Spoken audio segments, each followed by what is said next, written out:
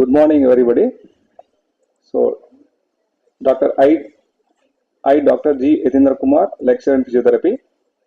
And I, Dr. Sunita Devi, faculty in rehabilitation psychology at Nation Institute for Empowerment of Persons with Intellectual Disability. I extend a very warm welcome to everyone present here. And thank you for joining us today for the National Conference on Transformative Solutions and Innovations in Disability Rehabilitation 2023. We are very excited to have you here. This will be an opportunity for us to learn more about transformative solutions and innovations in the field of disability rehabilitation. And I hope these 2 days conference will trigger the deeper thoughts and ideas about the present situation of disability rehabilitation and show us the path to future journey. आप सभी का हार्दिक स्वागत है. Now I would request all the dignitaries to come on the stage and grace the occasion. Dr. Smita Deshpande ma'am. Good morning ma'am. Please welcome. Everyone, Dr. Smita Avasthi ma'am, Director Major D.V. Ramkumar sir, Dr. Lokesh Lingappa sir, Dr. Amrita Sahai ma'am,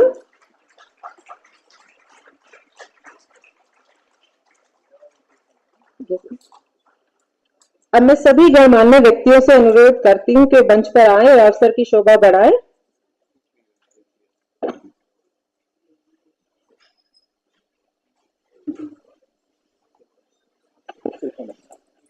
I would request Dr. Shilpa ma'am to grace the occasion.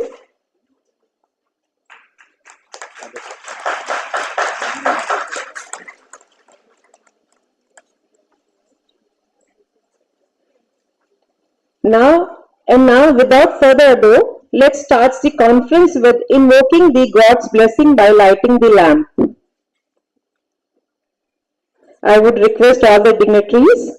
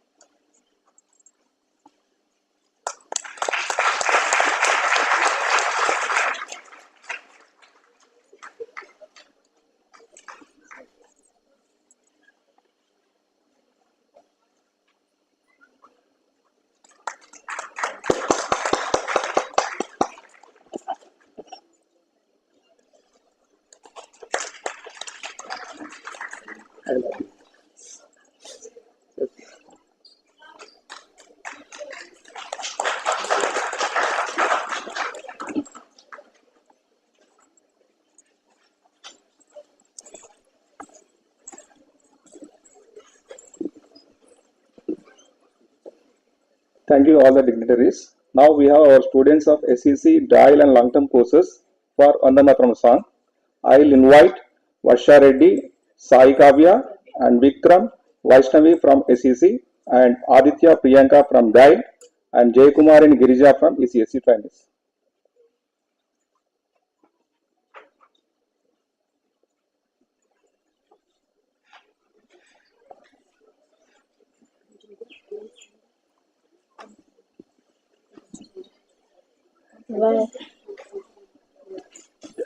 Vande Mataram, Vande Mataram, Sujalam Sufalam, Malayatu Sheetalam, Sahasrabalam Mataram, Vande Mataram, Suprajosha Mulakitayamini,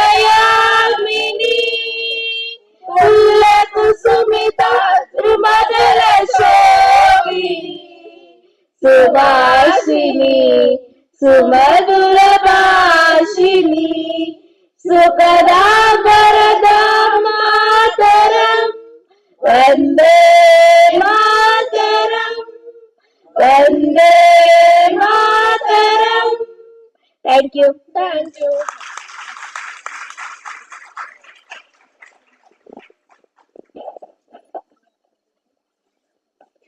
Thank you, dear students, for a mesmerizing performance. They need a round applause, everyone. Now I would request Director Sir to welcome the guests with the bouquet. We welcome Dr. Smita Deshpande ma'am.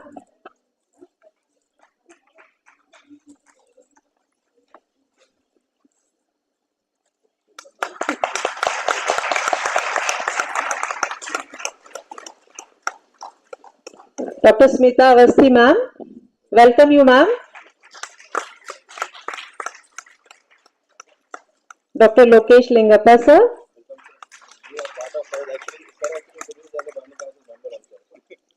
Now I would request Shilpa ma'am to welcome our director sir.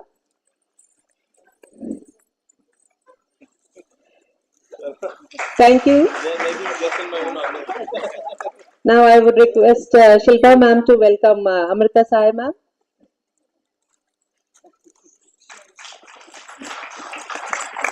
Because I have gone a lot of kilometers, so yes, she needs to be welcome. She is the host, she is the convener.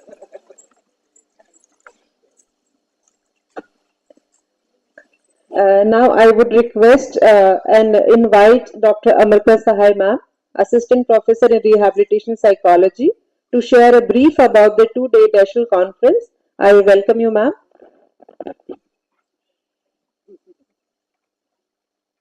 Very good morning.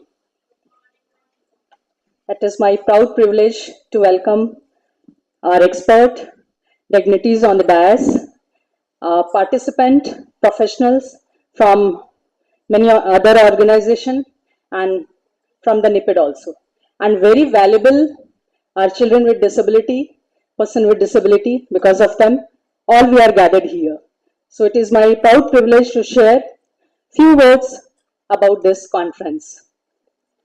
As you know, that today we are gathered here for this 2 days conference, national level conference. The topic is Transformative Solution and Innovations in Disability Rehabilitation. Most of the people are here from the rehabilitation background. Definitely, we know that rehabilitation professionals, play a very, very important role in the management of disability. But now these days, we have to, change our stereotypic, or we can say that, old system of education or, management of the disability. Of course, we are moving towards innovation through technology, through ICT, artificial intelligence, and many more creativity. In this 2 days conference, I'm very happy, all team members are very happy to share that we have 190 participants from across the country. People are from UP, Kerala, Maharashtra, Telangana, Andhra Pradesh, Punjab, Haryana. They have come to attend this 2 days national conference. This will definitely help us to share our, experience, and it will definitely help us to, enhance our existing knowledge. This will definitely help us to improve our management strategy, which we are using in day-to-day practice. We will be able to, take some research. We will be able to share, and we will, exchange the information, exchange the knowledge in the field of technology. So this, 2 days conference will help us to enhance our existing, knowledge in the field of rehabilitation management. We have different type of, topic. First, innovations in education, ICT and education, artificial intelligence, many more professionals who will present their paper from the engineering background. Definitely, we are from the social science background.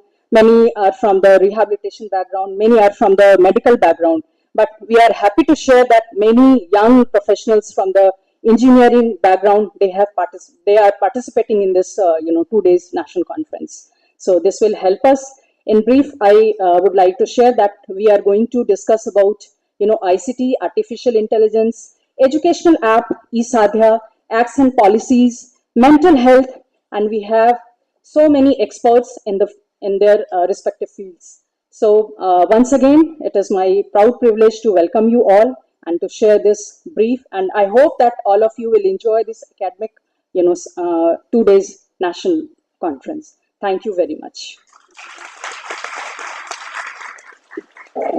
Thank you, ma'am, for the brief. Now, let me invite Dr. Sudarshan, Executive Director, Center for Development of Advanced Computing. I request Shilpa ma'am to invite sir. Shilpa ma'am.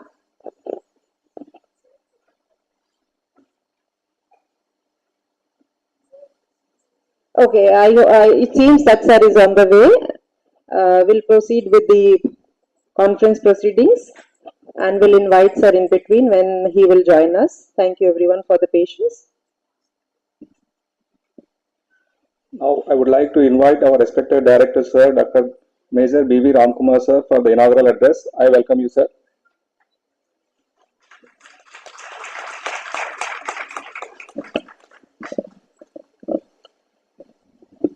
A very good morning and a warm welcome to all the esteemed dignitaries, participants, parents, and everyone, and students actually, especially from our regional center Noida, who have come in big numbers to this conference. At the outset, slight apologies for a slight delay in initiating this program. As you all know, we had a very early day actually. We started our day very early. We had the good fortune of our Honorable Minister of Social Justice and Empowerment, Dr. Virender Kumar Sir, actually visited us in the morning, and we actually were very blessed to have his presence here. And Sir actually has asked us to communicate his good wishes and best wishes for this program.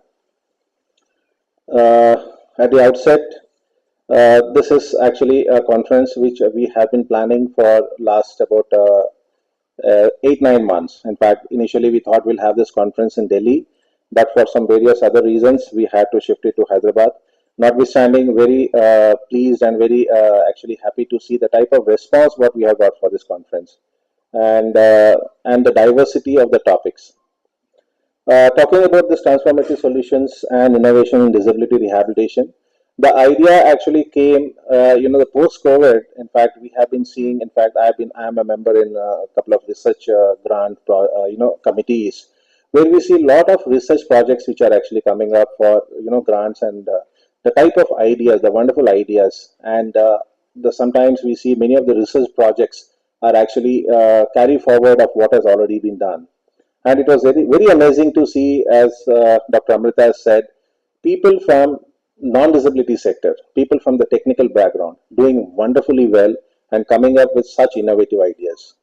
In fact, at NIPED, we actually got a lot of proposals from engineers and startups, and the type of idea. In fact, we were very, very happy to see the type of out of the box thinking what they have been doing, and how to use our existing many of our test batteries or models of care into a technology driven way of sort of making it accessible to the parents and to the professionals. So this has actually led why, and also we have seen sometimes when I'm in these committees, actually we have seen that many of these projects are actually a duplicacy. Like many of the time, it is seen that people come up with a project not understanding that these are actually already available. So we thought, it is very apt, especially after COVID, where we all were in our own, restricted places. It was very important that we need to have a sort of a conference where we can call up researchers and practitioners and professionals, experts from the field, where we can share with each other, the ideas, where this field is, what is happening, and what can be done. So that was the basic premise in having this sort of a topic. And as I said earlier, we are very, very, very happy to see the type of response what we have got. And as Dr. Amrita has already said, the topics are very diverse, and we are very much looking forward to all these discussions, and obviously the take homes what we get from that. And in this regard, I would like to state that couple of the topics what we have are actually works where NIPID has collaborated with outside agencies, and we are very happy to see how we could actually take forward. Like in the case of CDAC, ESADIA project, what we have done, we have been extensively using it along with our CAA package, what NIPID has developed, and we have been making it available for everyone as an open source, and also giving it in laptops, preloaded in that, wherein our children with the ID and the teachers actually could use it. And we have seen the outcomes of such projects have been really outstanding, and the results were very, very heartwarming. Likewise, we have a couple of presentations where with Hans Foundation, we are doing a community-based, project, and I'm sure that project would be, again a milestone in actually reaching out to the unreached. And we are working in collaboration with Hans Foundation in that. And finally, we are very blessed to have a very esteemed dignitaries as keynote speakers. And certainly, I'm very hopeful that we all will be blessed, and it will be very enriching for all of us to listen to them. And certainly, the take home and the learning experience would really be very, very great for all of us. Again, apologies for a slight delay in the start of the program, and I would like to continue much. Yes, maybe we can actually share and interact more during the validity session. With these few words, I once again welcome all of you to this national conference, and I'm very sure we'll be having a very good experience here. Thank you very much.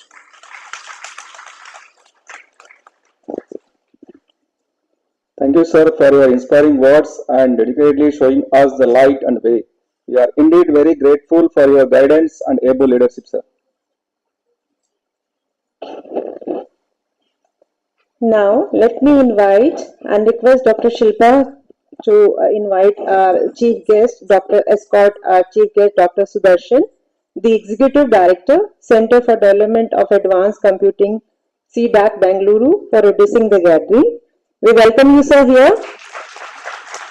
I would also request Shilpa ma'am to escort Madam Shalja Rao. We welcome you, ma'am. Ma'am is former HOD, Department of Special Education at NIPID. Welcome, ma'am. Now I would request Director sir to welcome Sudarshan sir with the bouquet.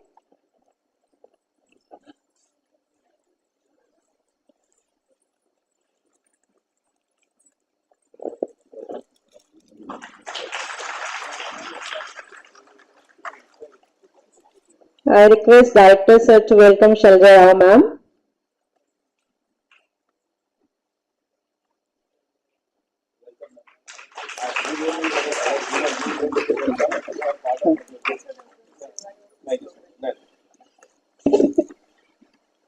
Thank you, sir.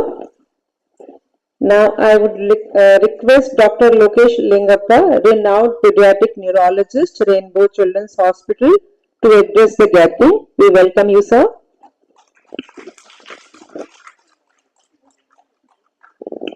Good morning, everyone. My colleagues and friends and students here. Thank you for the invite, Ramkumar sir. So, although I'm part of the GC member, received the invite today. So, I think one of the important thing when we are having this kind of conferences is as the topic suggests, it's more about the new learning which happens and more of technology, because rehabilitation is one sector where the technology has been lagging behind, and now, as Dr. Ramkumar said, that has been one of the major theme of most of the new research projects. Yes, that has to be part and parcel so that the accessibility becomes better. Now, almost every Indian family has smartphone. So if we can somehow integrate what we can do and make it accessible through the smartphones, there are a lot of apps, but we have to make them. Most of these kids are very adapted playing. Any child with autism, the mother says, is not talking, but he's very good at using all the apps. He can open YouTube by himself. He can do all other things. But I think we need to create apps wherein the children develop interest to use them and make use of it, and the parents also. It's a user-friendly solutions for definitive problems. So not everything can be done on those things, but I think that platform is a model to develop and address a lot of these solutions. And rehabilitation is one area where it's you cannot come and say what can I get from here. It's one area where what can I give, where you can't make much of money here, but you are all involved in this area. where you all give. So I think that is where this specialty makes a huge difference from many other specialties in medicine, where you give, you come here to give, and that's where you all deserve a big round of applause for yourself for being in this area, helping these families. They are already troubled. They have a lot of emotional investment in this trouble, especially mothers. So I think you'll have to be very empathetic, very supportive to these families. That's why you should become their pillar of strength. Okay, if I have a problem, I can look up to this person. So I think when you make that, they will come back to you. They want you to be there looking after their child. Okay. So I think we need to, as a rehabilitation professional, not just in giving care. I think the interactive research what you are going to have over this next 2 days, and make sure you connect to different people across India and collect across the specialities. So I think the engineering professionals coming into the field, giving their ideas makes it much more enriching, and you can do a much better work for a better future for these children. Thank you. So thank you, sir, for your wonderful words. Now I'll invite ma'am, Mrs. VRP Salaja Rao ma'am, who was working experience of 35 years and who has retired as HOD special education here. Please, ma'am.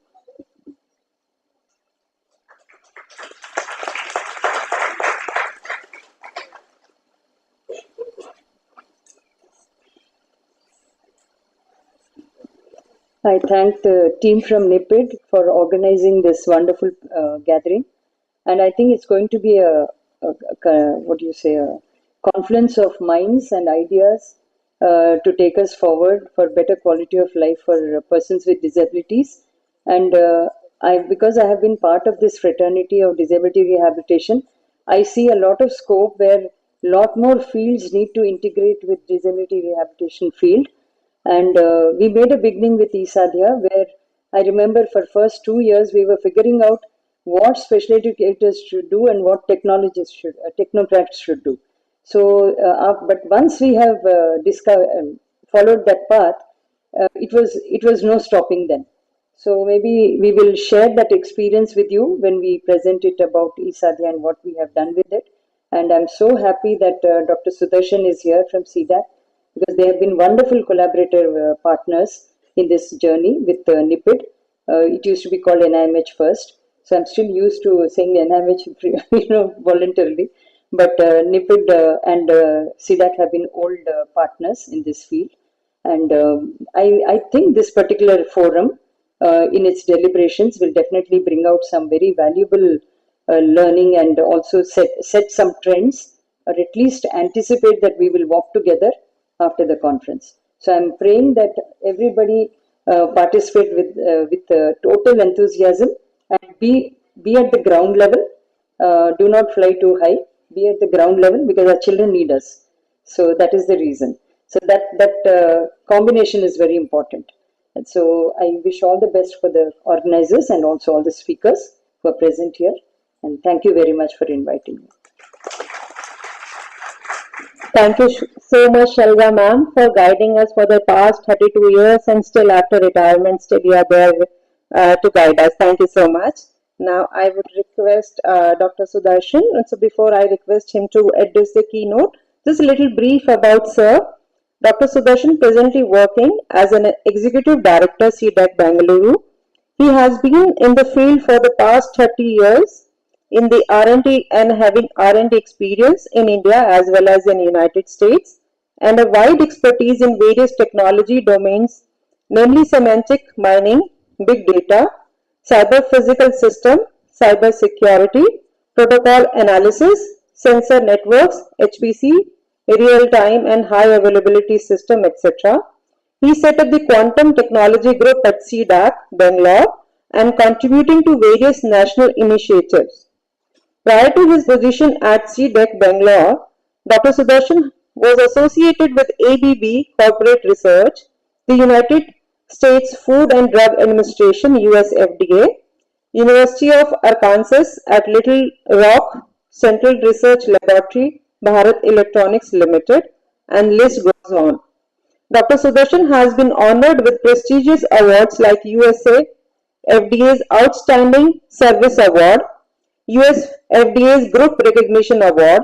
He has also been the recipient of the Outstanding PhD Graduate Student Award, Academic Achievement Award, and Professional Service Award at UALR US. Thank you, sir, for gracing the occasion and accepting our invitation. We will look forward to hear from you, sir. Thank you, sir.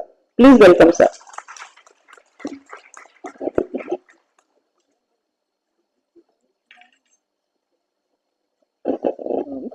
Namaste, good morning. Yeah, at the first, I have to start thanking, like everybody else also did, Dr. Sailaja Madam for two things: letting me join this August gathering. Second, keeping the relationship with CDAC alive in spite of the transformation of NIMS to NIPID and all those things. And I must thank the current NIPID administration. The team is here, Dr. Ramkumar and the entire team. They have done no stones unturned. I can say that last 1 week, the conversation that is going on, the energy is amazing. Thank you. And what we are looking at here is something very personal for each of us. We all have gone through someone very close to us in one way or the other who go through this. Like Madam rightly mentioned, many times they don't even need a treatment. They just need a shoulder. It is more of empathy to start with. That is what Dean also just mentioned on the rehabilitation. That is how we start. But where do CDAC comes and what do we do in this journey where you are dedicating yourself? A couple of points maybe I will just mention. One thing we are blessed with at CDAC is, in addition to the brilliant manpower, very high quality computing powers. This supercomputing helps us in many things. One of the applications we have looked at is with respect to healthcare and a lot of things related to biology, maybe genome and other things like that. And at Bangalore in particular, we have worked on certain aspects of mental wellness, and that is where this particular program is very nice, because we are looking at early intervention so that there is more of prevention rather than curing and treatment. In mental wellness also, that's what when we did the work, we realized that more than half the population is one bad news away from becoming mentally ill. They are at the border. Particularly maybe COVID and other things, pandemic has actually created more stress. But that is a very, very fragile situation for us, because suddenly our ability to cope up with people who are impacted will become unsustainable. So it is very important to build immunity, prevention, wellness, the positive aspects. And that is needed on both sides of the curve. Before we get into the issue, or even after recovery, there is a period of rehabilitation, recovery, and getting back to the groove. These are the things. So if you look at it, maybe 70 to 80% of the support system that India needs is on the preventive side, and early detection and early stop or course correction. That is what we should look at it. And that is what this supercomputing modeling simulation frameworks allow you to do. So a collaboration with the domain expert, that's what Madam also mentioned, along with the people who can actually make use of these parallel processors, parallel computing. We can simulate various conditions. It could be simple motor disability or anything. It's much more easier. We do not have to rely on statistical data, because statistical data means something has already happened. We should stop it, we should prevent it before something happens, because that much science we know. We understand how the systems work, not 100%, but sufficient enough to be able to detect early. Perhaps a good camera with a proper sensor can identify a motor disability or something much before it becomes visible. So we are probably stopping at 0.001 when it is much easier to correct. And we are also very resilient.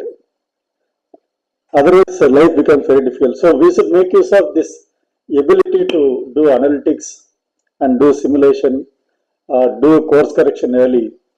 That can be done. And today it is very easy. Computing systems are very cheap. They are not at all expensive. And we cannot anymore say people are illiterate, at least on the, like mentioned, app or any software. Everyone is very literate. So, in fact, earlier, we had a literacy company where somebody has to write and all. Today, I don't need to write. Dictaphones are there. You just speak, the system understands. So, I don't have to even read and write. So, in fact, partially illiteracy has been removed by using this technology. So, can we use this kind of a different way of looking at the problem to solve the current situation that we are dealing with? Given that almost 1% of the population is having one or the other form of ASD. That is for a world, now today we are the most populous country. That 1% basically translates to something that negatively impacts both the GDP as well as the happiness index and multiple other socioeconomic issues. And why I may mentioned about prevention possible without using statistics, I'll probably share one small thing we did when I was with the Center for Devices and Radiological Health. I was working with US FDA. There, the regulations were very generic. They are all for the drugs because we all deal with drugs and adverse events and so on. So it was always based on, you will find a lot of statisticians looking at the safety, efficacy kind of drugs, how it is performing in the field. So they are always based on some numbers. This much percentage, there is a warning. So unless it is within the limits, it is considered a safe thing to use. But still people are suffering. And the early regulations were general for all treatments. So when I went there, being an ignorant guy like I am here, there also I was ignorant. It helped me. Because I did not look at what they were thinking. I just asked, why are you having something statistics based for a medical device? Because medical device is not like drug protein interaction. It is something I designed as an engineer. So I know upfront how it is supposed to behave, what are the good, bad, ugly part of it. The design should tell how it is going to behave perfectly. Right, if I know I design a TV, I know how it works. If I design a phone, I will tell upfront what will happen, what will not. Then why not a medical device, be it implanted, device for insulin infusion, or whether it is can be a defibrillator, whatever it is. End of the day, designed using engineering and scientific principles. Why do you need to wait for statistics post facto? Should it not be part of the design? So then we started looking at it, and interestingly, the 1 award that was mentioned, not because we did something great, we did something first time that was possible but was not done. What was that? You all know, there is something called a stent. When there is a blockage, they put in the arteries and things like that. And interestingly, when the stent breaks into pieces, it happens because sometimes the calcification is so strong, you push, it breaks. And it's very common. After it breaks, it gets into small pieces and permanently circulates in your blood system. You don't know when it will block what, but there is no way you can count all the pieces and recover it. It is impossible. So they leave it. And it is not generally reported as a safety incident. Because all the stent manufacturers have a clear-cut thing, should be used when the calcification is not there or minimal. But after opening only, they will know how strong the calcification is. Now I cannot stop the surgery midway. So they try to push. Then they say it is against advised use. So the incident is not related to, because he did not follow the rules or standard way of usage. So it was going through. Then one fine case came with us where a new type of stent, a new model I will say, not a new type, it was a known thing, a new stent. Suddenly couple of reports came. Then this data mining that we are talking about, basically all the text design documents are available. We analyzed. We figured out the same stent 3 years before were not creating this many incidents, which is now being created. So what went right or what went wrong? When we studied, we found there was one adhesive which is connecting various layers of the stent. They used a new kind of chemical because technology keeps only new kind of polymers, adhesives keep coming. They used one new type of polymer. Except that one change, we did not find anything else in the entire design and the process way it is used. Then luckily we had a team, I was part of what they call science and engineering lab. So I went to the chemistry department people. And they said, I asked, what is this? Then it turned out that this is a new kind of thing which is supposed to perform better as an adhesive, lifetime is longer. The chance of disintegration is on the lower side over a long period. Then we figured out what are the chemical equivalents, trademarks, bondings. And then while there is action taken to change the current stent, for once we used the power of computing, searching and all those things to figure out how many other devices. There are thousands of devices in the market which use this adhesive now. Because anything new, each one will be coming as a issue for that particular department, particular division. You don't see the correlation. So when we did, we figured out there are about 18,000 documents submitted where this particular chemical or its equivalent is mentioned. Then after all the analysis we found many were compared, contrasted, it was more of a literature survey and all. But about 8 devices which are actually using it, which are recently approved, where the issue is yet to be reported. But we know it will come because the same bonding is used. So proactively action was taken. So for the first time in the regulatory history, they were able to stop something with zero failure and they recalled it. So that is what this award was all about. But the point I am trying to make is, if we join hands across groups, I am an electronics engineer talking to a chemistry department with a statistician and all the medical fraternity of various things sitting together and using some supercomputing facility. That was something brilliant. And I think something similar is happening in India too. E-Sadhya is one example. We'll talk about it a little bit more in the afternoon. But two good things I will say. One is, today we are all inclusive in all sense. Technologically, interdisciplinary, transdisciplinary is becoming accepted now. So that helps us and we should use that to make all of our life better and to make the society better and reduce the overall ASD impact that is pulling the India down. That is one. Second, fortunately, the current policy changes, NEP and all, they allow us to experiment a little bit more openly compared to the earlier schemes. So these two together and the fact that today hybrid mode of working, digital, physical, is a reality. We don't have to wait for physical meeting all the time. We discuss and then we continue engaged on a virtual mode to deliver faster.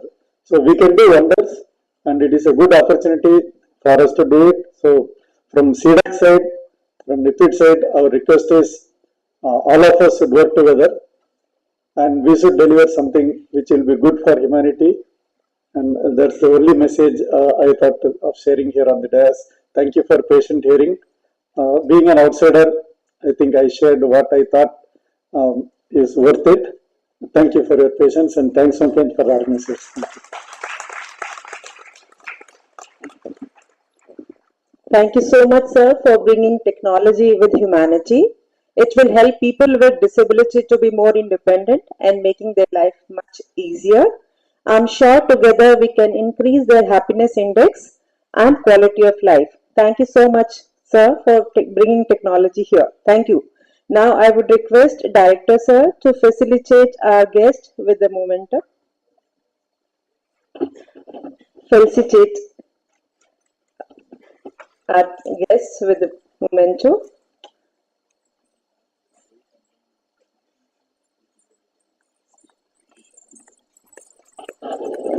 Everyone put your hands together.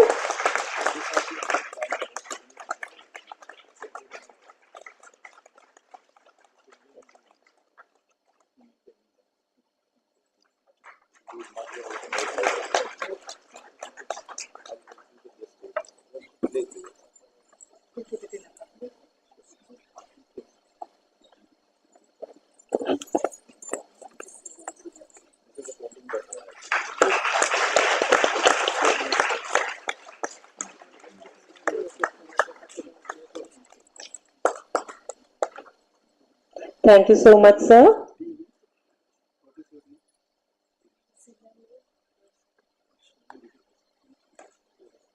Thank you so much, sir. Now I would request Dr. Amrita Sahai to felicitate Dr. Lokesh Lingappa, sir.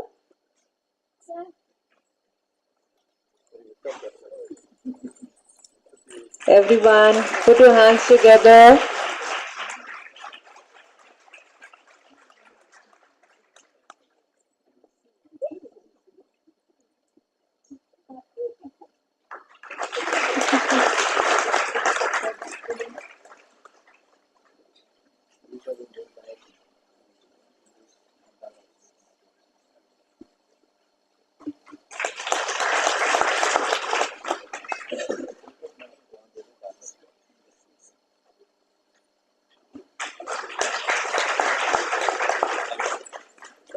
Thank you, sir, and thank you, Amrita ma'am. Now I would request Director, sir, to felicitate Shailaja Rao ma'am.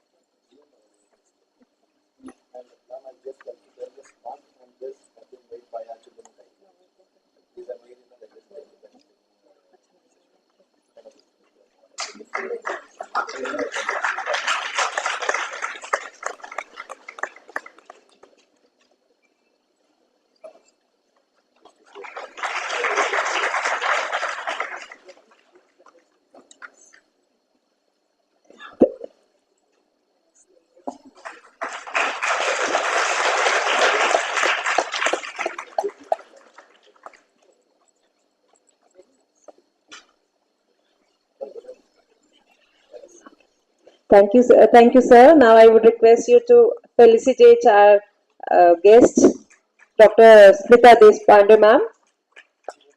Everyone together, please make your presence felt.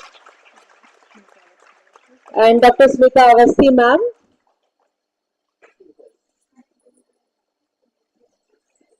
Thank you so much for gracing the occasion.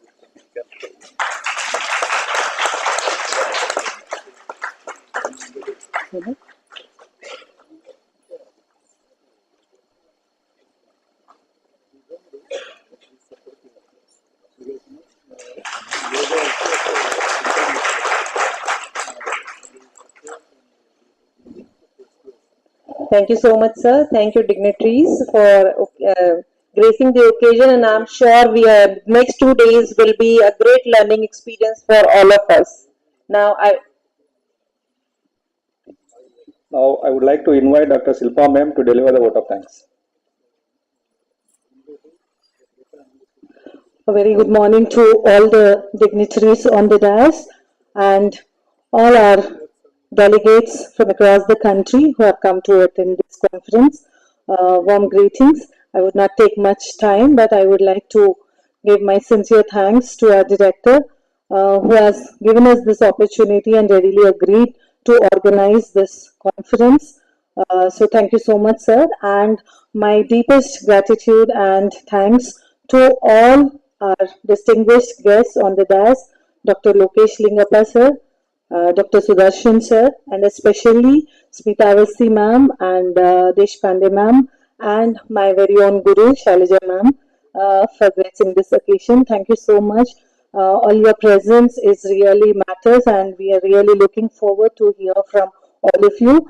And I also extend my sincere thanks to the media and the print team and all the organization and the scientific committee team who has been working very hard for organizing this event.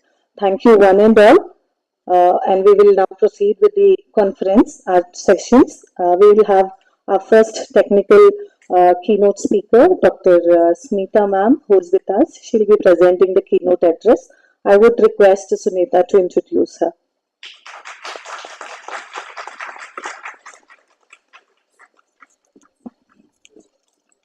I would like to invite Dr. Smita Avasti ma'am, who is the founder and head of Behavior Momentum India, which is 1:1 intervention center for children with autism in India.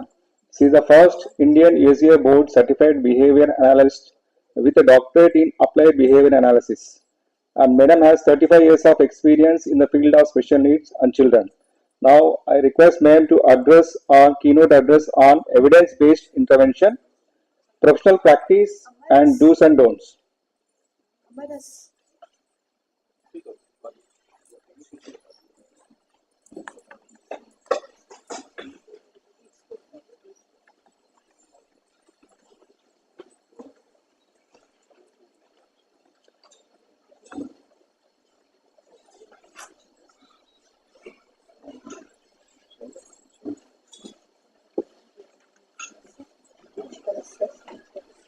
Use a laptop.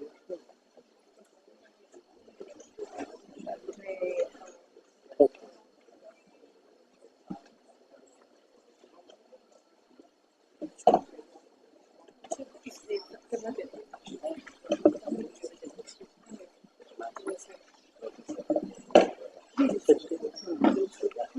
They're putting it in. Yeah.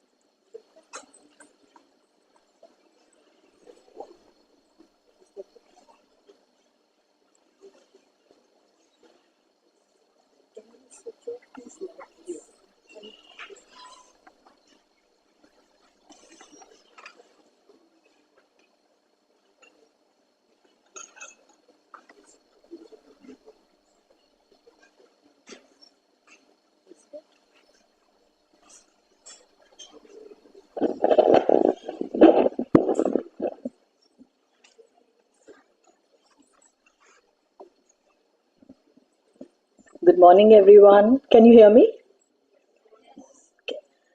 So, this is a great opportunity for me to interact with all of you. I would like to start by thanking Major Ramkumar for this invitation. And I have to say that as an organization, having a dynamic leader as him has made a lot of difference. There is so much happening, and there's so much that all of you are involved with and doing, that we are really looking forward to this wonderful conference here, and actually engaging with all of you and learning some new things, because technology is the thing of the day, and we all have to get connected via technology to learn things. So I would really appreciate this opportunity given to me, and to come here and engage with you. So my topic today is about ABA, evidence-based intervention, professional practice do's and don'ts. Now, applied behavior analysis, before I talk about it, I'll give a very short brief on what we have been doing and what I have been involved with. So, I have been a master's in psychology, and I was working with people with special needs since almost 39 years now, almost touching 40 years. And over a period of these 40 years, there has been a lot of changes that have happened when it comes to intervention and therapy for people with special needs. By the year 2020, there was a lot of autism which was being diagnosed, and people were struggling with helping people under the autism diagnosis. And that is where I moved from my psychology counseling background to understanding what else we need to do. And that's where I started studying ABA. In India, we started working in 2004, so that's been quite a long time. And in 2010, we formed this organization, BMI. We have a BMI foundation, we have a BMI, we have a BMI school. We have sent 7 centers and collaborations across the country, across 5 cities.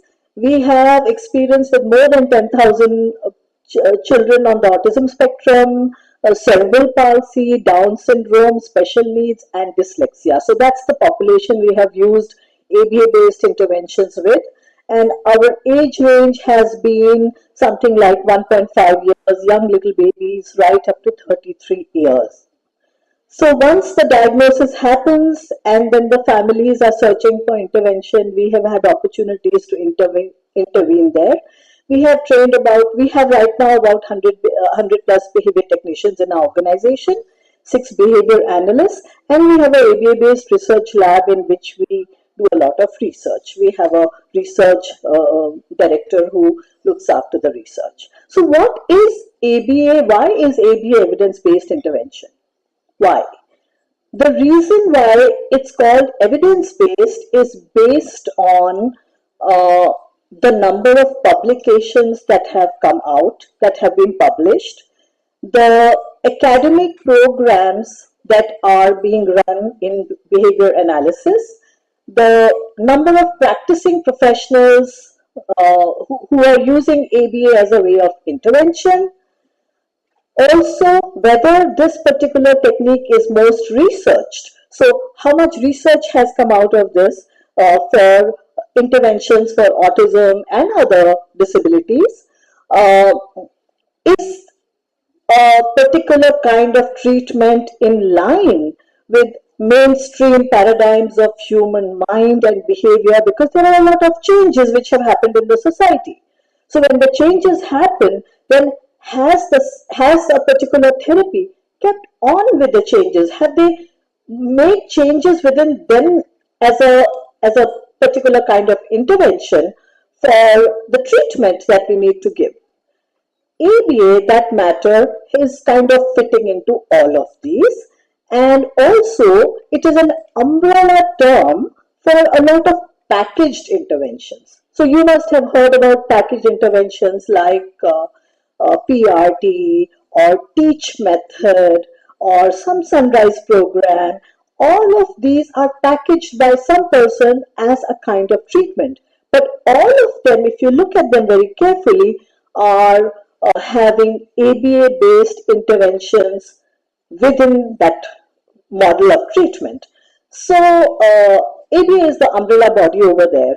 And finally, when a treatment is showing results, then the government will support that treatment, and also insurance companies will support that treatment, right? They're going to put their money because they feel that this treatment is going to help.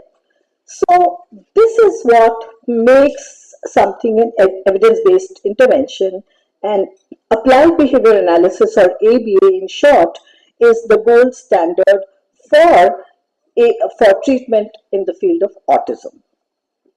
Okay, now let's look at the term ABA, applied behavior analysis. The first word, applied, what does it really mean? It means that we select meaningful goals for the person whom we are providing therapy. Okay, now for example, if this is a boy who's 14-year-old, okay, and he is not brushing his teeth himself, then is teaching academic, having academic goals, will that be meaningful for him? Will that help him in life? Will he be able to live an independent life himself, keeping his hygiene in mind, if we have goals which are not meaningful for him? Sometimes goals are meaningful for parents because parents are deciding for their children.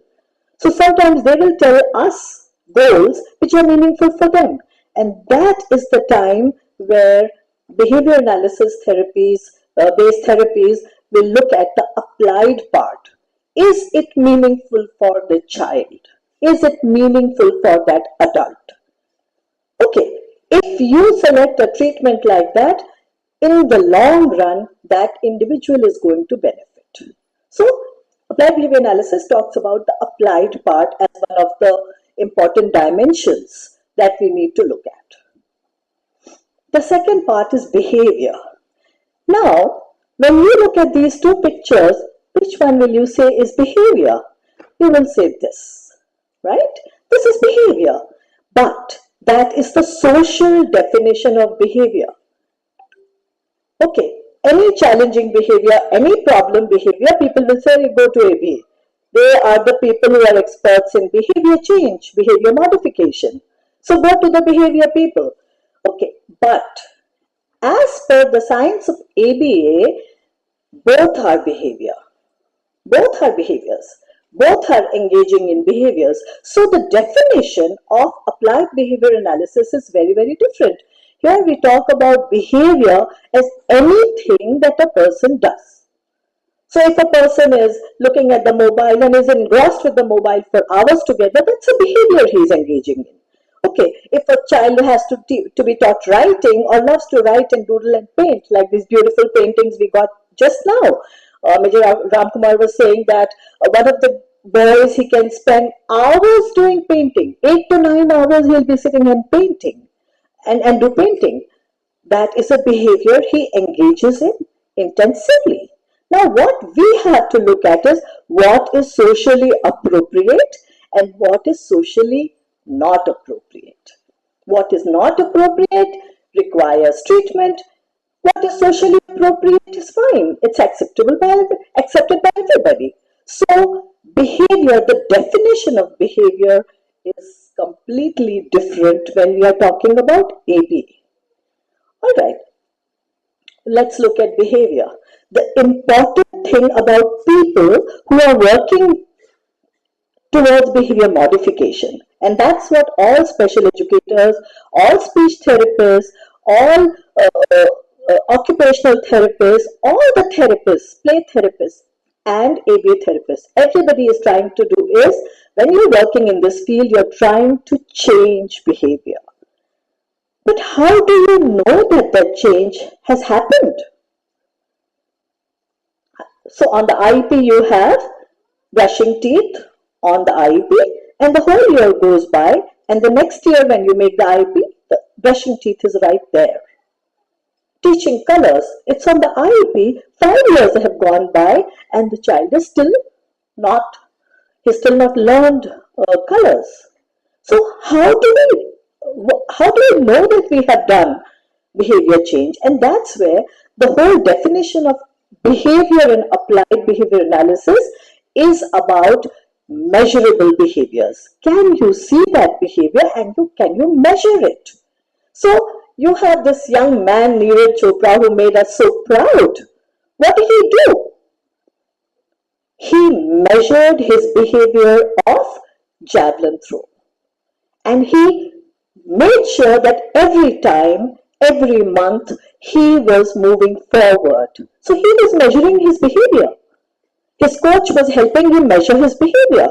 And he was trying to strengthen all the muscles, get the right angle for throwing so that he could succeed in whatever he was doing. So when we as professionals, as a team of professionals, are working with special needs individuals, we need to look at behavior change because that's the only way we will know whether we are making a difference. So applied behavior analysis talks about measuring.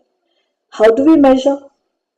We measure by a timer, so we know how long the child is engaged in a problem behavior or engaged in a good behavior like painting, or engaged in another good behavior like sitting on the chair in a school. Right? So we use a timer to look at the duration, and we use clickers to look at the frequency of behavior, how often the behavior is happening.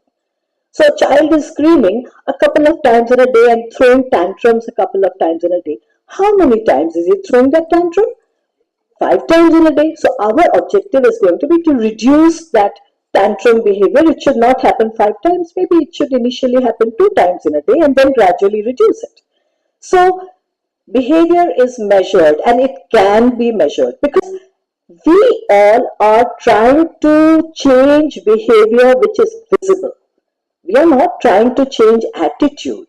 We are not trying to change belief systems. We are working with the special needs population. So our goal is, all of us, for us, the goal is change the behavior that you can observe. Everybody can say that, yes, this child was not sitting, he was not ready for school, today he is ready for school. Because we measured that behavior and we gradually changed it. All right. Then we come to the third part of the word applied behavior analysis. Now, what is analysis? Can we do analysis? So, what were you doing in the previous slide? You were taking data. You were measuring behavior. Now, this data that you collect is tabulated and it is graphed. And when you graph it, then the next step is analysis. Then you look at that graph and you say, okay, what's happening? The behavior was, the child was learning something good, acquiring some skills, and then suddenly his learning rate stopped. He just stopped learning. What happened? So you start doing the analysis, and why you do the analysis? You do the analysis to find out what worked and what did not work. So, in other words, no data, no ABA. So if you hear anybody saying, I'm doing ABA because I know about the definition of reinforcement, then it is not right, because without data, you cannot do ABA. All right. Now, the next part is ABA is evidence-based. Now, what does it mean? It means that we are using a particular strategy to change behavior. The independent variable is used to show changes in the dependent variable. Okay, this strategy, whether a strategy is working or not, how will you know? And so I'll share something with you over here, and that is a graph. These are the kind of graph behavior technicians make. We don't make them. We train our ABA technicians to make these graphs. To put the data, the graph comes automatically. We have technology today. Everything is there, ready made. You don't have to sit and make these graphs. You just put your numbers there, the graph will come. That's how this graph is generated. And when we look now, so this graph is about using a certain strategy called time delay to increase eye contact in children with autism. Okay. And when we started the intervention, if you see the first initial three dots over there, you will see that they are like at zero. There's zero eye contact.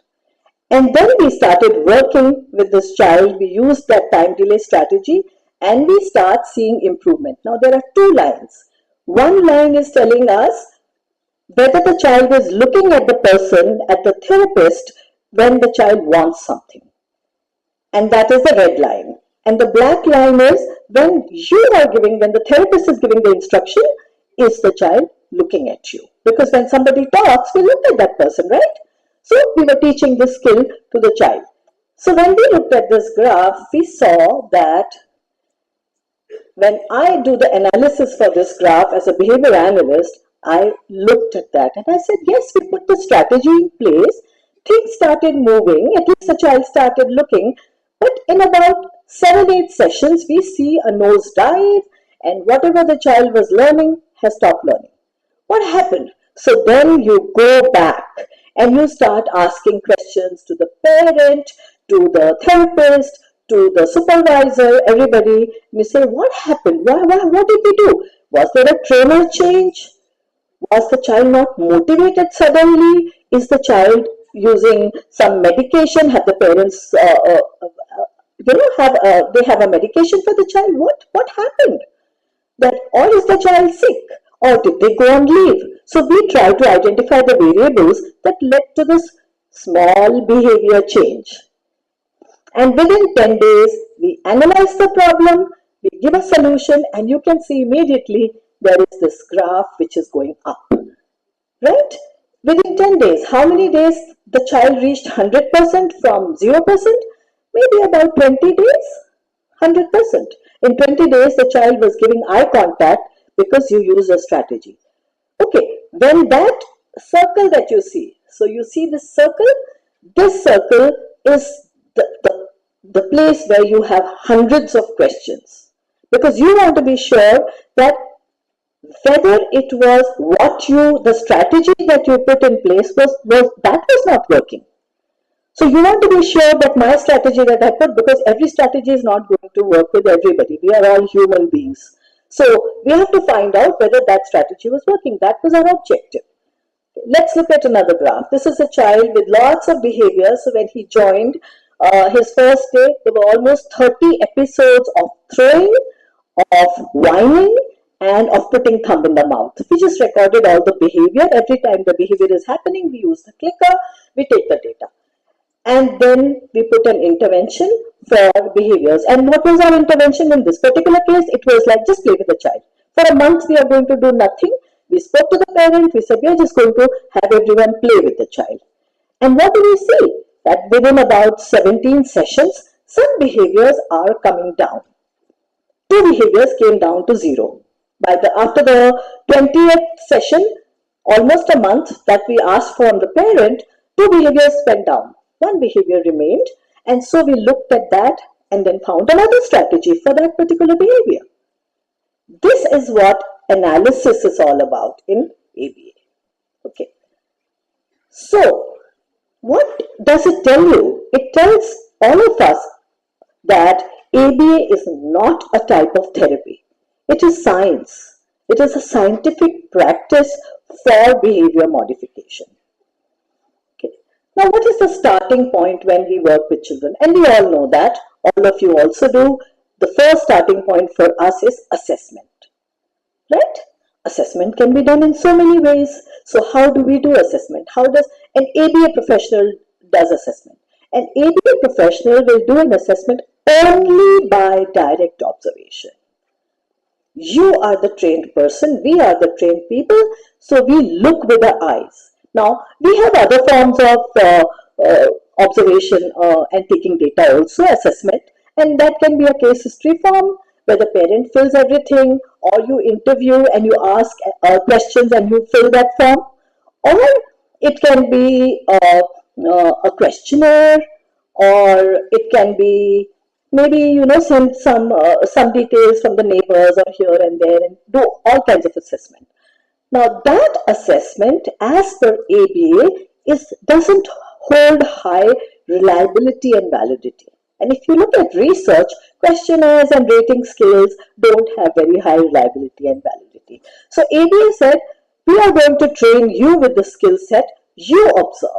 So you go and do direct observation, you fix time, and you take as much time as is necessary for doing a correct evaluation, a correct assessment.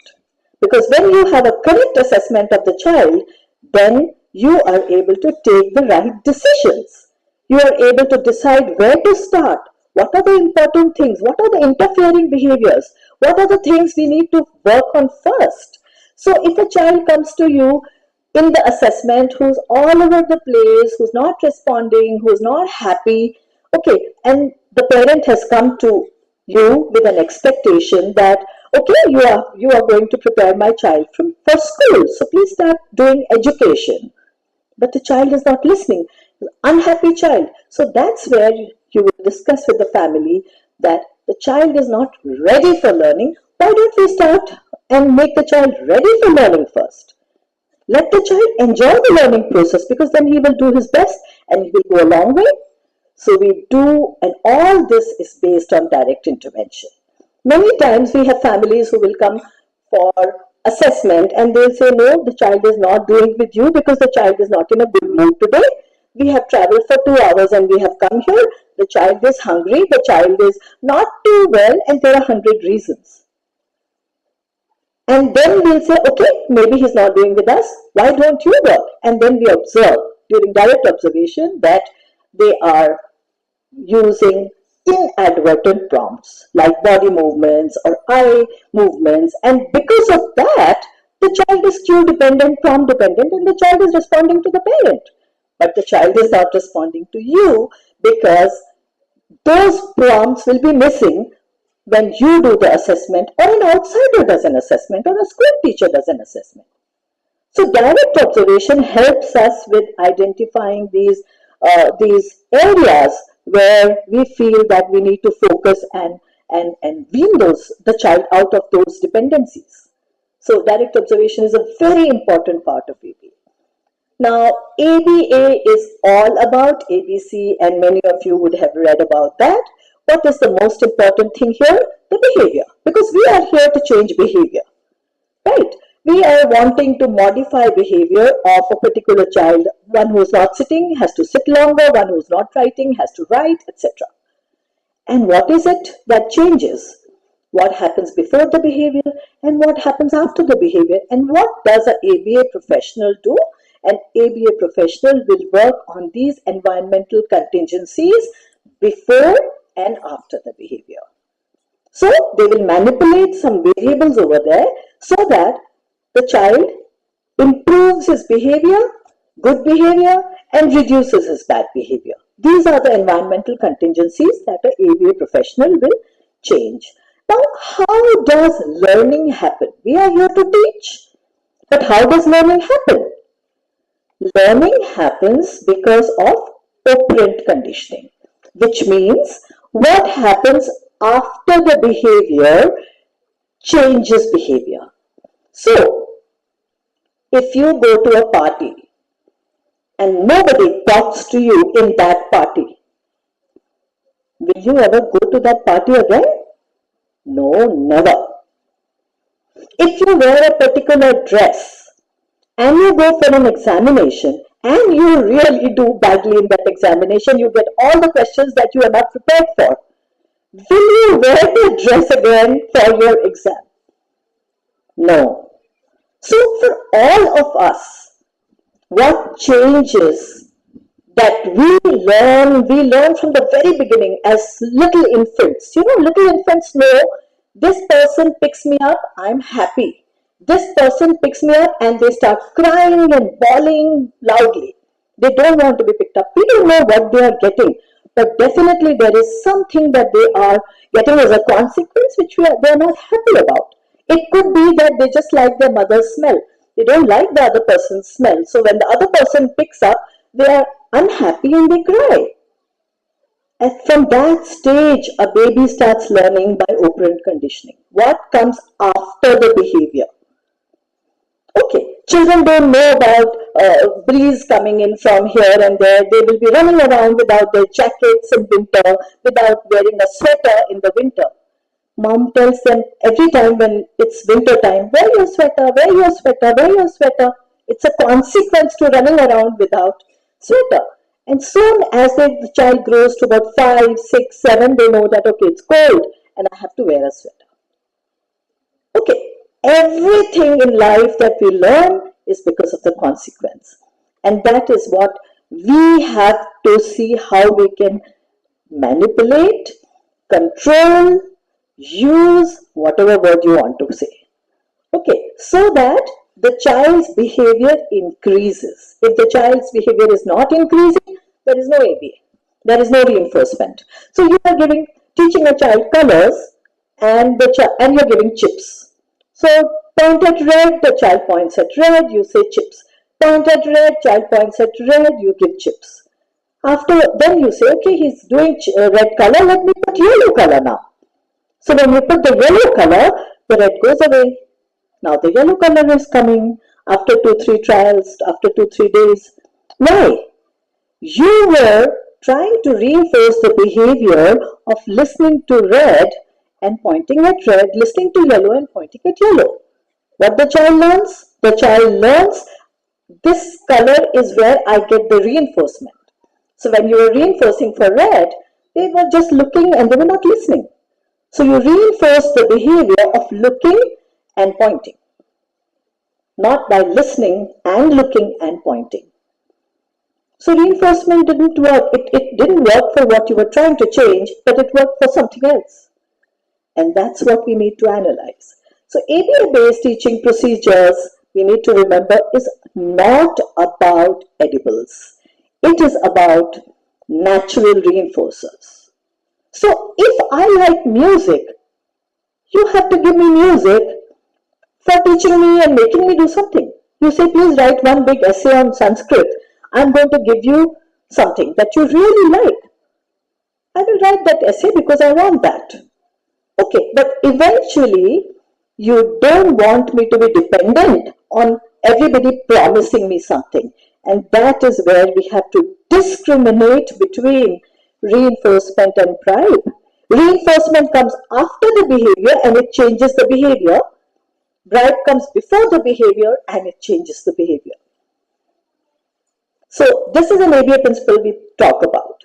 Another important thing is ABA as a science has developed, and in the last 23 years of me doing ABA, I am still learning, and I still don't know this generative learning. I have not started studying generative learning. I have not started studying relational frame theory.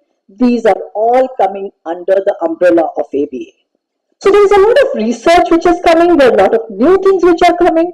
We are trying to catch up and see that we are updated about various things, because it is all about research and science. Science has to change. New things have to come in. Old things have to be debunked. So we are learning all the time. And when we are learning, then that's where the role of a mentor comes. So the point I'm trying to make over here is ABA cannot be practiced without a mentor. You need somebody senior, more experienced, who will stand there and guide you, who will show you your video and say, look what you are doing. So you go through that whole evaluation learning process, which is very, very molecular level, very, very basic, not these big things, smaller levels. So it's because you're trying to change the life of one child at a time, right? So ABA is also not about skill deficit or only behavioral excess. So we are teaching new skills through ABA, and we are looking at unwanted behavior, and we are trying to reduce that. So it's a balance so that a person develops as a whole and grows as a whole and can do things which are good for him and move away from things which are not good. We work in collaboration with everybody, especially the person who is most closely associated with an individual. And that association, that collaboration is very necessary for setting the expectations right. Because you need to make sure that everybody is on the same page. It shouldn't happen, I'm doing something else, you're doing something else, parent is doing something else. Because if we do that, then the child or the individual whose behavior we are trying to change will be affected. Also, one very important thing, there is always a reason for behavior. Many of you would have heard that children with autism, they laugh without a reason, they cry without a reason, right? Now, that is not right. The problem over there is we don't know, we don't understand why a behavior is happening. So, if you look at this picture with a baby crying, the baby can be crying because he has pain, or maybe he wants mom's attention, or maybe he doesn't want to eat something she is giving him to eat, or he had a nightmare. We don't know. And when you talk to different people in the family, grandma will say he's hungry, so he's crying. That's what grandmas do. Mom says he wants me to carry him all the time, so he's crying for that. Dad will say he wants the mobile, he's addicted to mobile, and so he's crying. And the caretaker will say he fell down, that's why he's crying. Everybody has a different interpretation of that behavior. And this is just one behavior. In the life of an individual, there are so many behaviors. And as they grow up, they only multiply, they become bigger and bigger. So for a small child, food and happiness is the most important. Older children, there are so many more things they have to learn, education, various other things. So an ABA professional will teach what they have been mentored on. So if I am very adept at using ABA with children with autism or special needs, I may not be adept at working with adults in an office environment because I have not been mentored on that. Okay, so they always work under mentoring. They help other professionals in shaping. So there is a sports person who is coaching a child with special needs for the Olympics, Paralympics. How do they change the behavior so the this thing is moving faster? Okay, they make behavior plans for the child very quickly. What ABA is not. ABA is not robotic, as you can see from all of this. It is not limited to autism. Behavior analysis principles are used in forensic sciences. They are used in sports field. They are used in special needs, all special needs. They are used in any place where you want to change behavior. So that is the science. It's not a therapy. It does not use edibles only. It is not rigid in its practice. It's very flexible. Okay. And it cannot be practiced without mentoring. And it is not only about problem behavior. There's a lot of skill development that you can do. And at the end of it, this is my last slide, we are all working towards a happy family who feels satisfied with whatever best they can do for their child. At the end of it, social validity from the family is very, very important. That's what ABA tries to do. So thank you very much for this opportunity, and I hope it was okay.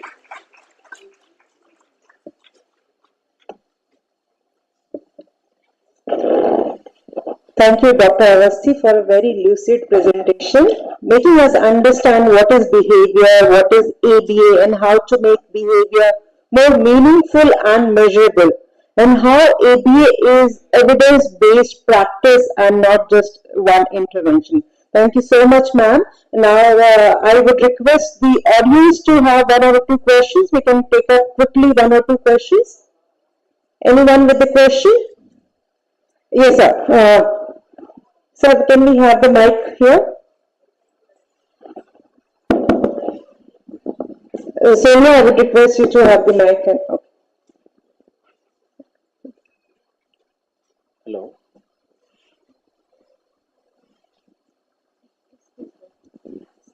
Yeah. morning, ma'am. Morning. Actually, ABA you are saying is not therapy, but any therapy is a science. So, I am an occupational therapist from Rainbow Children's Hospital, and any therapy, whatever we are saying, occupational therapy, physiotherapy, or speech therapy, therapy is the behind of any research and science. So, please answer, elaborate on this. I did not say that OT or speech therapy is not a science. All therapies are coming out of some science principles, some scientific principles, some rules. Like, for example, psychology. For 20 years, I was doing therapy using my background in psychology. I was not mentored, I was not trained. Okay, but once I started doing behavior analysis, and I can only talk about behavior analysis as a science, mainly because in the last 23 years, I have been mentored continuously. I have research that I'm doing continuously. I'm trying to find out which variables work, which don't work. That is the scientific practice that ABA practitioners do. I'm not sure about how OTs do or how speech therapists because I have not studied that subject. But yes, all subjects come out of some rules and principles. So psychology came with some rules and principles. I've studied that as a subject. And from psychology, ABA took one step forward and moved towards some more advanced things. So that is what my answer would be, because I'm not saying that other therapies are not science. Right? Thank you. Yeah, I have a general question if it's okay. Yes. What we are observing and what everybody's talking about that we are moving forward in terms of the technology, data analytics, ChatGPT, artificial intelligence. But on the other hand, if you see, I mean, if you take, because most of us are taking US as a base, and you say Bay Area as the epitome of technology and the wealth, but then still there is such a high level of autism in the Bay Area also. So why is that, and I know many personal cases, they have the children with autism. Is the autism increasing in a way? It is actually. And that report we are getting from pediatricians, neuropediatric people in India also. Any particular Not just reason? Bay Area. No, they haven't been able to find anything so far. Nothing. And And there has to be something common between a rural, place in India or some other less developed country versus the Bay Area and US. These are the rich people. They have the money, they have the resources, they have the everything to their disposal, but still the problem persists. They have not been able to find the reason, and the numbers are increasing because I have been in the field for 40 years in special needs. My first job was in a UNICEF project in villages. Okay, and what we were doing is doing identification in community-based rehabilitation. There was not one person with autism in those 18 villages around Delhi. And then 2020, suddenly there were people with autism. Today, every doctor says that they diagnose at least 8 to 10 patients every day. We don't know the reason, and that's why this whole therapy thing becomes so important, because after the diagnosis, what next? And there's no medical treatment, which is creating a big mental health issue in the country, in every country actually. Very big mental health. We are not even talking about families right now and parents and what cycles they go through in their emotional state. We're only talking right now about how do we provide treatment so that early intervention can make a difference. Yes, yes, please. I know it's a very lucid talk that you gave. It enlightened me at least about what is ABA. So I'm Dr. Sridhar from EdQuery. So we fundamentally create e-learning for children with special needs. So I was wondering, in your ABA practice, and since you have practiced for such a long time, how much of technology penetration and use have you got in your field right now? We have technology, and we really need much more than what is happening right now. Technology right now in our field all over the world is more about data taking, because we take so much data and we have to analyze the data. So data taking is where they have taken off. But when it comes to staff training, we are still struggling. We don't have modules ready for staff training because it requires a lot of integration with videos and other things. So we have consent issues and other things, so creates a problem. So there we really require a lot of technology.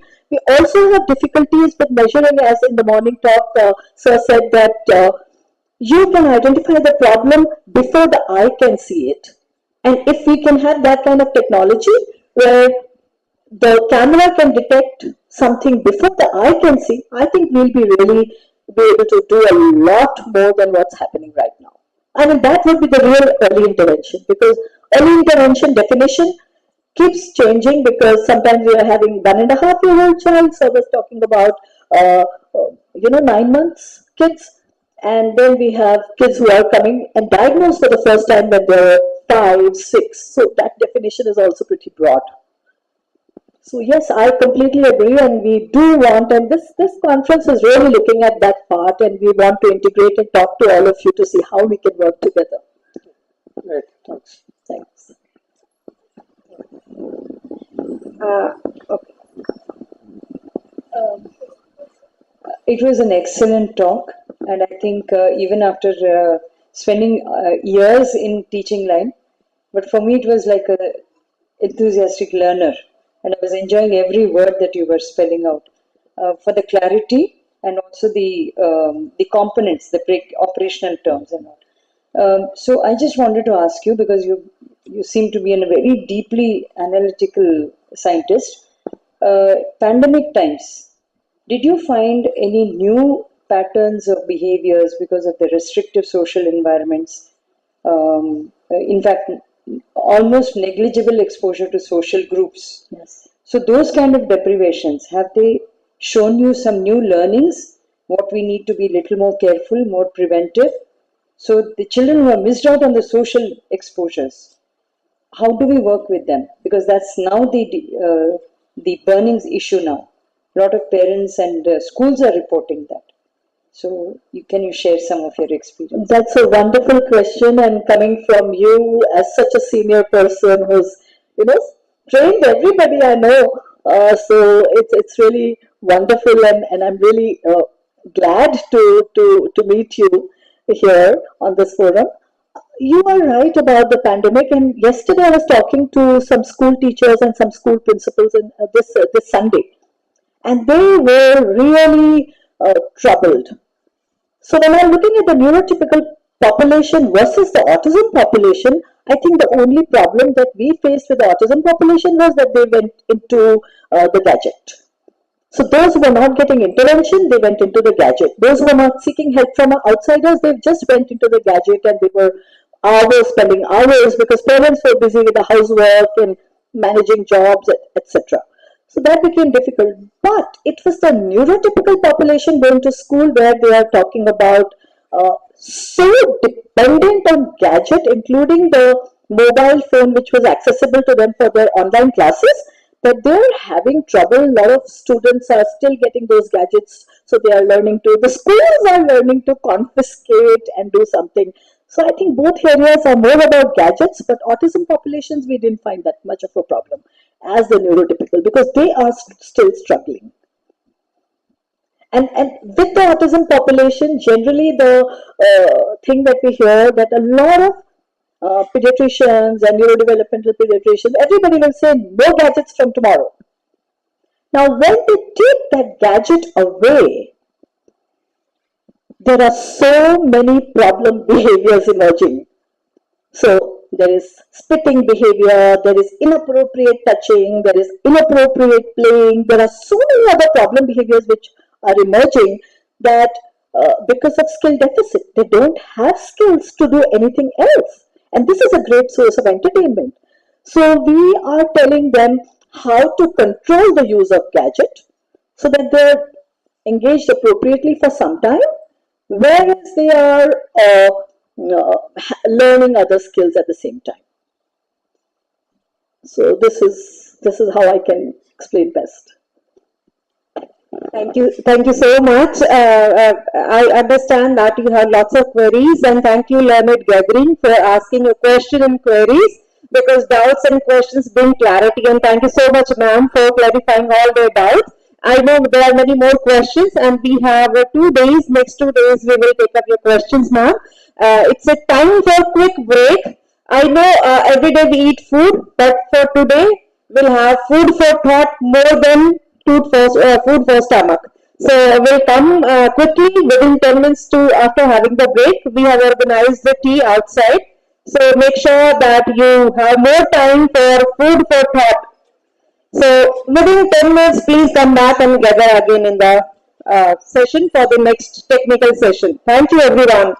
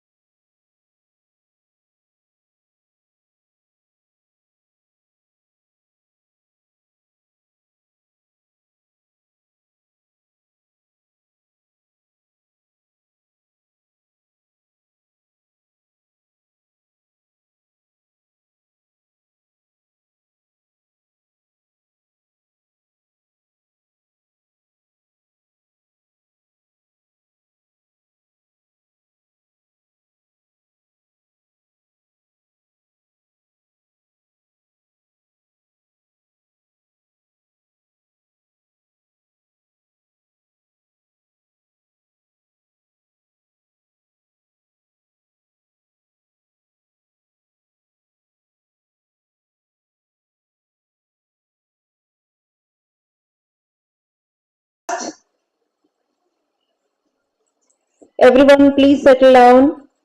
We are about to start the technical session 2.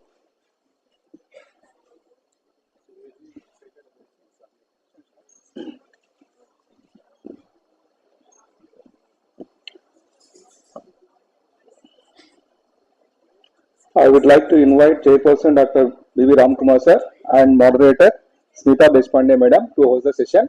And we'll have a session by Dr. Sudarshan sir and Mrs. V.R.P. Salaja Rao ma'am on the topic of e-Sandhya, adaptable and accessible e-learning framework for children with mild ID and autism.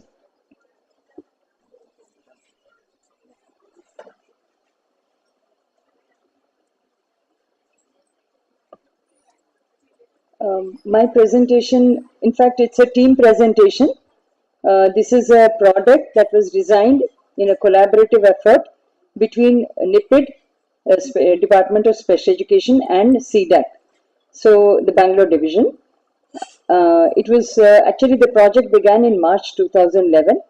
I thought it could be a journey that may be interesting you, because all of you who are trying to work on this field, what we went through might be of some help to those who are taking forward technology in the field of disability rehabilitation. So we began in 2011 March, where the first time there was a meeting between the technology experts and the disability domain experts. That is how it began. So we took some time, maybe about 6 months, just to understand where is the meeting point, what are the commonalities, what are the differences, what we should appreciate about each other's field. So this itself took us some time. This was the beginning of our journey. And I know that sometimes we had frustration, sometimes we had confusions, sometimes we didn't know how to use the terminology to exchange ideas between the both groups. But all this was a beautiful, exciting, and I would say a very revealing experience for us. So when we took forward this tool, we knew the intellectual property related to content was available already in the disability domain, but how to translate it to computed approach so that the distant learners can be accessed. We can share it with larger target group. We can also see the teacher can be facilitated with more of creative options and more of innovative options into the classroom. So that challenge was there with the technology team. So what we did was, we looked at the prevalence. We said, what is the school size? We first worked on that.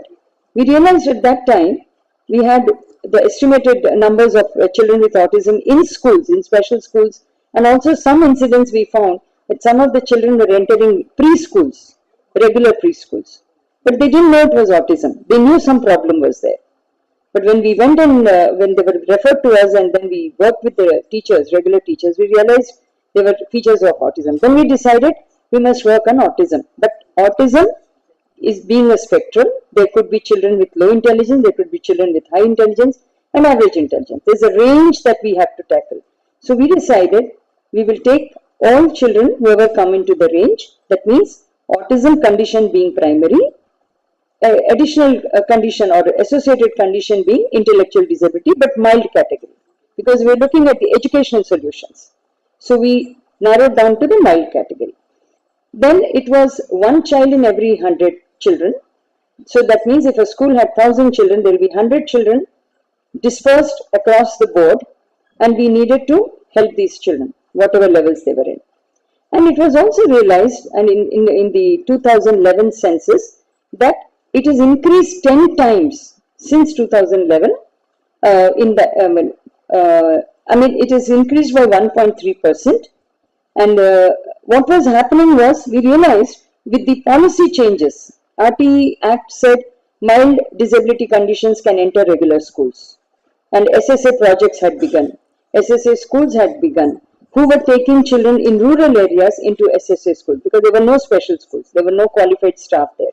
So this being the scenario, we could see children with autism associated with mild ID condition entering SSA projects. So it was believed that 70% of these children with this condition could actually benefit from regular school programs.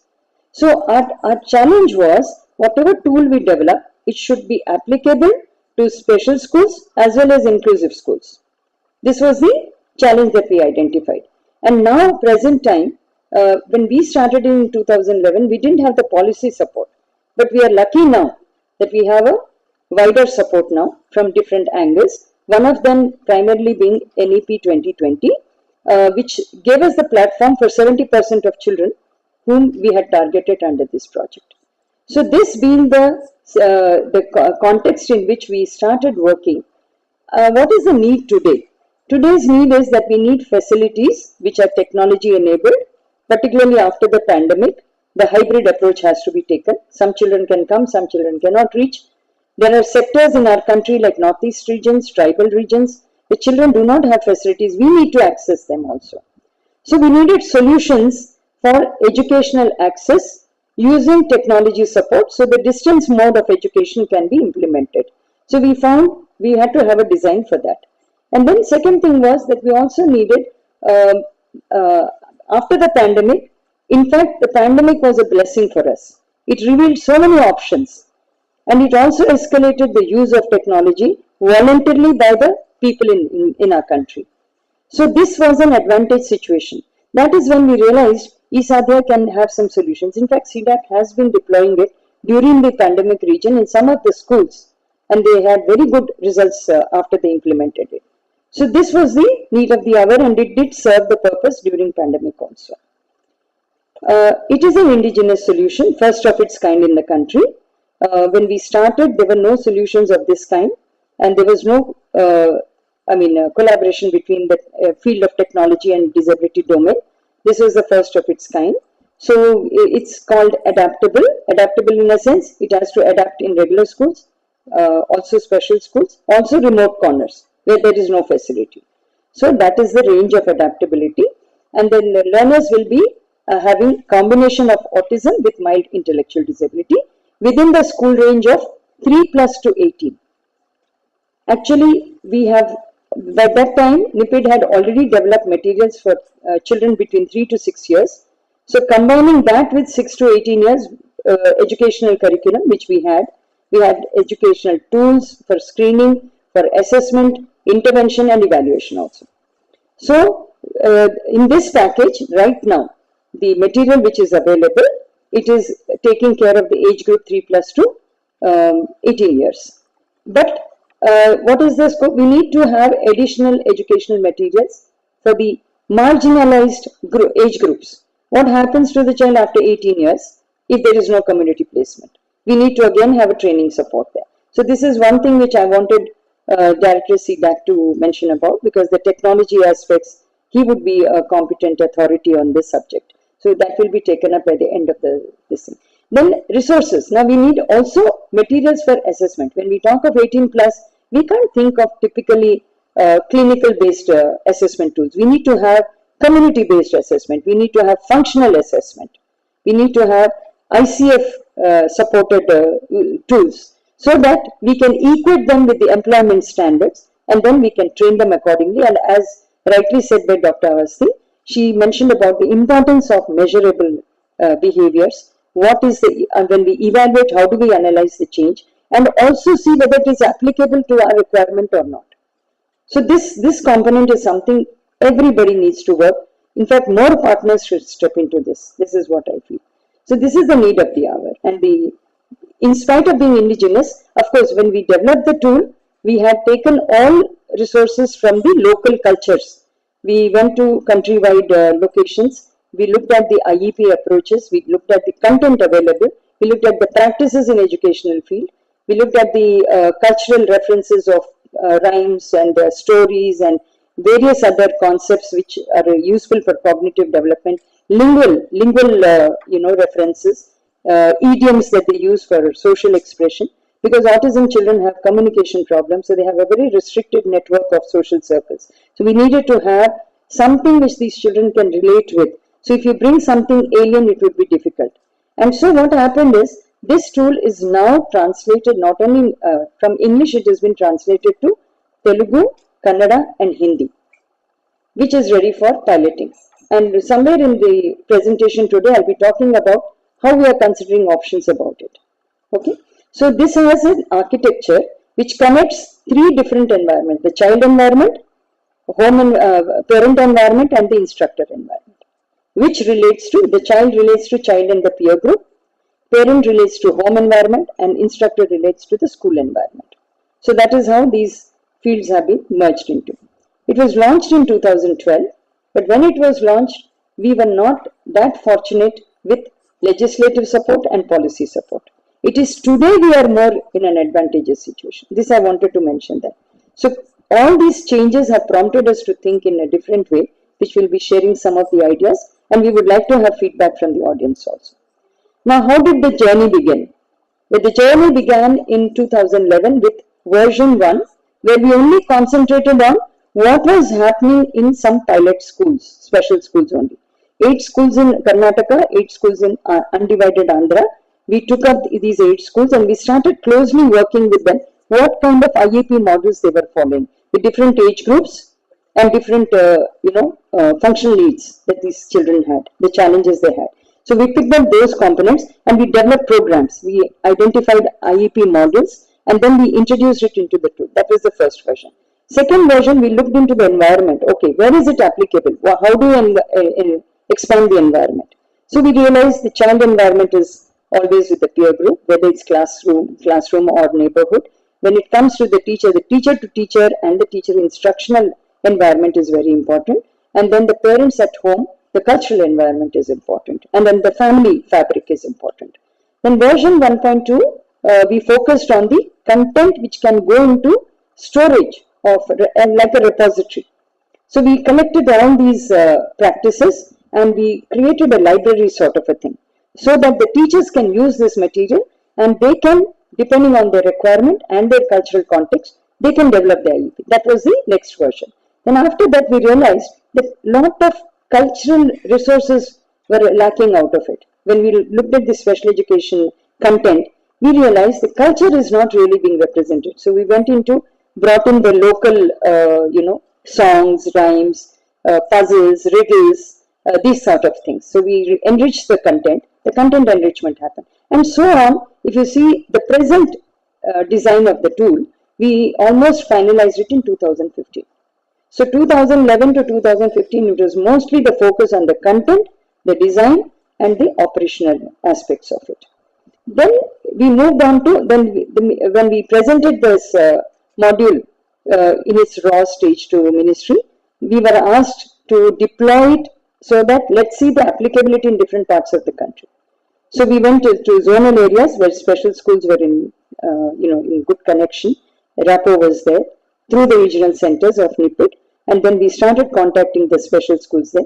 We sort of piloted the tool there and we took the feedback from them. So that is how the nationwide deployment took place in 200 schools. In almost it was over by year 2014. Then came we gathered the feedback, the gist of the feedback, because of the paucity of time. You can go through the presentation and go through the points. If there are any doubts, you can ask me. But right now, the significant feedback we got is, one is it was applicable for the child to use it for their own engagement of in activities or curricular activities. It was possible for the parent to connect with the teacher. That means the environments could be connected and coordinated. And there was a communication channel that was built up because of eSadhya. So the eSadhya, once it is launched, downloaded in the school and at home, the parent and the teacher have a regular communication possibility. So this is the advantage of this. And the curriculum, we followed the model which was being practiced in the country. Under the RCI norms, whatever tools or whatever curricular checklists used in special education for the age group and for this condition, we picked up all those and they were already available with NIMH. They were tested and standardized. So all those materials have been incorporated into the assessment tools. Following that, the IEP building up, and then also the evaluation measures. So that is what. So all these three stages, advantages were seen. But one thing I would say, we could not do at that time is time. Okay. Sorry. See, this is what happens, So the only thing that we probably we fell short about was That feedback was a momentary one. It was not a continuous use over the year. Maybe if we had used it over the year, we would have had more concrete and consolidated feedback. So that is one thing which we are suggesting we take up next. And when you look at the deployment, year-wise we have given, starting from 2015 to 2023, the pandemic phase was very important for us to recognize that. And during the deployment from 2015 to 18, that was expansive for us. We connected with army schools. We connected with ADIP scheme. We connected with regional centers. We connected with schools which came forward and said, we want to use it in our schools. So this was the first attempt when there was across the board, across the management styles, across the target groups and different settings. When we went to army schools, it was inclusive schools, primary schools.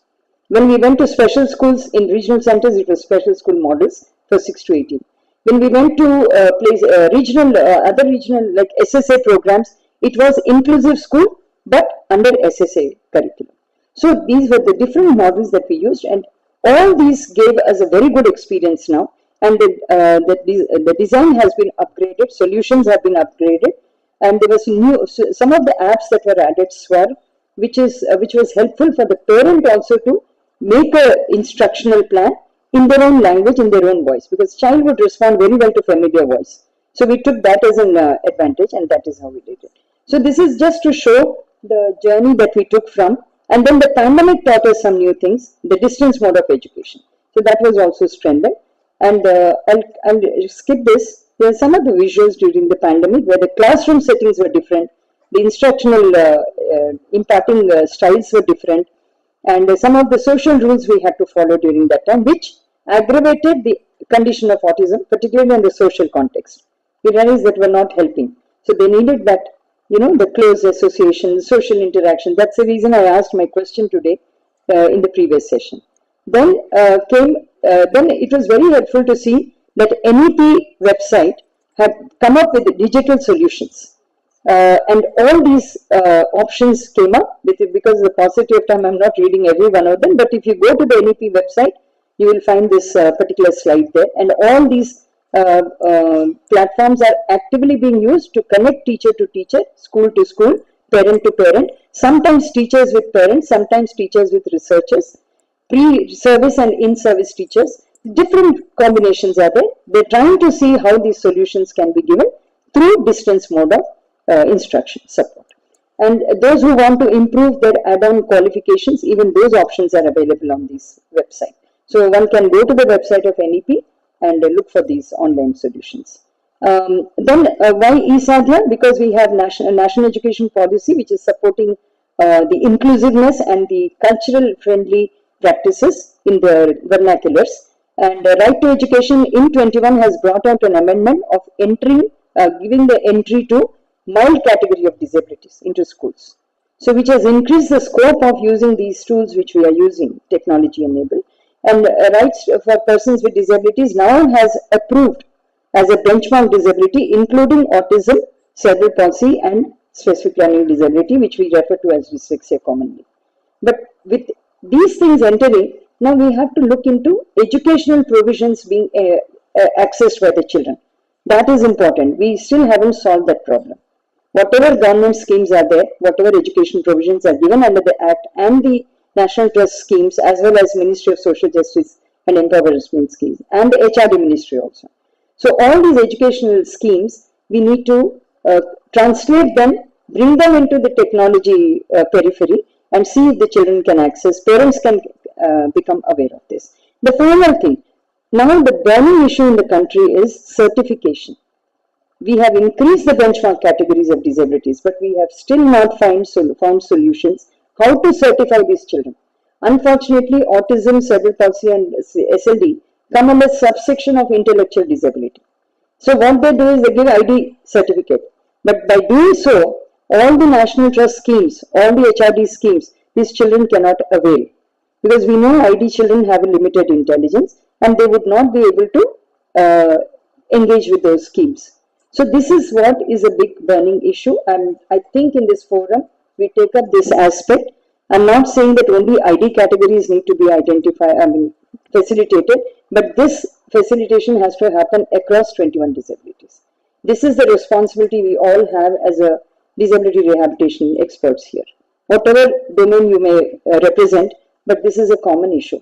Already central government has given the guidelines, but states still have to be motivated, have to be enlightened why these guidelines have to be translated into a gazette document or geo, so that the implementation can happen with the medical boards, and whatever the Sadharan softwares they are using in their respective states, they need to include those codes. Only then the children will get the right certificate. This is a very huge nationwide problem which is going on. So I will stop at this because I have already run out of my time. But please, I request the organizers to allow Sir to talk about the future vision that we have for eSadhya. And then in the audience, if anybody wants to discuss with us, you are welcome to. We'll be happy to take your feedback.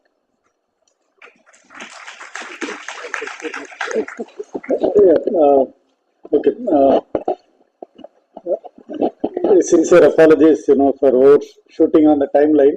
But I think Madam has done a brilliant job of the journey because she has been the lead. Just I wanted to highlight a couple of things. Future part will probably we can discuss anytime. First of all, this is not special education. This education itself is special.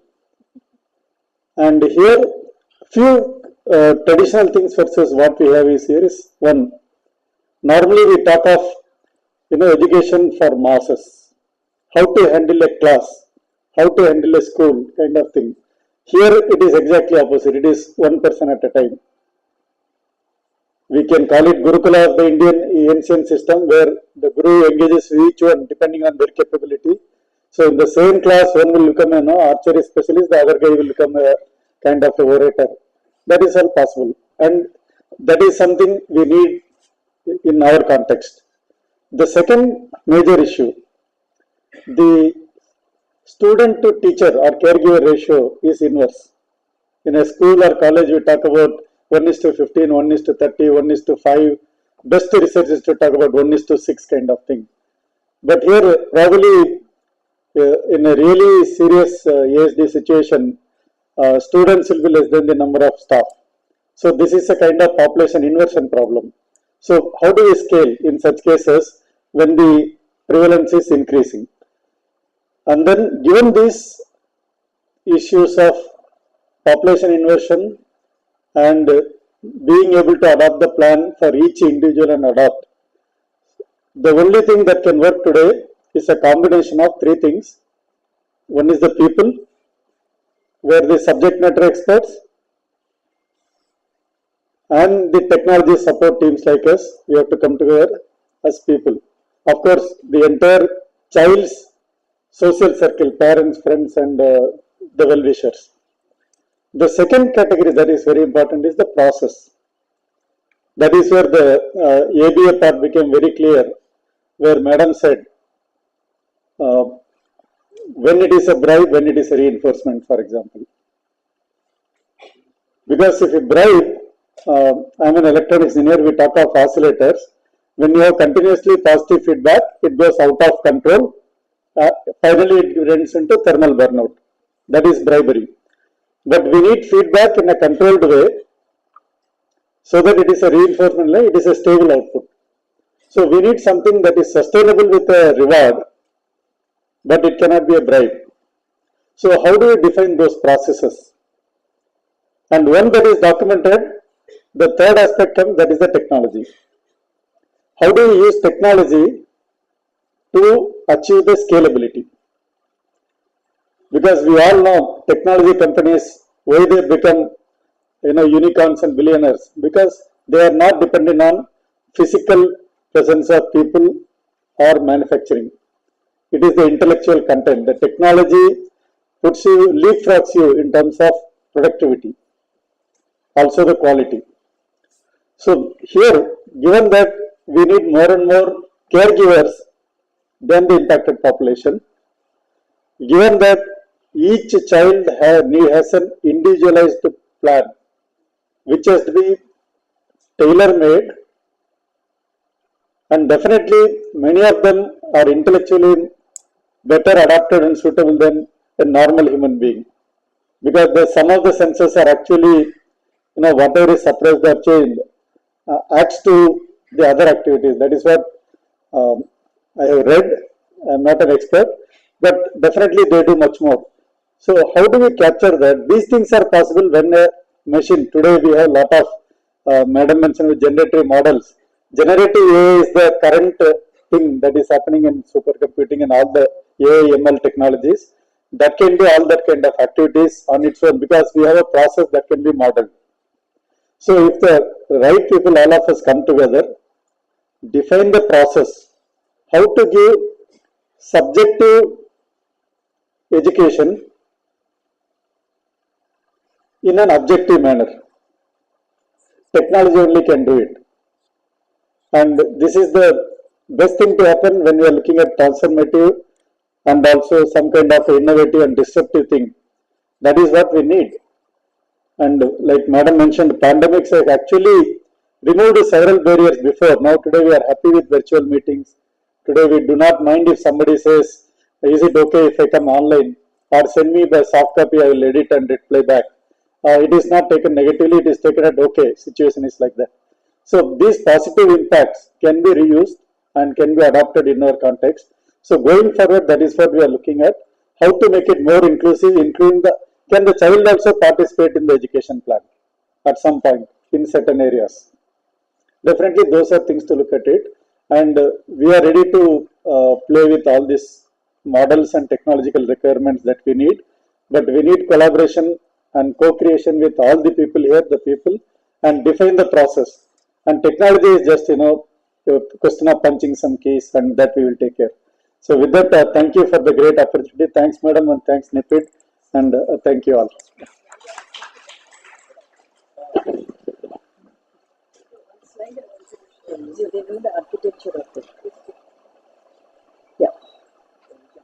This I'm just sharing because of the paucity of time.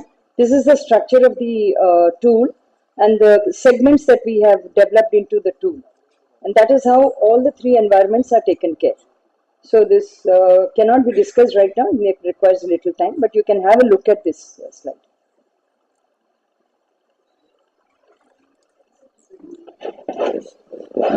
Thank you, ma'am and sir. And we'll have a question answer session after one more session. Together we'll have. Right now we have on Google Meet Miss Shabina Bano. She is a program manager at the Hans Foundation. She has 13 years of experience in the field of disability, and she has done her master's in social work and disability studies in Action from TIS Mumbai, and PG diploma in developmental therapy. And she also has USA fellowship completed in inclusive education in 2017. We welcome Shabina Bano ma'am. So ma'am is joining with us on Google Meet. Welcome ma'am. Thank you, the entire team of the NIPIT who has given me this opportunity, including Major Ram sir, Dr. Amrita, Dr. Shilpa. And the audience looks. Hello, am I audible? Yes, ma'am, you are audible. Okay. So, hello to everyone who is sitting there in the audience. I am unable to see everyone, but I am trying to connect with you. So, I would like to present about the organization and also about the unique innovations in the community rehabilitation.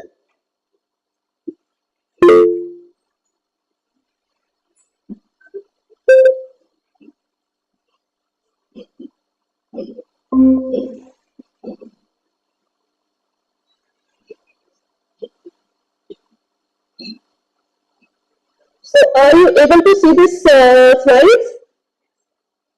Yes, it's visible, ma'am. Very clear. Okay.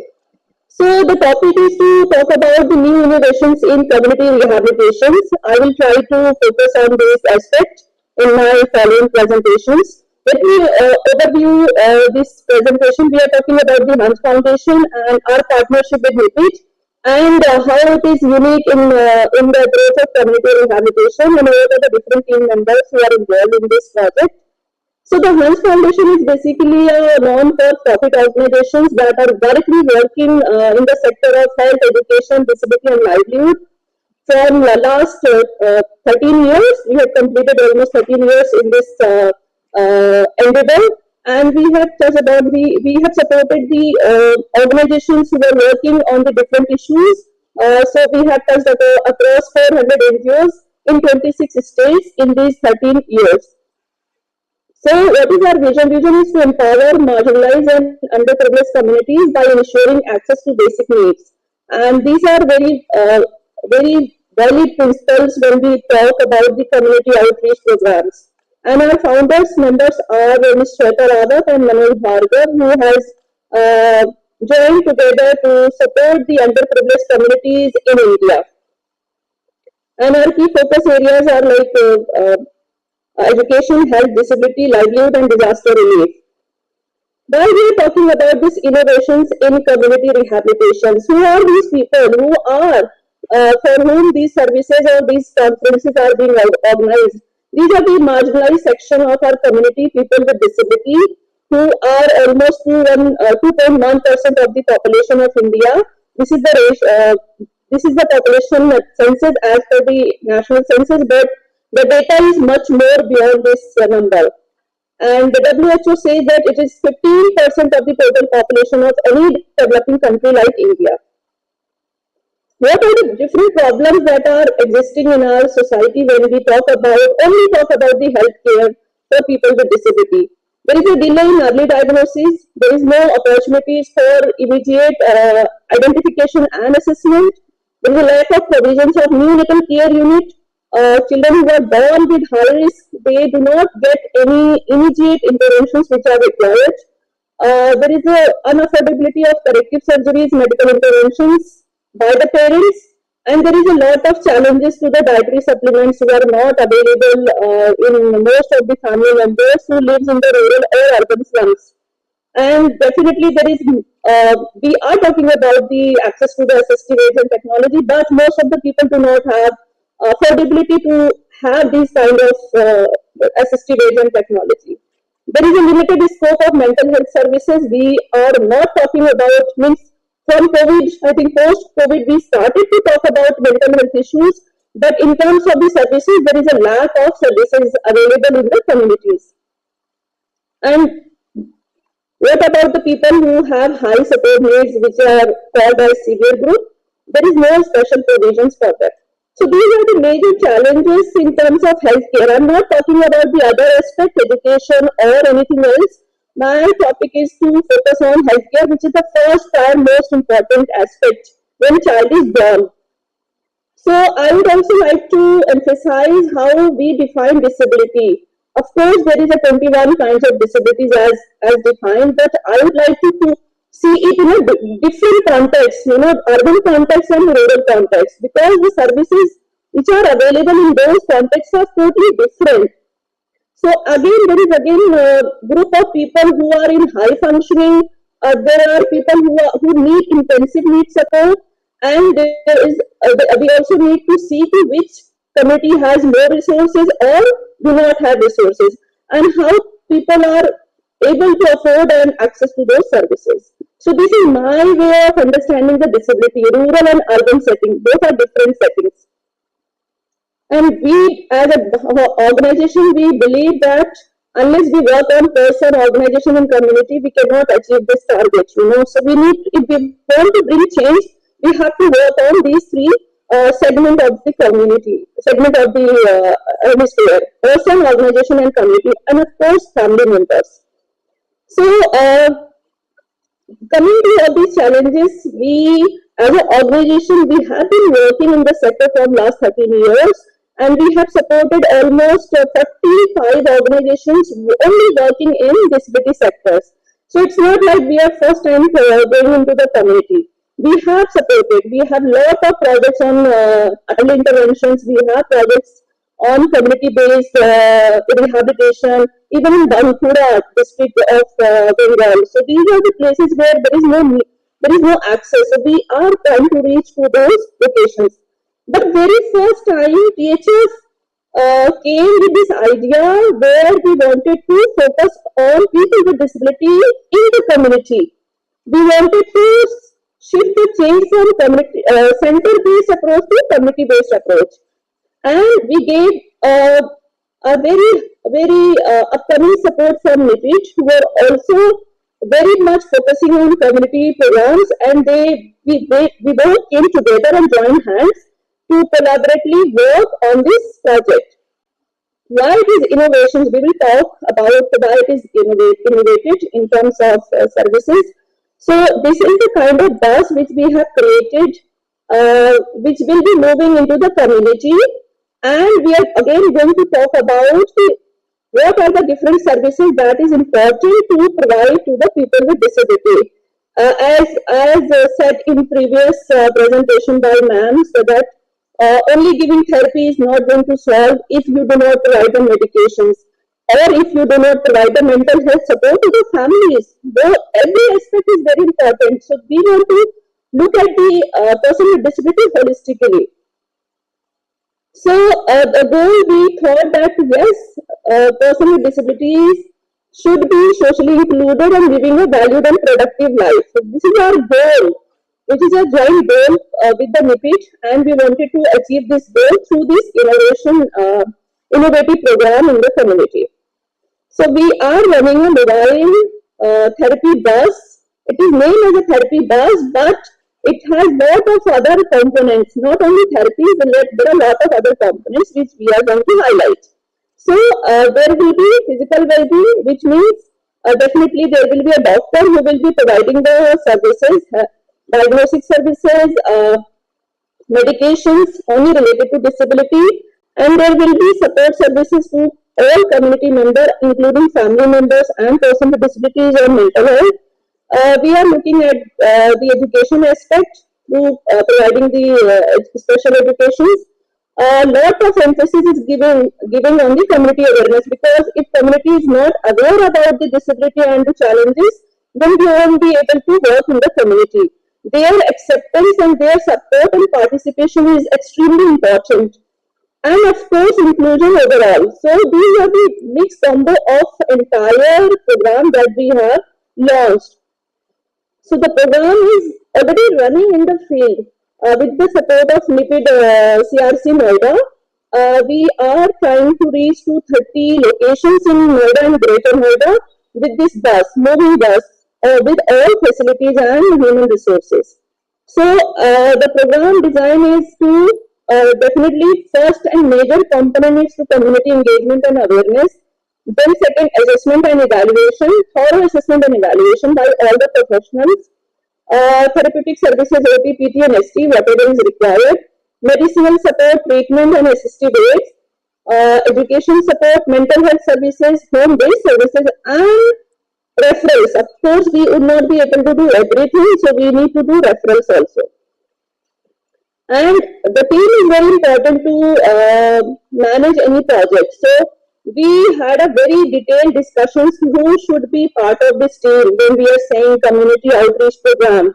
Because if, there are a lot of models in India which are practicing right now, where the team of special educator and therapists, they go into the community, they do the home visit, they do the follow-ups and all.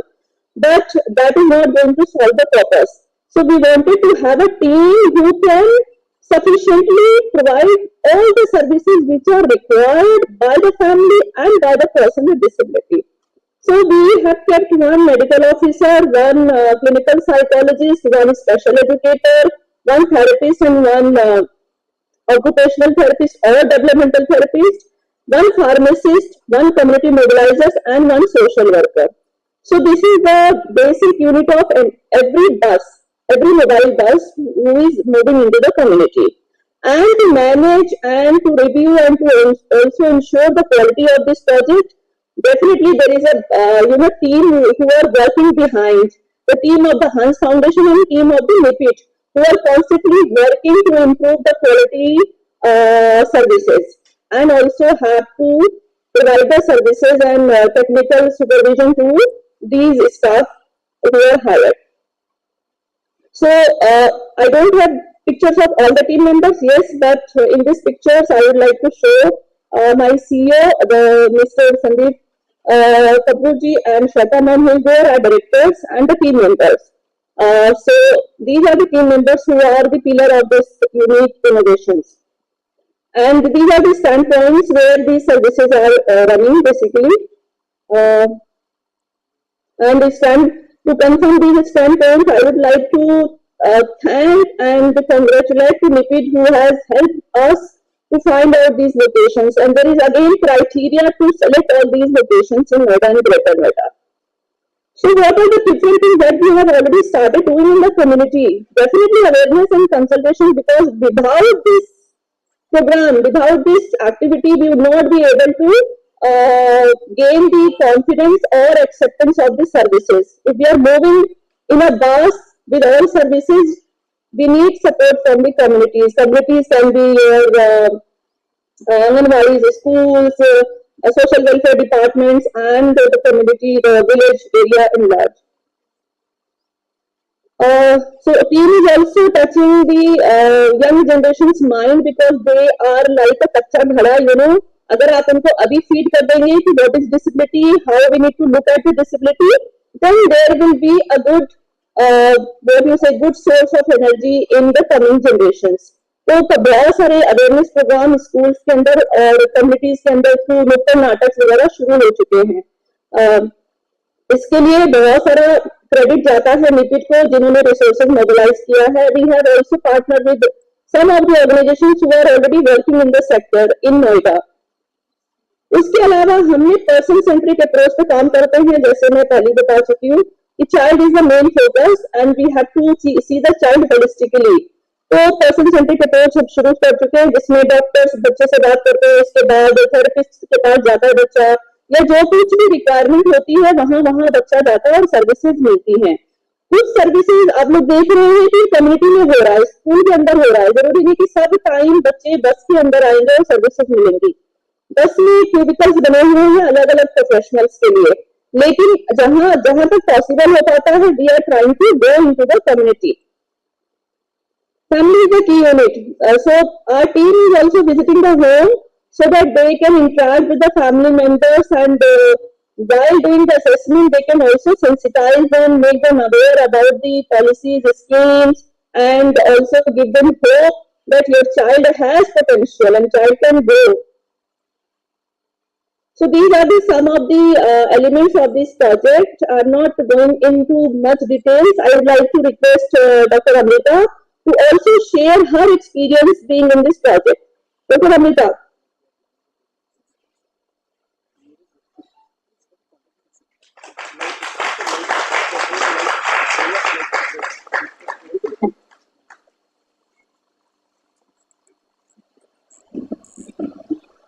Thank you, Dr. Shabina.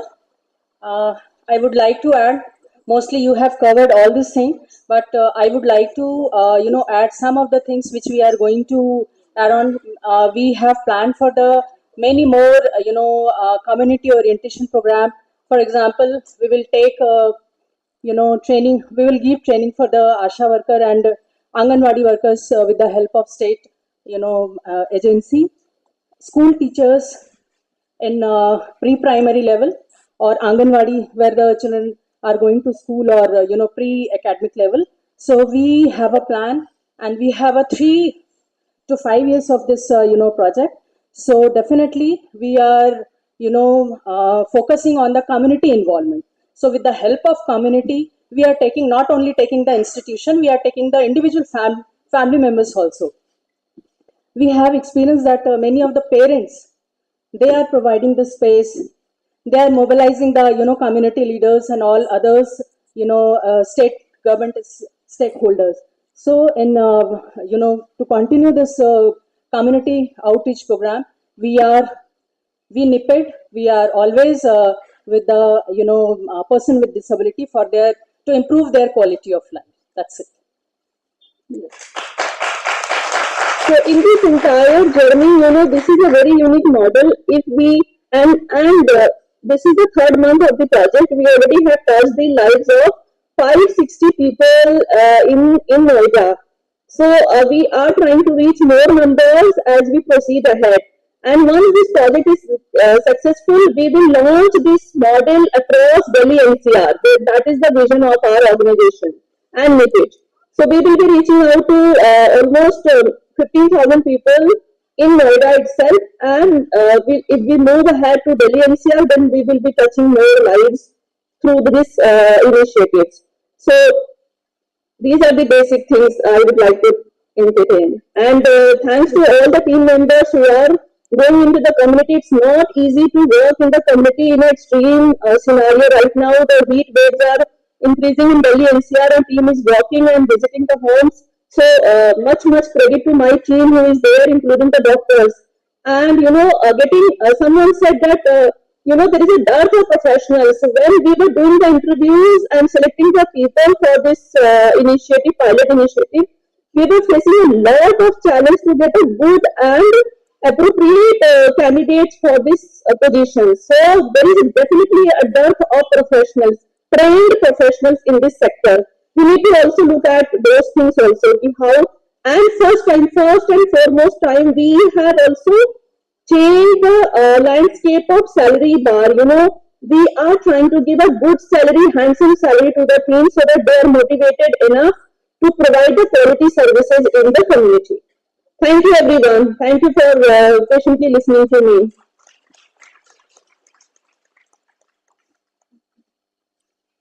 Any questions?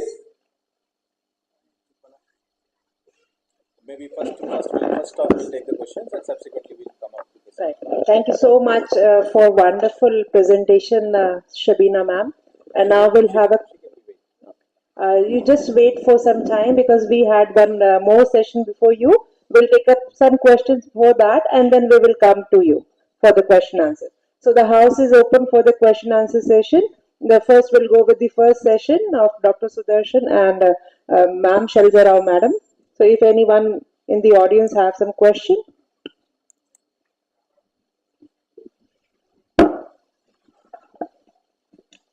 Good afternoon, one and all. I really appreciate NIPIT and the organizers for such a wonderful awareness program. My request to both the Hans Foundation and Sandhya, these are the things which we like common people are not aware. Why can't you have program not only for pre-primary teachers, it should be for all the teachers, all the members. So these awareness programs, how you are planning, this is something is really, I feel that it is much needed. Thank you so much.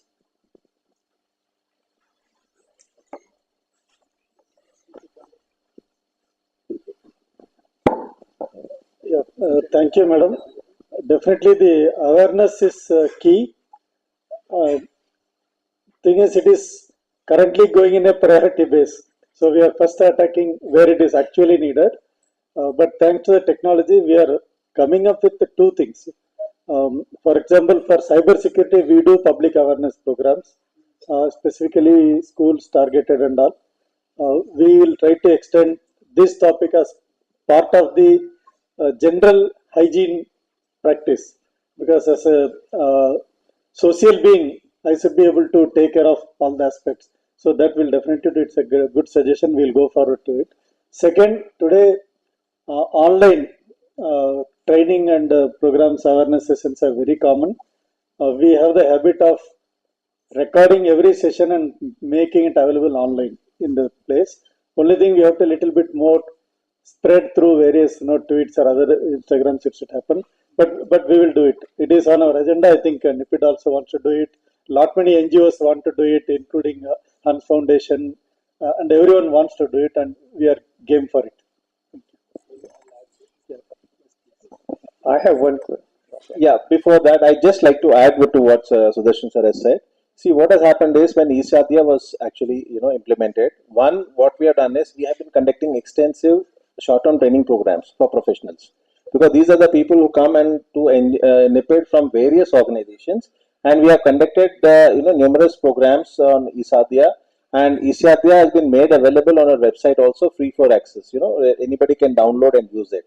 Apart from that, what we have done is we have actually set up a lot of computer assisted instruction labs in the northeast areas in all the 8 states, where we have provided laptops with actually ESADIA incorporated in them and training to the respective teachers. Because there is a special provision for northeast, we could do that.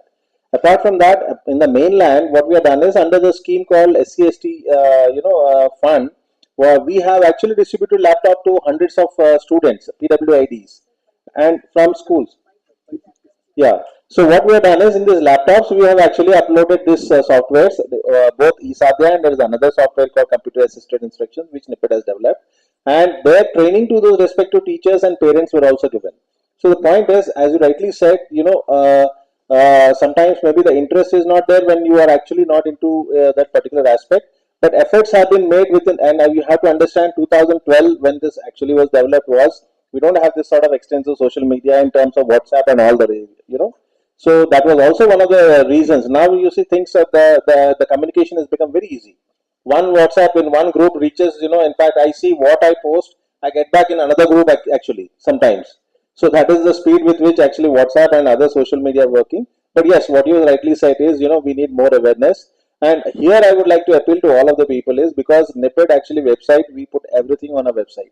And we have a YouTube channel also. Even today's program will be there on the YouTube channel of NIPID. All the conferences, all the activities, every publication of NIPID, everything is available free for download on that. Maybe I'll take this occasion to actually, try and create more awareness through you people actually. Yeah? Thank you. Just one quick question. Are you going to come up with an app for this? Because it would be much more easier to access it for the content, looking at the content. Is there a plan? Yeah, it is there on the roadmap. In fact, there are a couple of things when we do the app. One is, as we rightly mentioned during our presentation also, how to include the child itself as part of. If it is an app anyway, these kids are actually gadget savvy. In a very positive way, it can be utilized. That is one aspect. But that requires much more calibration from our side. It should not become a gaming tool or an addiction.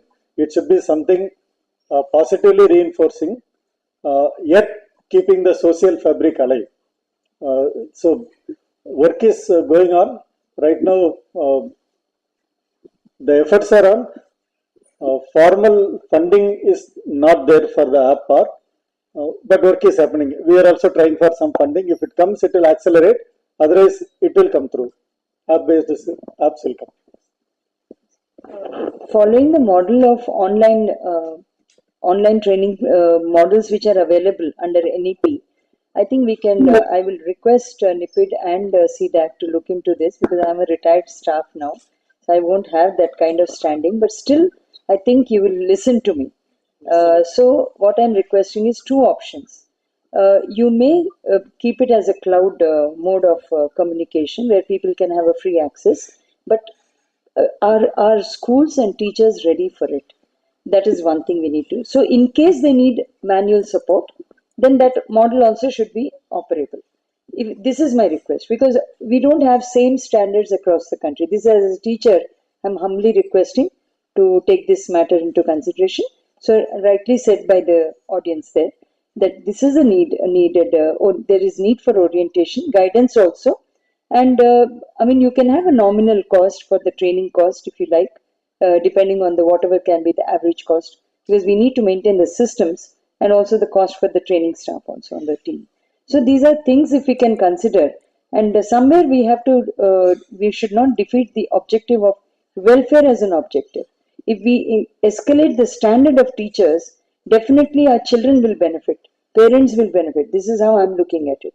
Not take it as a remunerative or something like we should have a monetary return from this. So first we go for welfare, then we will look into sustainable and monetary self-funded model. So this is my humble request as an experienced teacher. Thank you so much, ma'am, for your inputs. Now we can have the questions for the next session, or can we, sir, take the last question for this session? Thank you so much, ma'am. This is for Shailaja, ma'am. You were talking about the pilot study and different schools who have been opted for the study. So, have you come across the government schools in Karnataka or Andhra Pradesh? I am from Mysore, Karnataka, a special educator. My name is Lakshmi, working as DIERT. Because I am going through the government schools challenges, I would like to know if you have come across such kind of challenges, or like were there any other points to be noted like us. Thank you so much, ma'am.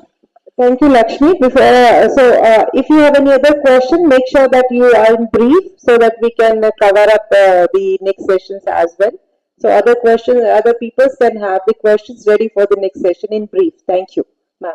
We did go for a field trial, and we selected those SSA schools which can come under the state departments in AP and Karnataka, because CLAC was located in Karnataka. The team there were working with Kannada schools. We worked with Telugu schools.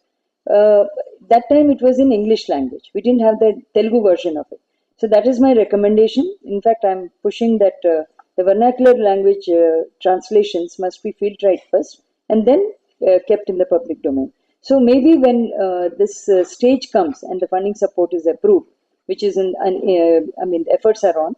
So in that case, please leave your address and contact with either CDAC or NIPIT. We definitely, I mean, not that you, because you raise the issue, we will help you, but anybody in the audience, if you're interested, so that we can project to the ministry concerned how much is the demand and how many people are willing to take it.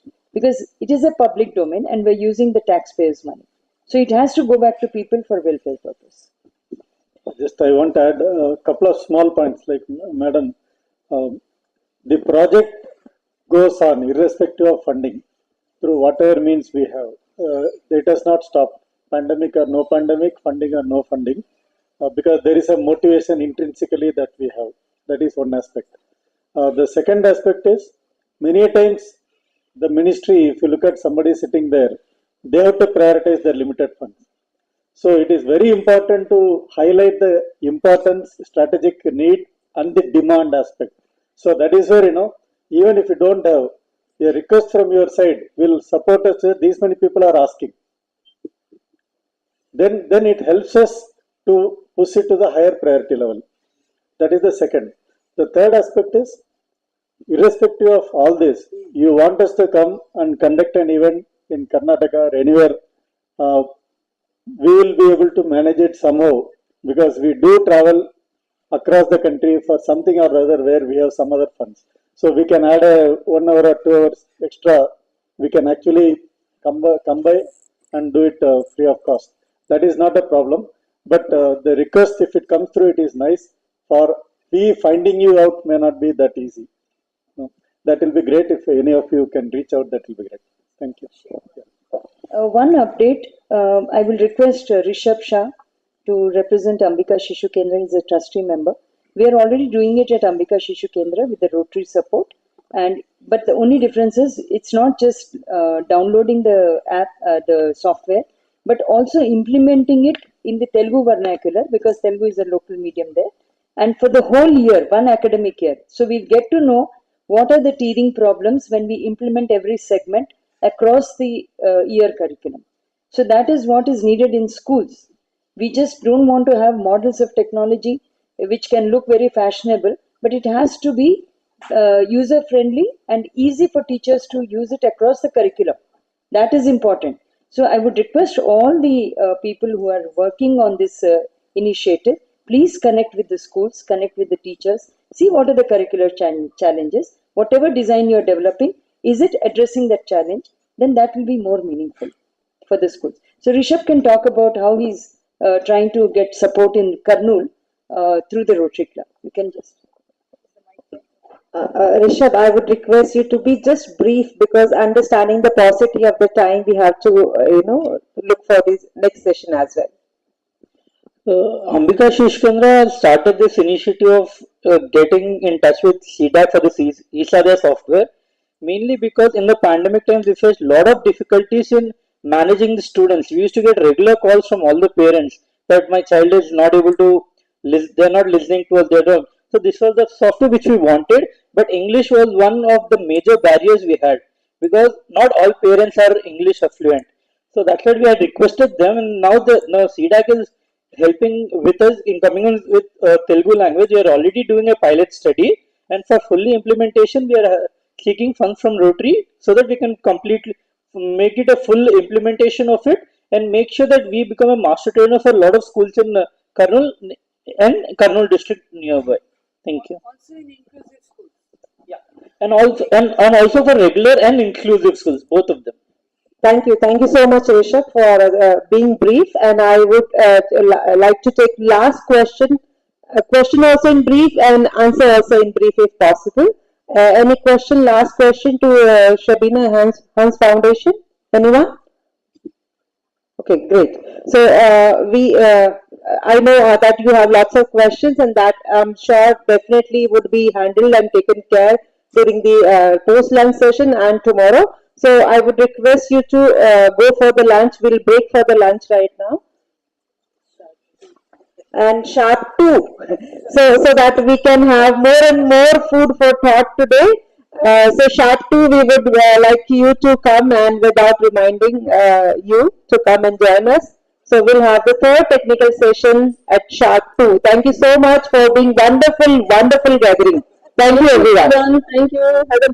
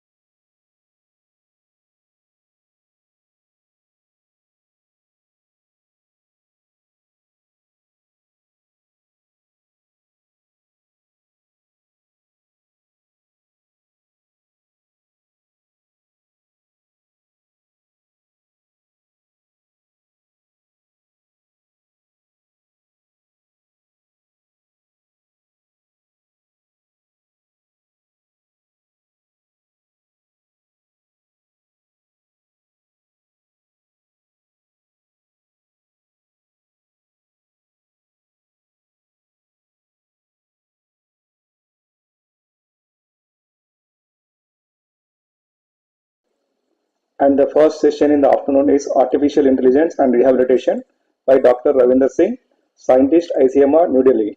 And Sir is a medical graduate with doctorate training in public health, and he's looking after the areas of mental health, disability, rehabilitation, and assistive technology at ICMR headquarters, New Delhi. He completed his PhD on adolescent stress from Jawaharlal Nehru University in 2013.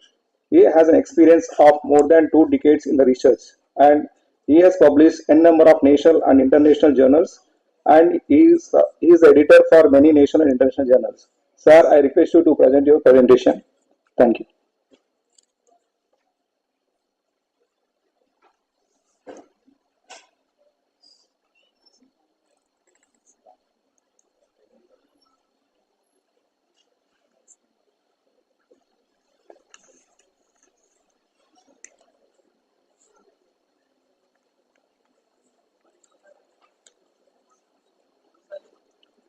Sir, Ravindra sir.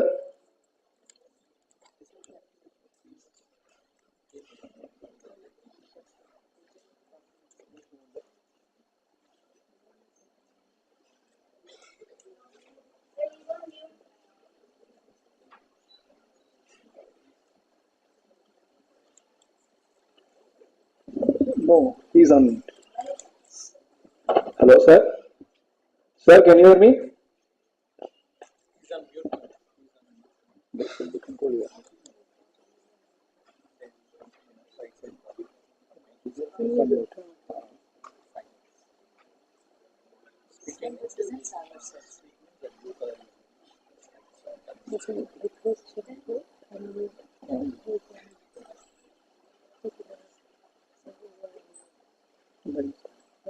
Madam.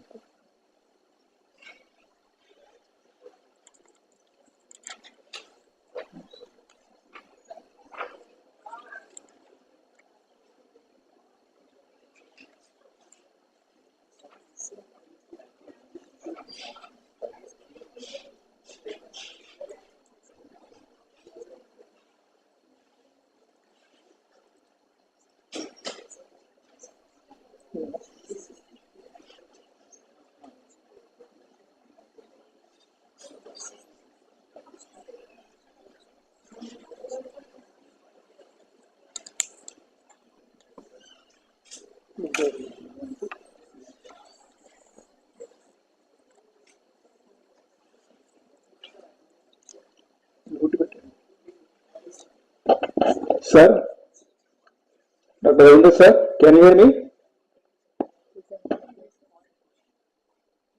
Sir, please unmute, sir.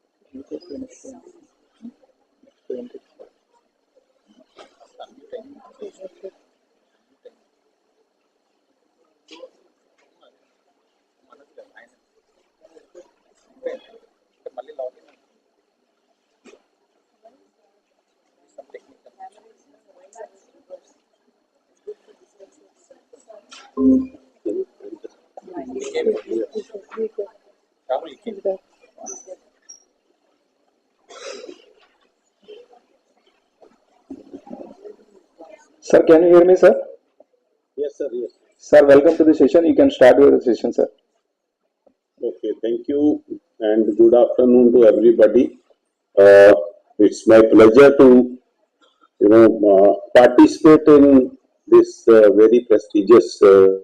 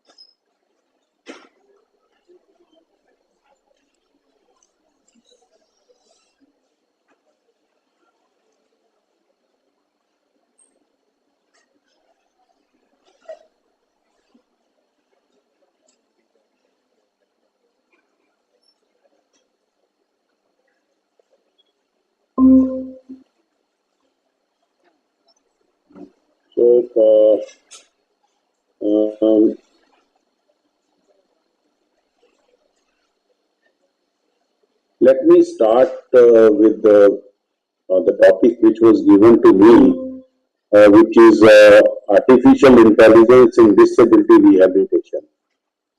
So we all know that now with the advancement of you know various technologies, uh, we are creating the systems which are less and less dependent on human being, but also at the same time uh, are dwelled by human being, of course. So the artificial intelligence is one of the tools which has a lot of potential as far as the disability rehabilitation or assistive technology or the management of various conditions which a normal human being should be performing is able to perform by the virtue of artificial intelligence and various technologies which use artificial intelligence. So I'll just start with a very small video. This is one rehabilitation system which has been run by India, and it is largely dependent on the artificial intelligence. So that we have some idea that how does these machines they work.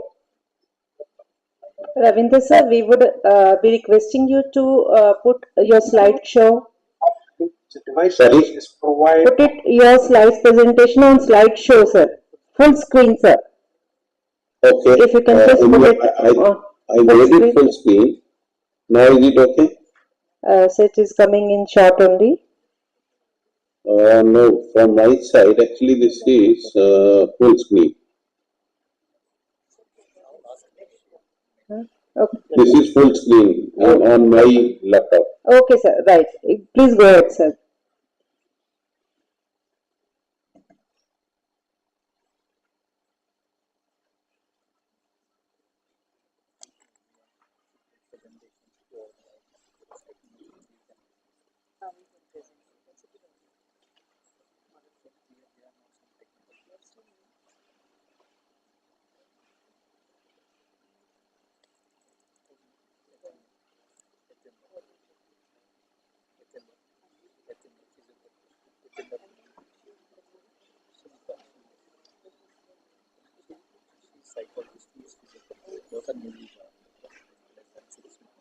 Artificial intelligence, it is field of computer sciences or engineering that focuses on the development of intelligent machines that can perform tasks that typically require human intelligence, like visual perception. That means these machines are able to see, they recognize the speech. That means if we feed them with some sort of speech or somebody, they would be able to recognize that speech. They do decision making also based on the data which is available, which has been fed to them and trained them, and also they use natural language processing. So they use algorithms and computer programs to analyze data.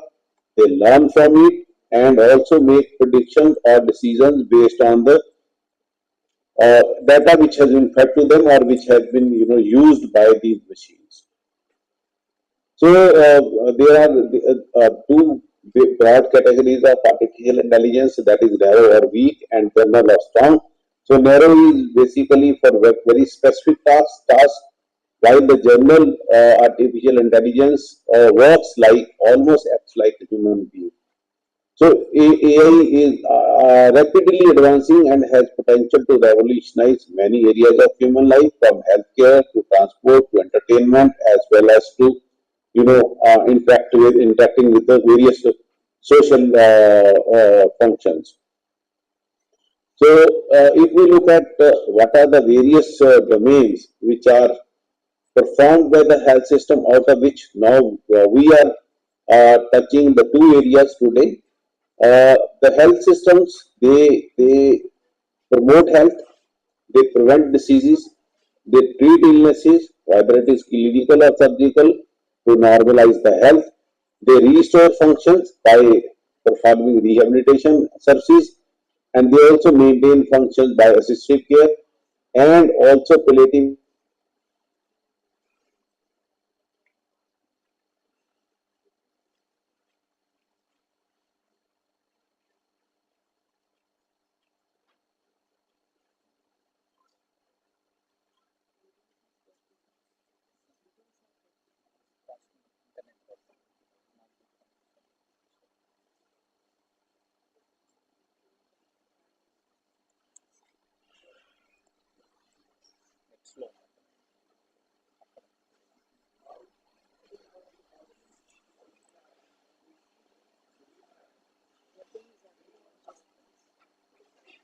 Artificial intelligence work, which are the areas.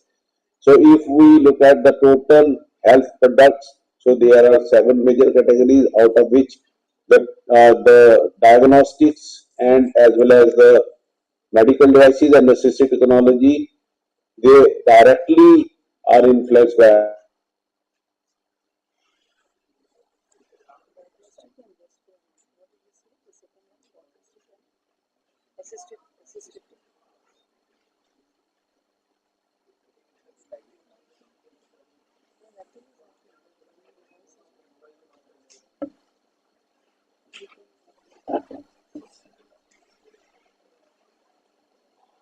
Ravinder sir, if you can hear us, you can switch off your video. I suppose that will help. Yes, I'll stop.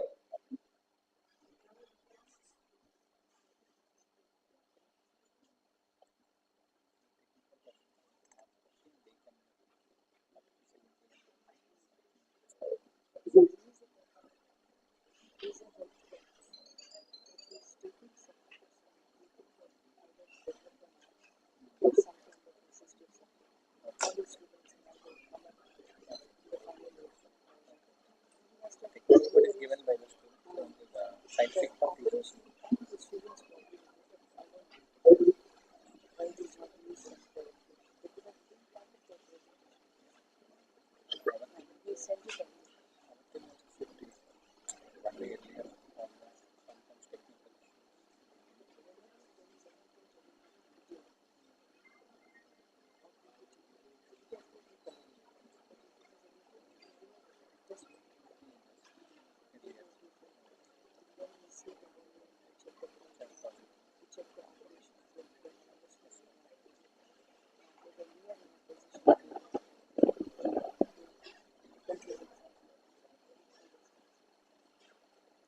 Dr. Ravindra, you may start, sir.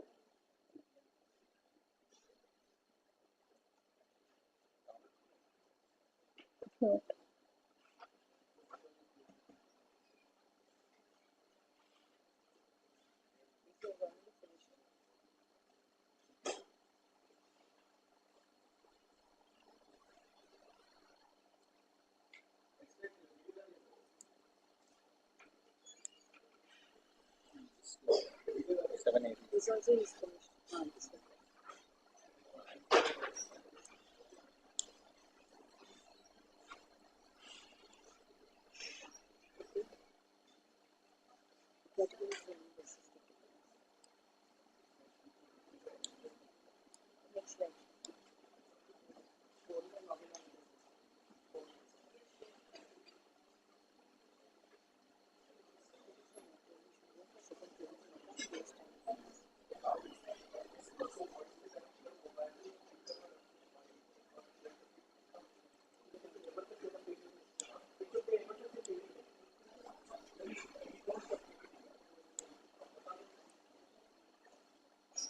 It's connected. Yes. No, no, no. Actually, I had to shift from one room. And that's it's working, working. Yes, yes. So the various categories of people who require rehabilitation or assistive care is person with disabilities, uh, then older persons, a person with chronic diseases like hypertension, diabetes, cancers, they need rehabilitation after the treatment is done.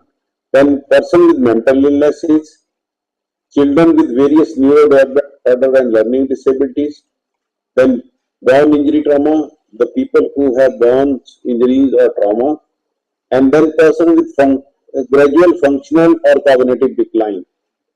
Even in the patients with the who have infections like polio or leprosy, after that there are certain effects which are left there, and then these people also need rehabilitation as well as they need constant assistive care also in form of assistive technology. Next slide, please.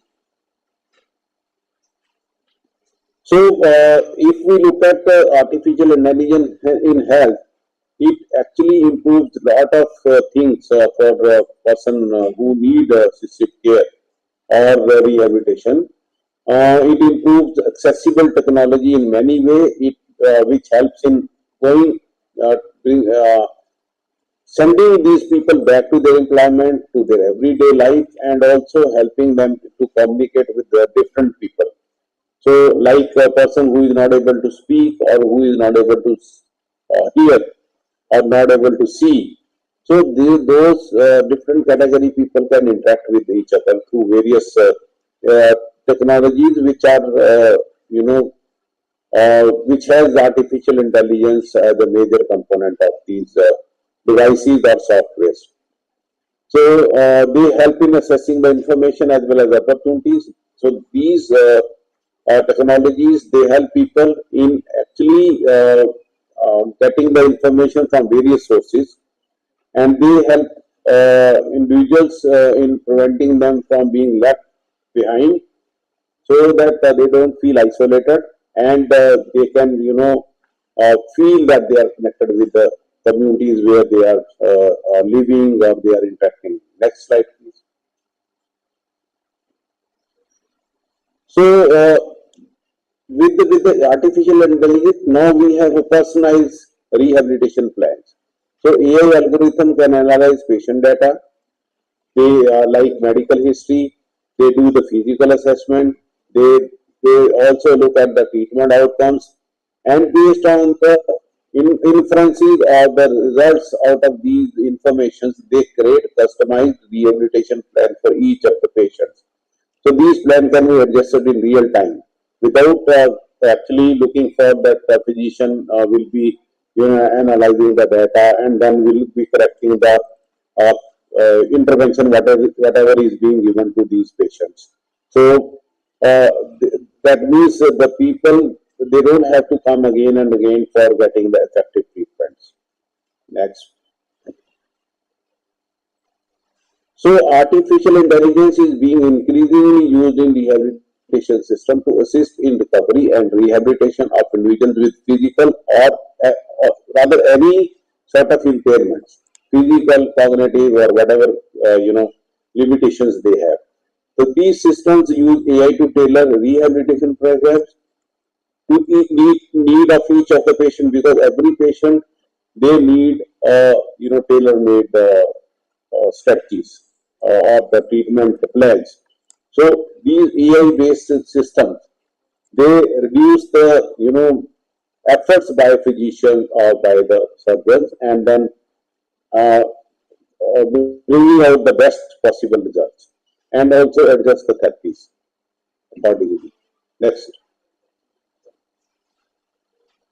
And another very important major area is tele-rehabilitation. So, like we have seen in the COVID times, the people who were affected, but they were not able to move, would be treated with the tele-rehabilitation systems. That means the physician is at a different place than the patient. So, by using these tele-rehab systems, the patients can be treated or they can be rehabilitated. So, artificial intelligence empowered or chatbots or virtual assistants can provide patient with personalized guidance. There are VR system, also virtual reality systems, which we will be talking in later slides.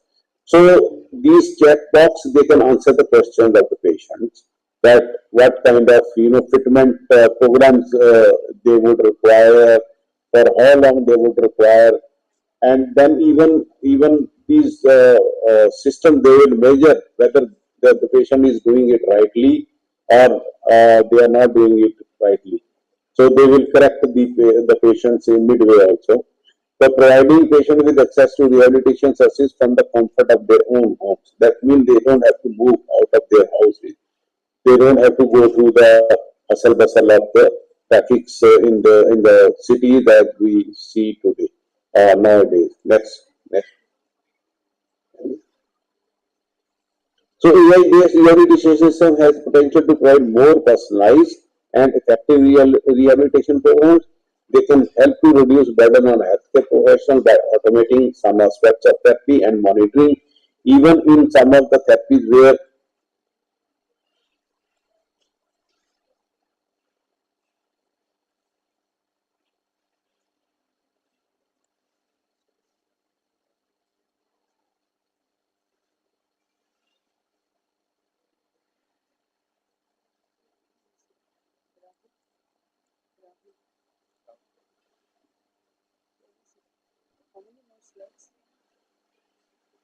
Check.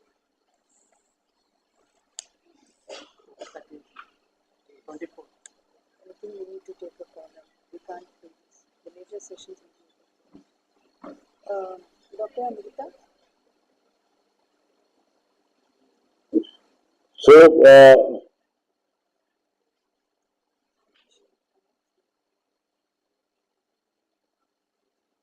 So they can reduce the burden of the healthcare professionals by automating some aspects of therapy as well as monitoring part of these therapies. So there are concerns about the potential,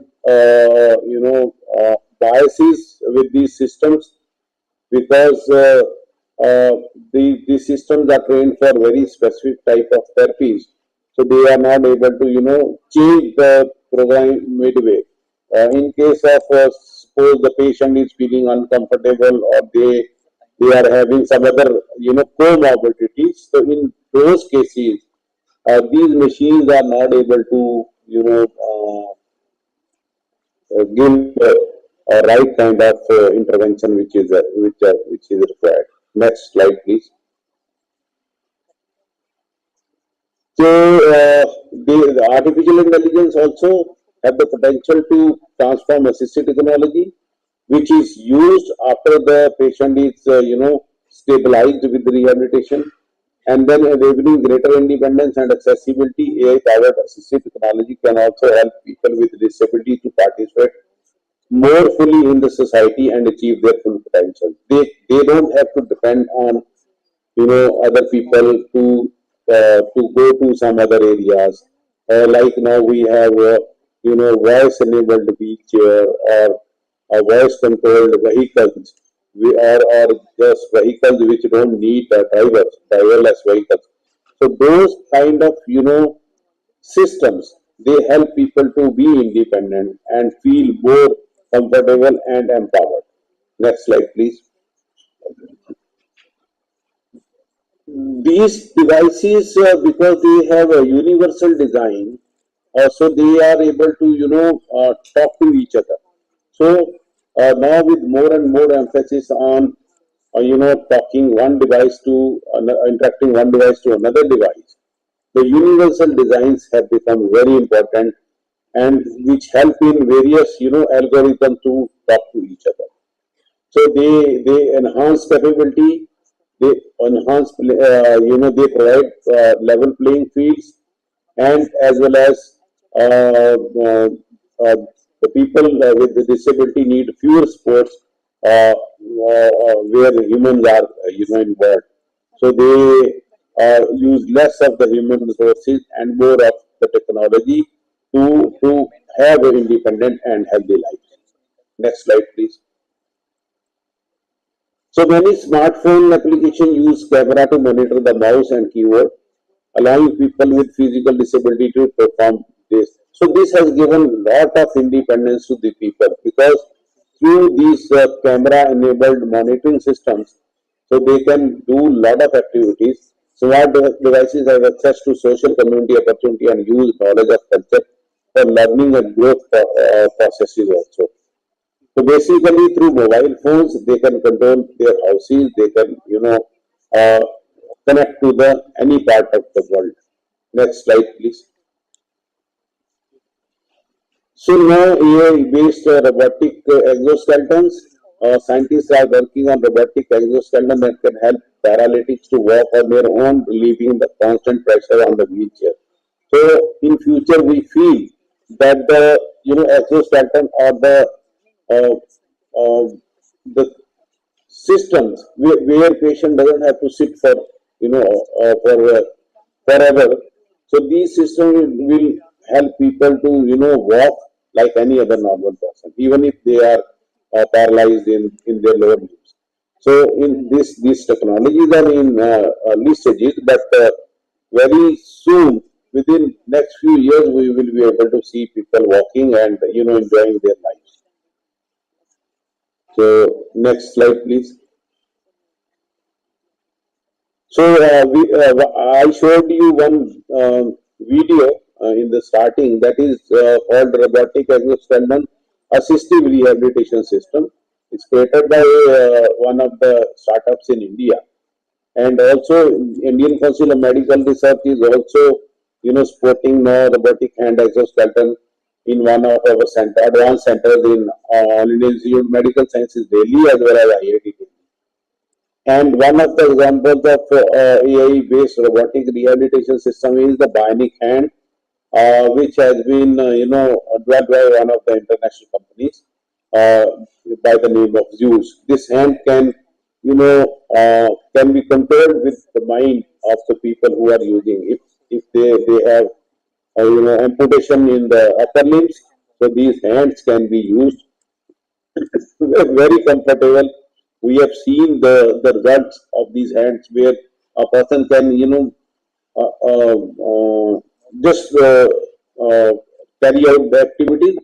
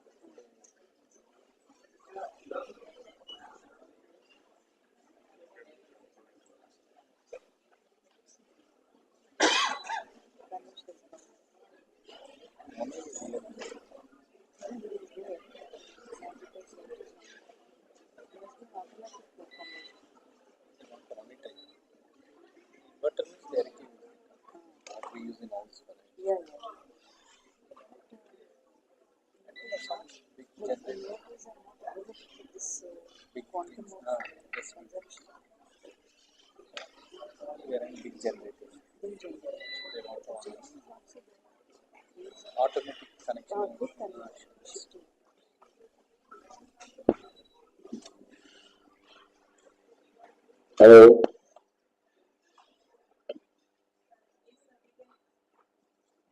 Yes, sir, we can hear you. Sorry for the technical issues. You can continue, sir.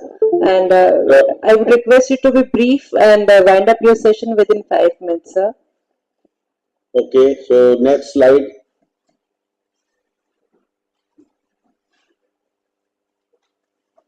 So there are advanced AI system. I have already touched about the robotics as well as brain-computer interface in the bionic hand. Next slide, please.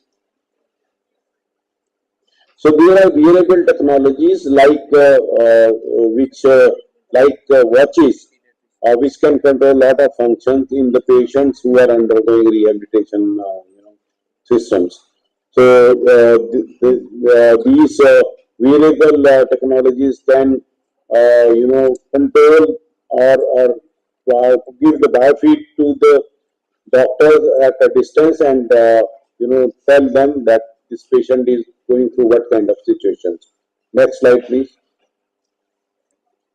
So there are virtual reality VR systems which are helping people to correct their gaits and correct their techniques, whatever they are using to for the rehabilitation purposes. Next. Now there are lot of equipments within the equipment or instruments within house which can be connected through IoT and at the command of a person or through some remote control, he or she can control all the systems within the house, even wheelchair, their beds, their computers, their cameras, their mobile phones, everything can be connected through IoT now, which is again one of the uh, outcome of our artificial intelligence systems. Next slide, please. So voice recognition and NLP. So based on the voice, the mobile phone or the systems can pick up the commands and perform various tasks. Like if somebody is staying at a home, their home is automated, so they can even get the cooking done by the robots or through voice recognition, voice commands and through natural linguistic processing. Next slide, please. So there are AI-powered assistive technology which can use computer vision to recognize objects and people, enabling people with visual impairment. So the devices can have a vision which feeds back to the person who cannot see. So the person can actually feel that there is some object or a person or there are certain other things which are in front of him. So next slide, please. So there are predictive analysis. This is my last slide, by which the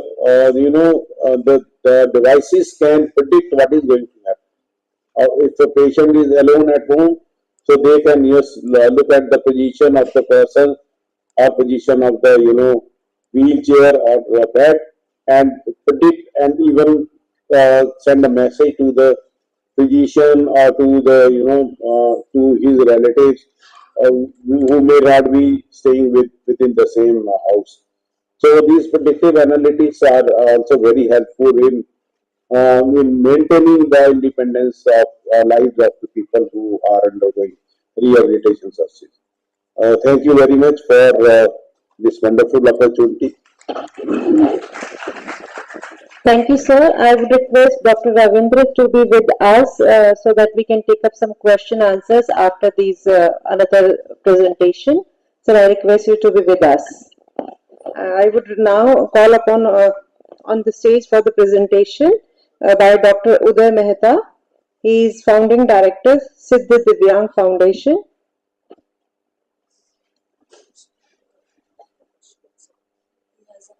Okay. Okay, you want me. Okay, so quickly we can take up some question. Sorry, sir. Just take a seat and we'll just finish with the question answers. So any question to Dr. Ravindra Singh regarding artificial intelligence and rehabilitation? Any question, please? I understand after the lunchtime session, in between. Even if somebody want to, you can share my email ID. They can send it to me. Sure, sir. Please, you share your email ID. We can display on the screen. Right. Any question? And in between, light also played its role, no? Giving you a time to doze off. So please come back with your questions, your queries. If you have any question, please come up. Good afternoon, sir. This is Kirti Sudha and I'm a lecturer in rehabilitation psychology. I would like to know, sir, am I audible to you? Yes. Yeah. So I would like to know what are the ethical considerations that we should take into account when we are doing some research or application of artificial intelligence in humanities and social sciences? See, like any other study, whatever concerns a person can have, the data you have to maintain the confidentiality of the person who is involved in the study. Then you have to ensure that the machines are not harmful. Or person does not fall or they does not get harmed. So all those ethical issues you have to look at from the safety point of view, from the data confidentiality, because nobody want to share their condition with some other people that they are undergoing some therapy. So they may not be happy with you are sharing, or maybe then like the videos which I showed. So I removed the human, people. Although they have given the, consent that you can show my video, but again we have to be very careful while carrying out the research on these issues. Thank you, sir. Thank you so much. Thank you, madam, for your question. Any other question? Ma'am, if there are no questions, shall we move to the next? I would request Dr. Uday Mehta from founding director from Siddha Divyang Foundation, to present his views on present pedagogy of imparting education and skills for children with disabilities. Using flashcards is monotonous and not interactive. So this is his topic. So before Dr. Mehta takes over on the stage, I would request the next presenter to be ready with his or her presentation. The next presentation is Enabling Change with Artificial Intelligence and Machine Learning by Mr. Suresh and team. If they are here present, please be ready. And they are from Department of Computer Science, CSE, Tigla Krishna Reddy Engineering College, Hyderabad. After that, we have software assisted vocal response analysis and assessment and management of autism using artificial intelligence and machine learning models by Jayanta Basu and others in the team from CDAC team. So I would request you to be ready with your presentation. Thank you. I welcome Dr. Mehta for his presentation. Sir.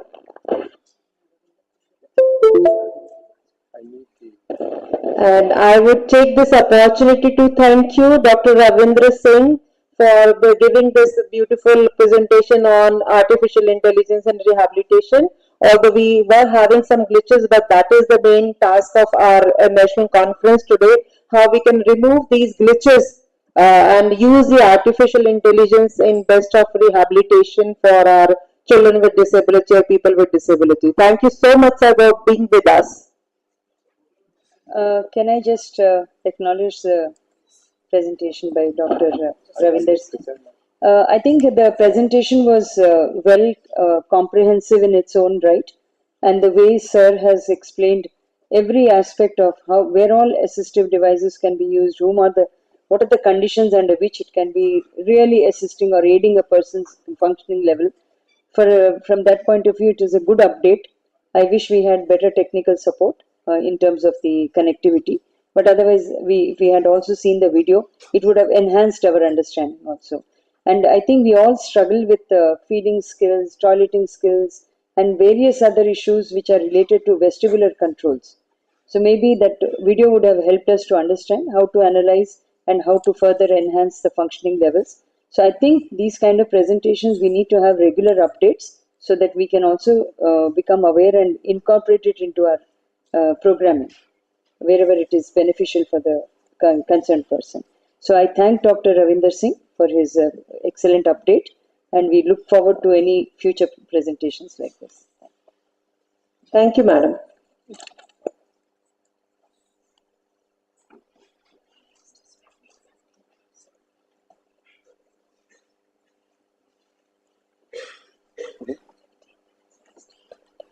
It's okay. If you don't want me to make a presentation, it's all right. I have no problem. I can go back. I come all the way here to here. There is my. Rahul, can you just put it out the PPT, please?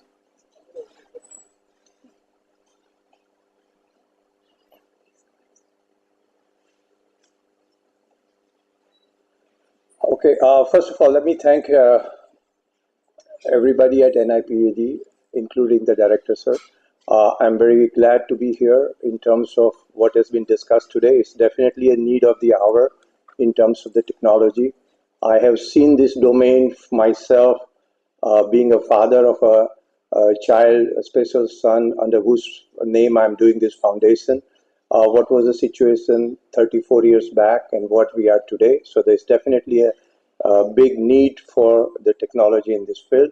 So with that, and I'm also thankful that NIEPID is using our platform and their positive feedback has helped us move forward in what we are doing today.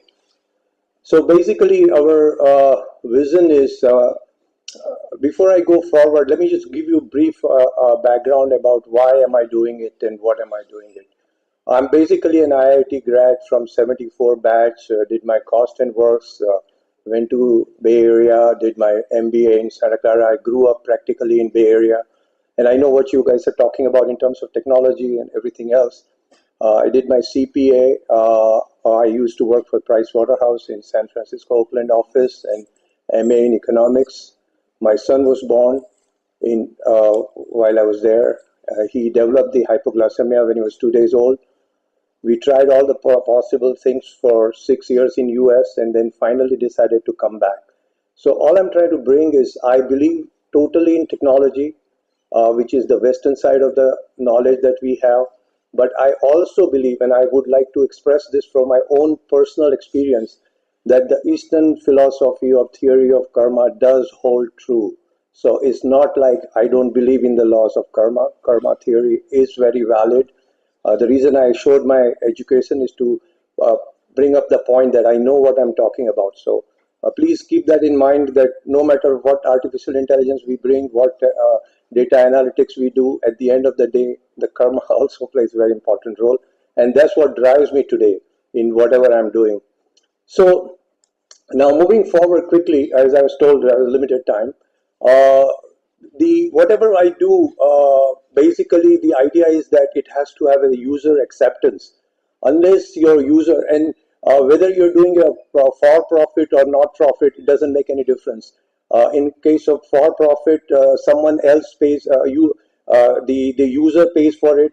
In case of not-for-profit, the donor pays for it.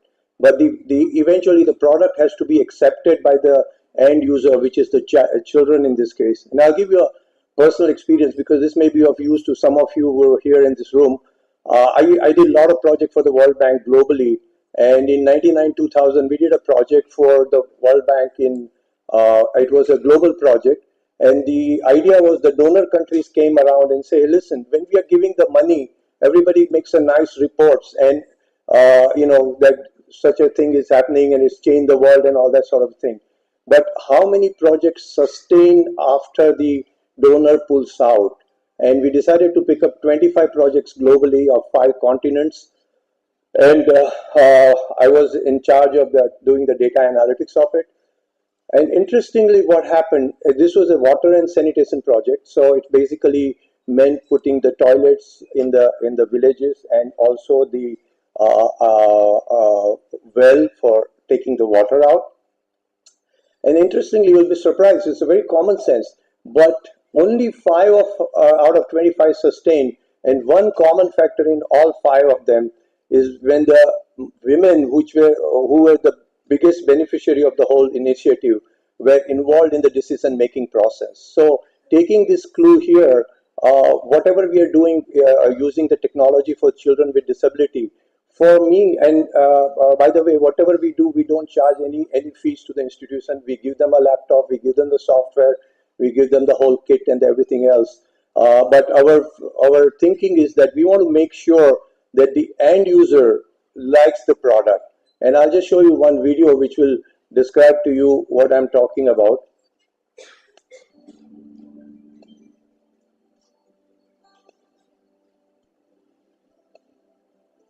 This is for the blind school. Listen to the sound and recognize the musical instrument.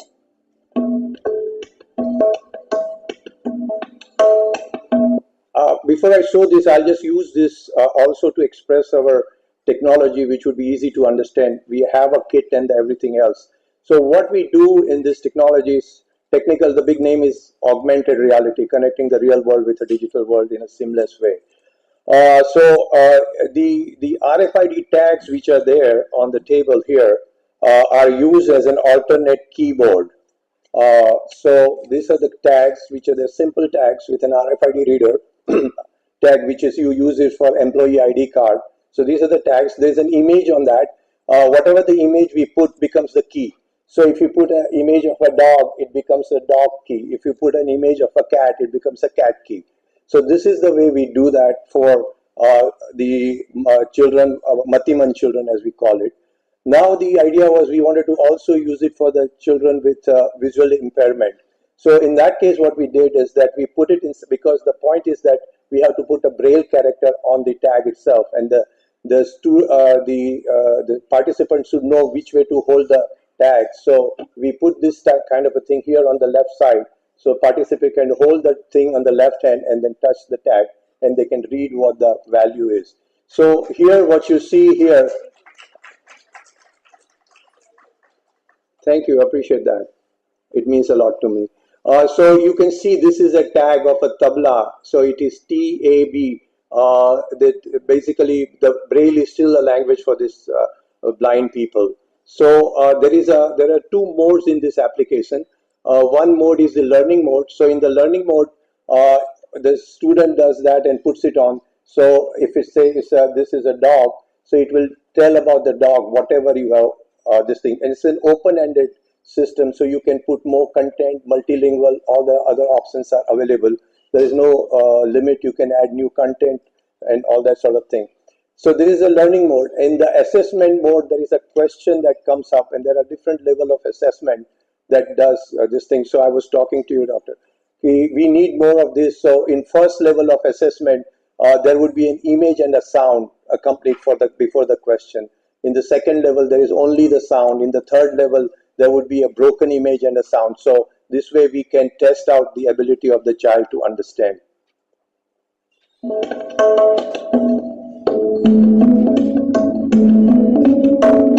he's reading the tag. You're good. So he's the principal. You can see the excitement on his face. Which number is larger?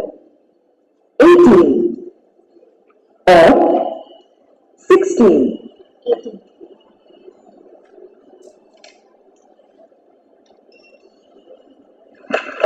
You're good.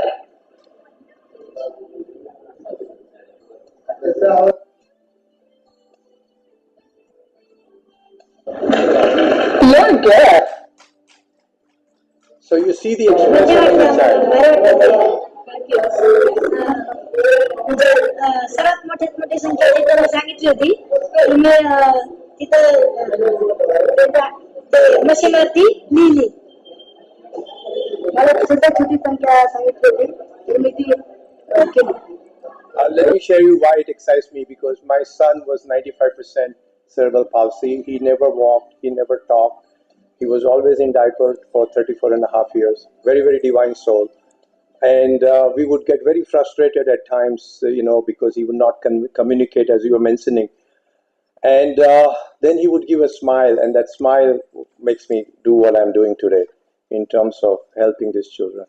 So basically what we are trying to say is that the product, whatever we are doing, has to be accepted by our end users. The second part, which is a very important part, is, and which is strong. I've done global training across the world through the World Bank project.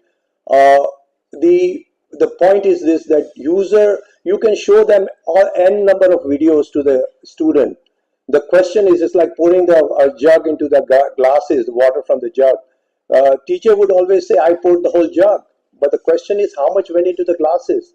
And for these kind of children, you're not going to be able to give them a paper and a pencil. So you got to make it more interactive, more gaming approach. And that's what we do. So I'll walk you through that part also. So this is all you know about this. I'm not going to just think present pedagogy, already mentioned about the flashcard. This is at NIEPID. Besides the RFID interface, we do have a touch screen. So this girl, this is actually Lakshmi Madam or Jaiti. They had sent us the video clip, a little girl here, and she was so happy, and that really made me so good about it. And this is another school that we are giving it in Pune.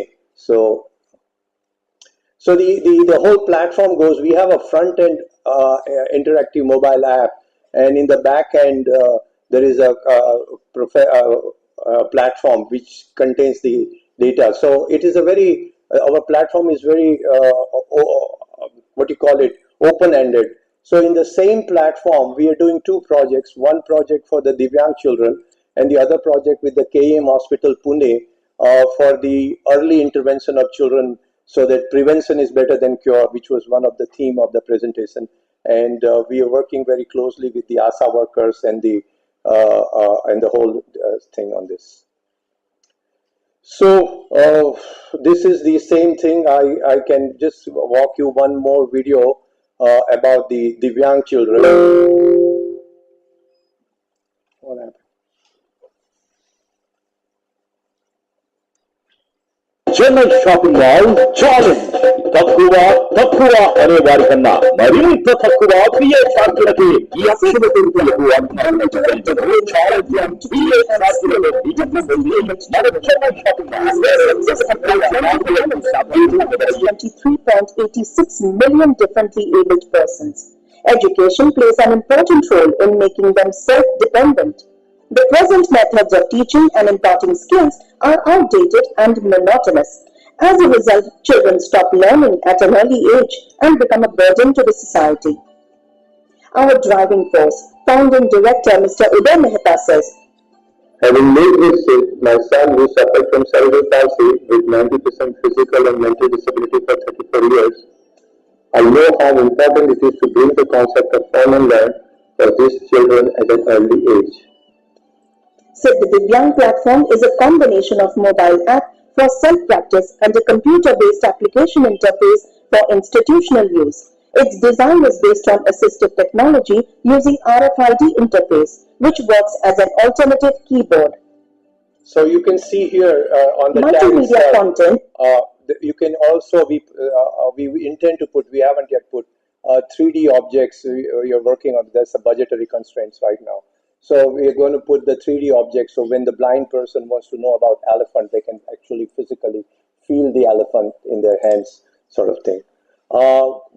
This has been, as we say in the computer language, version 1.0 was more academic in nature. Then 2.0, we put more content in terms of the sound. And of course, we realize the importance of regional part. So currently we have the content in Marathi, Hindi, English, and Gujarati. We are going to be implementing in Bangalore, but we don't have Kannada yet. It is available in regional languages such as Hindi, Marathi, Gujarati, and English, and are prepared based on international standards covering cognitive milestones. For every question asked on the application, a child needs to pick up the correct RFID tag with an image and put it on RFID reader. Our application monitors the time taken to receive. If the child gives a wrong answer, the system will give the correct answer and move on, so that the child learns at the same time. And we record that. I'm going to walk you through the report part. Respond along with the errors. For incorrect answers, the application responds with the correct answer.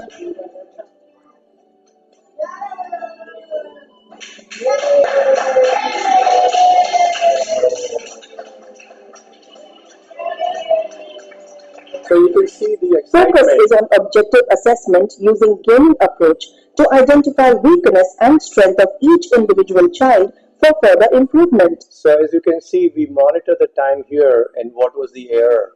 So instead of if there's a voice of a dog and then the child gives an answer cat, we track it and then see what happens next time. We need more of that help in terms of tracking. So far, this is the data we have, how it has impacted. Because as I said, our focus is to make sure they are really learning. Since we give it for free, it's very important to make sure that they learn. Otherwise, people just don't care. 2,000 children are using this platform either in institutions or at home. Impact assessment of the compiled data demonstrates definite improvement. We have also received very good feedback from the institutions, NGOs, and parents. Our dedicated team of domain experts and well-balanced advisory board includes medical professionals, technocrats, and entrepreneurs. Okay, so just quickly another, how much time I have, ma'am? 5 minutes, okay. All right, I'll just try to wrap it up.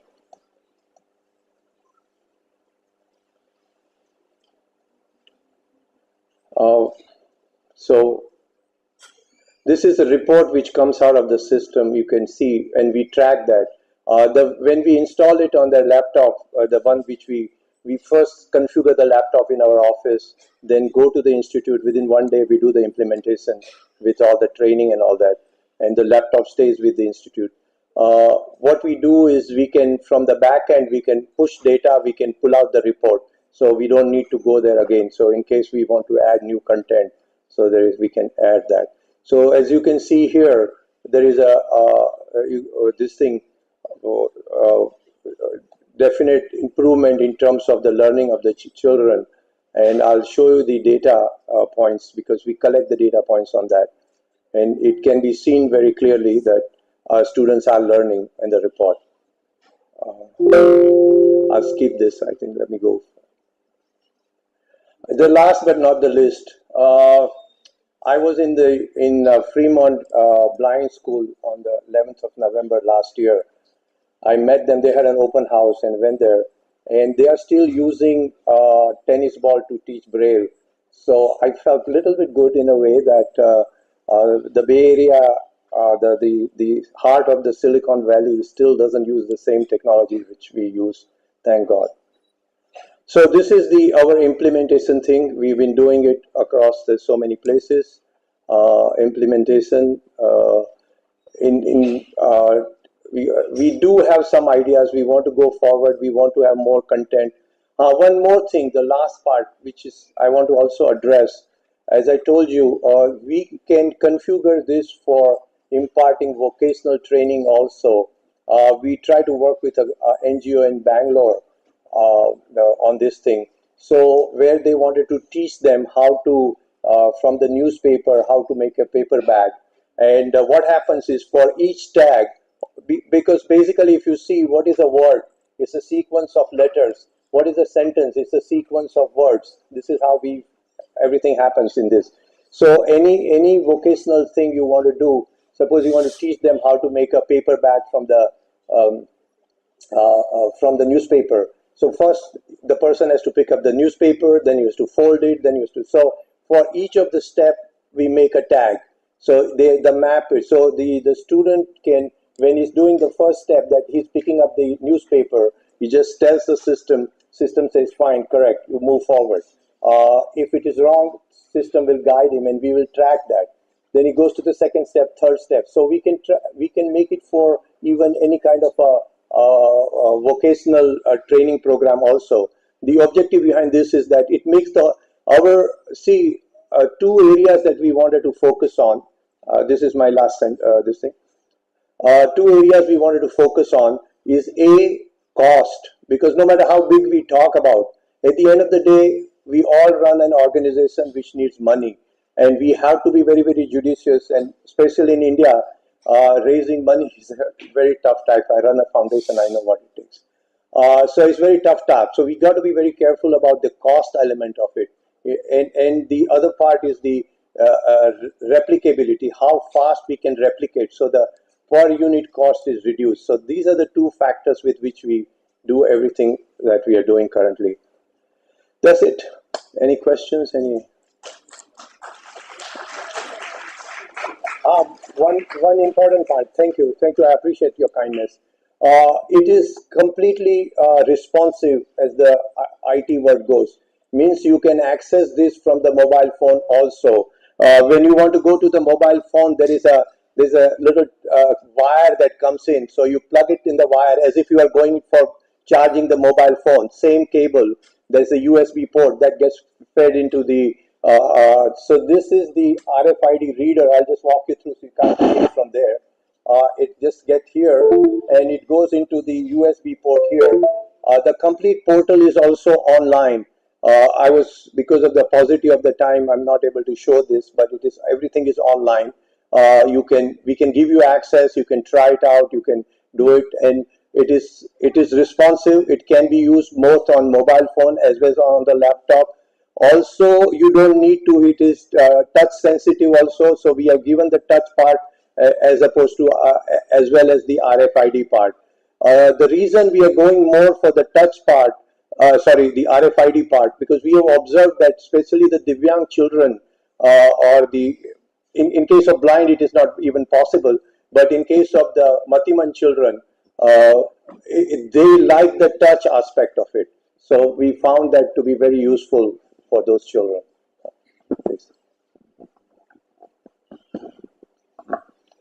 I have a question. Please go ahead. This is absolutely wonderful because this is kind of taking things to a different level. And thank you for showing the video because it really makes a huge difference when we see something. My question is, so my first question, I guess you answered because it was around mobility, because having a laptop and working on that with the cards and identification, so that you have taken care of by having it on the mobile. Now, is there a separate gadget one can work with which is connected to something, or I mean, how exactly is it? Can it become more mobile basically so that it reduces the cost that you're incurring in the whole technology? No, when you say mobile, or it can be attached to the tab. See, because it just in that cable there is a wire. You just insert it in the tab, so it can be used for. We are using it from the mobile also. So are they supposed to carry that thing with all the wire and everything? No, no, no. There is no all the wire. I can show you. It's a little small wire. You know.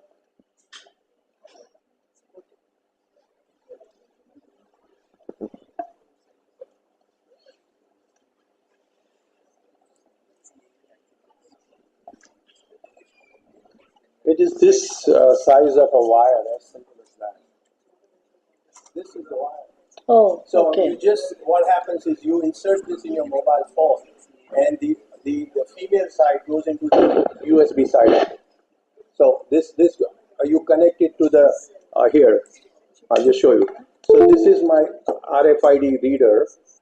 This is the it goes into the USB port of the laptop. Instead of that, it will go into this cable here, and this cable goes into the mobile phone. As simple as that. And then the person, in case of a laptop, we install it on the computer itself. Because in reality, whatever we talk, even today we had a problem with the internet connectivity and all that. In the remote part of India, is still a problem. So we are keeping them installed on the laptop itself, but they can access it online. So there is nothing to carry. I mean, this is it. Let me tell you, the whole kit is like, and there are some, oh, I forgot to show you that slide if you're interested. There are some 60 assignments. Each assignment consists of 5 tags in each of them. This is the reader, this is the cable that goes with it, this is a set of tags, and it just, either it goes into a laptop or in a mobile phone. So it's very interesting that you started this whole project with blind population because they can read.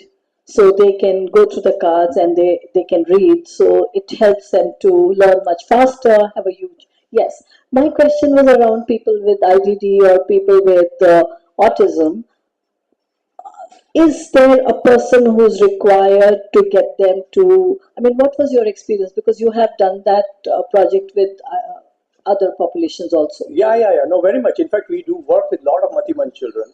I just use the word Matiman. I don't know the differentiality of you differentiating between all of them. And when we do, we take the data also from the school. What is the IQ level? What is, because we are interested in doing data analytics. Is there any kind of a correlation later on? Currently, we don't have enough data to do the data analytics. So we do take that information from the school. And what was the question then? The children with the visually disabled children, they can read. So they can read the braille and they can identify and they get automatic feedback coming from the gadget. But for people with ITD or children with autism or people with autism, there is an image, ma'am. There's an image of a cat on the thing, so they don't need to know the word. They don't need to know the spelling CAT, cat or Billy or whatever. There is an image on the tag, so they understand. We have tested it. You know, what we need is typically, your question is valid. We don't need we need some person to navigate with these children. They cannot. If you want, I can even walk you through the app itself. This online, there is a provision for language. There are levels of questions, and if I have 5 minutes, I can even show you. No, I'm very interested, and I will get in touch with you. Maybe somebody else has a question. Yeah, too much time. Yeah, somebody else. We'll talk offline. Yes, Sure. Okay. Thank you so much. Wonderful job. Thanks a lot. So thank you for a wonderful session. Thank you, sir, for your wonderful and lucid presentation. And I think your presentation is an example for all of us, sir. So which is empowering the lives and educating the children with special needs. I think you will be a role model for all of us, particularly the younger generation and the participants who are working in this field. So I think it's you are a role model for us. So I think taking you as an example, many younger generation will be working to improve the quality of life of persons with intellectual disabilities. Thank you. I would love to add my appreciation for Dr. Uday Mehta.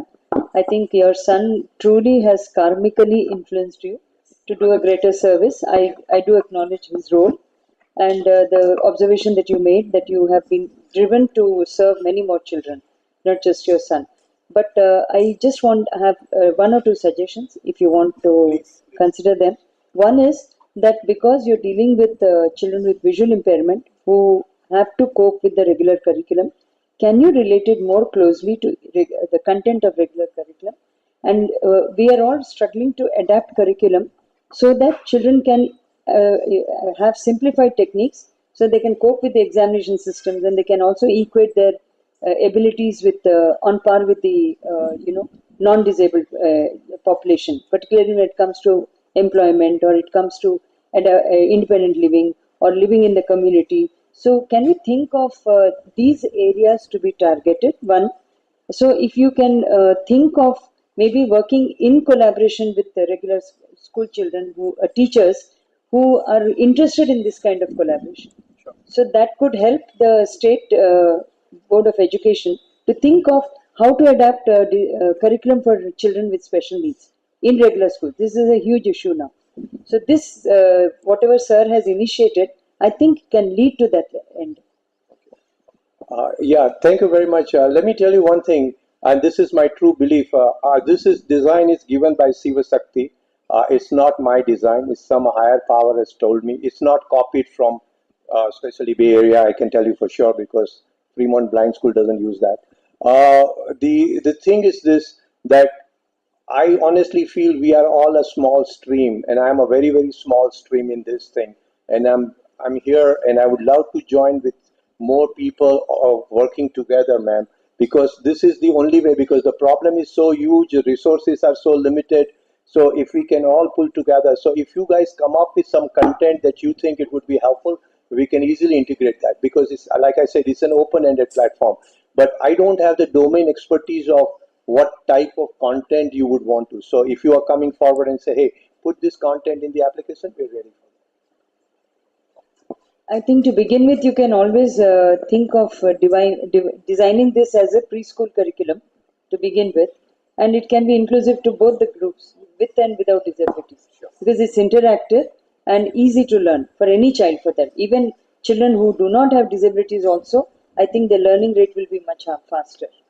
Yeah, we have a lot of exercise. I can share the list with you later on what exercise we have. Thank you. Thank you so much, ma'am, for your input. Thank you, sir. Thank you, Dr. Mehta, for wonderful presentation. And in spite of, power cut and inconvenience, I really appreciate the way you people are engaged and asking the question. Thank you for being so patient. And we are on the power backup, and we are deeply regretted for the inconvenience caused. And I hope you'll understand and bear with us with the next presentation. Next presentation by Joel Bosu. on the presentation of software assisted vocal response analysis and assessment and management of autism using AI and ML models. So please take over the session. Ma'am, this is the last presentation for this session. Okay.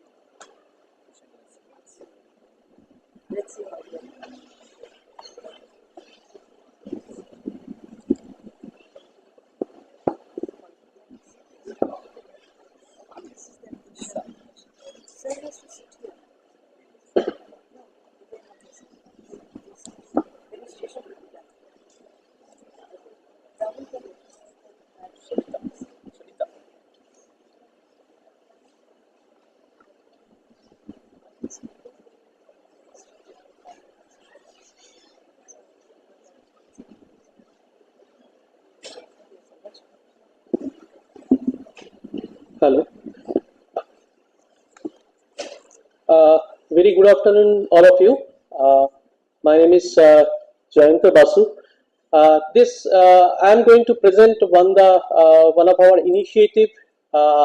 We call it the Disha, and the component whatever I am going to share with you today. It's one of the sub part of our ongoing activities under the Disha project, and you know that the title itself saying that we are as an engineer and scientist working in the area of audio signal processing, speech signal processing, image and video processing, how we can give how we can develop some kind of assistive tool or ICT enabled solution so that it can be helpful for the children with autism. So the project Disha is actually initiated.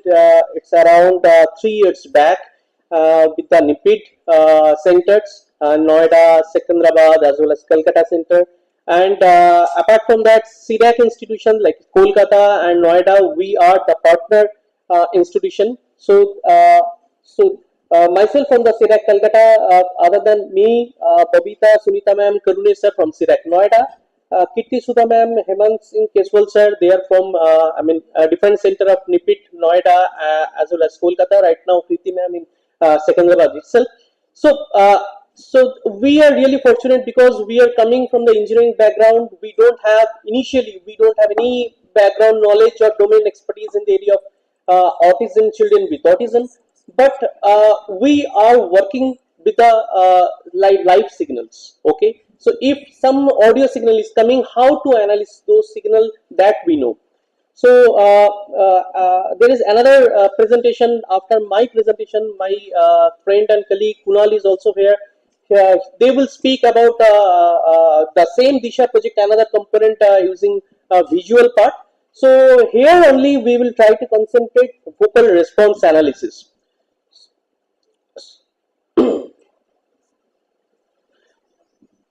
So motivation, prevalence, everything you know better than me because you are in a better position to say about the autism, what is autism, everything. But I will say that when we thought that if we can do something using some ICT enabled solution for the children with autism, and we interact with Keswal sir in Kolkata long back, and we interacted so many times, and we after that we formulate one project, and this project whatever today I am going to share with you, it's funded by Ministry of Electronics and Information Technology, and a sub component of today only I am showing here with you. So the objective of this work, something like that, we are trying to assess the children with autism in very early stage, like 3 years, okay, sometimes 2 years onward, we can say. So we developed some kind of solution for the assessment, automated assessment using AIML.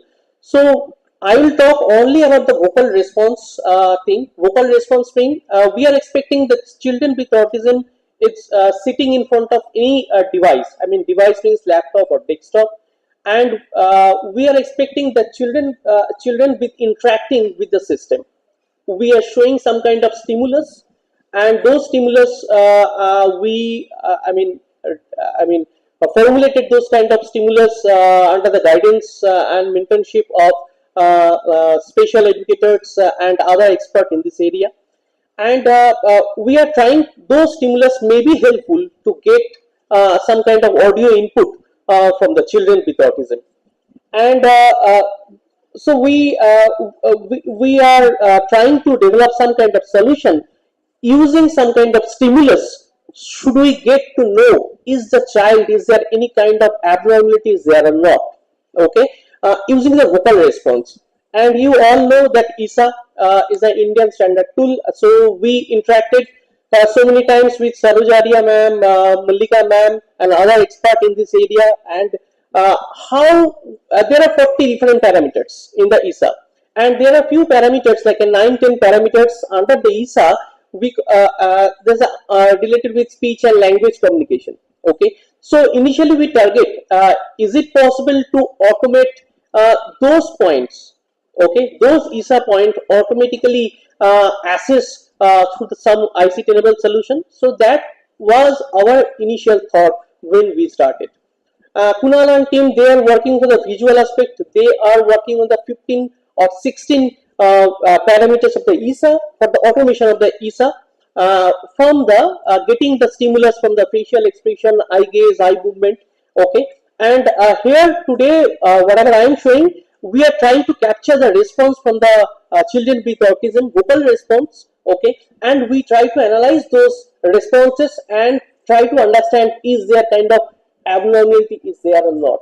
Okay, so these are the ISA parameters, and there are some kind of tools that we are using as an scientist and engineers in the area of the audio signal processing. Like, is there any kind of voice signal is there or not? Is there any kind of silence is there or not? Is there any kind of nonsense word or jargon words are there or not, using speech recognition system? Because today we are talking about the, like our earlier speaker already mentioned, like a speech recognition, NLP. So those are the tool. Should we use those tool for the Indian context? Okay, so we started working on those area and try to identify what are the different nonsense speech are there within the when we the child is speaking with the system. Is there any nonsense speech is there or not? Okay, so we are trying to develop different tools after getting the response from the children with autism. And the system will give some kind of assessment, and though it's a very initial stage, so the therapist observation is very important for the correlation. So we also correlate with the therapist observation, manual observation, whatever you have done, the specialist you have done.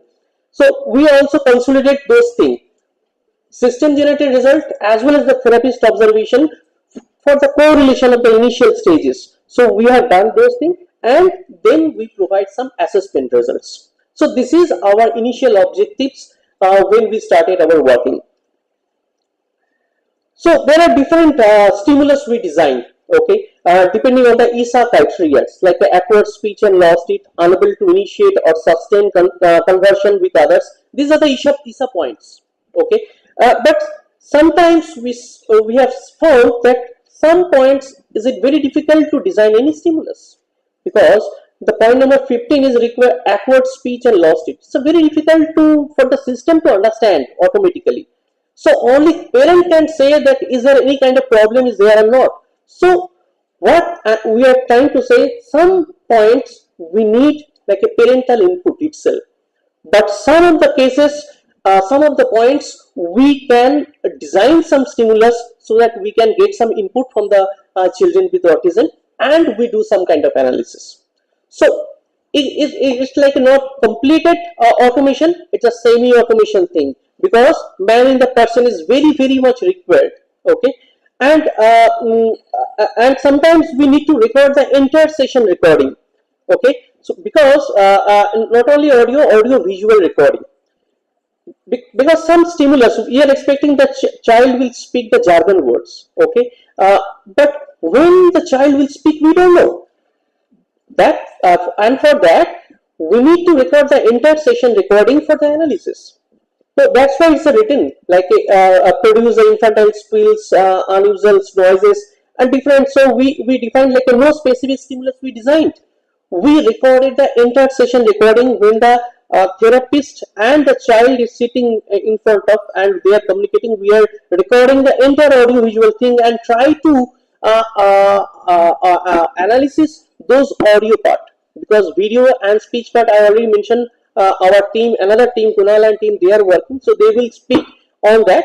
I am only trying to identify, is there from the audio signal itself, how we can identify is there kind of differences are there or not. Okay, from the typically developed students, a child, and this autistic child. So these are the different stimulus. Though we develop the different stimulus like a human-based stimulus as well as animated-based stimulus also, and some and we are capturing this below.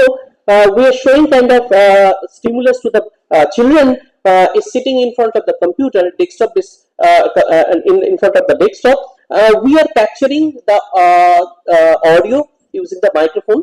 Okay, and try to get the information, audio input. Okay, so this way we are trying to capture those information. So apart from that, we also design like a flashcard. So like a, what is this shape? It's a very common. So is this a circle? It's a square. Or what is the color? So that the child with autism at the age of like 3 years or maybe the 4 years, they can speak and they can give the answer. Okay, so this way we have designed the different stimulus. So I will give you the details of those stimulus in next slides. And also, as I already mentioned, sometimes we need to record conversation. So we are also collecting the inter-session recording when the expert and the children and with the parents are interacting. We record the inter-session and the analysis those points. So, so three type of stimulus, three type of things we have done. That is stimulus. We have collected a stimulus-based response. We have collected inter-session recording, audio, video recording, as well as there is some option. Like a parent sometimes say, I have the audio, video, but the child, when he or she is sitting in front of the computer, he or she cannot communicating with the desktop. So there is a provision to upload like any audio video thing to the system, so that the system can also do some kind of analysis. Okay, because sometimes the children can speak in their home itself, but when the child when the child come to the for the assessment, they sometimes not do anything. Okay, so that's why the third point is important. So this is we call is the data collection of this audio-visual data collection softwares. So these are different stimulus we show, and that time we record audio, video both, and the features something like that's a very what are the stimulus we have designed with the consultation of the expert only. Okay, and there is a provision to record the everything. If the child is coming again, so we can have their previous responses also. So in the current system, like we Hindi and Bengali based stimulus we designed. For the flashcard, we have the Hindi, Bengali, English languages stimulus. 9 categories. In each category, there are 5 different objects. Your images are there. So 9 into 5, 45 in 3 different language. So we have currently 182 videos as a stimulus, and we collected those data in NIPIT Kolkata and NIPIT Noida. And last month we installed one solution here in Secunderabad office itself. Though we are waiting, I mean, this project is going to end, but we are planning to have the next phase of project in the same line, assessment as well as rehabilitation in this area. So I'm just keeping. So these are some kind of actual data. What we have done. This is a signal we need to translate, annotate it automatically, and those data we need to feed to the any machine learning based system so that the system can learn. So these are the natural data, and I have a different audio file. Like I don't have much time, but I don't know it's audible to you. I need to.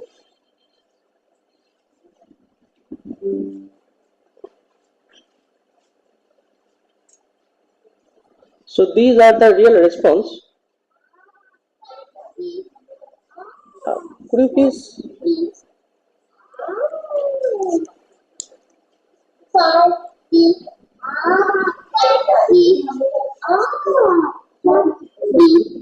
So the child is repeating the speech again and again. Okay.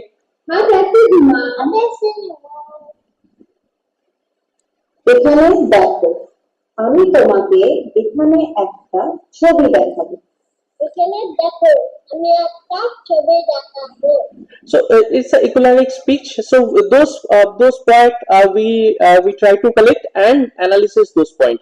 Okay. So these are the different statistical. I mean, whatever the data currently we have collected around 152 children's data for the analysis. Okay, and about out of 152, only 144 children we have data for the we have taken for the analysis.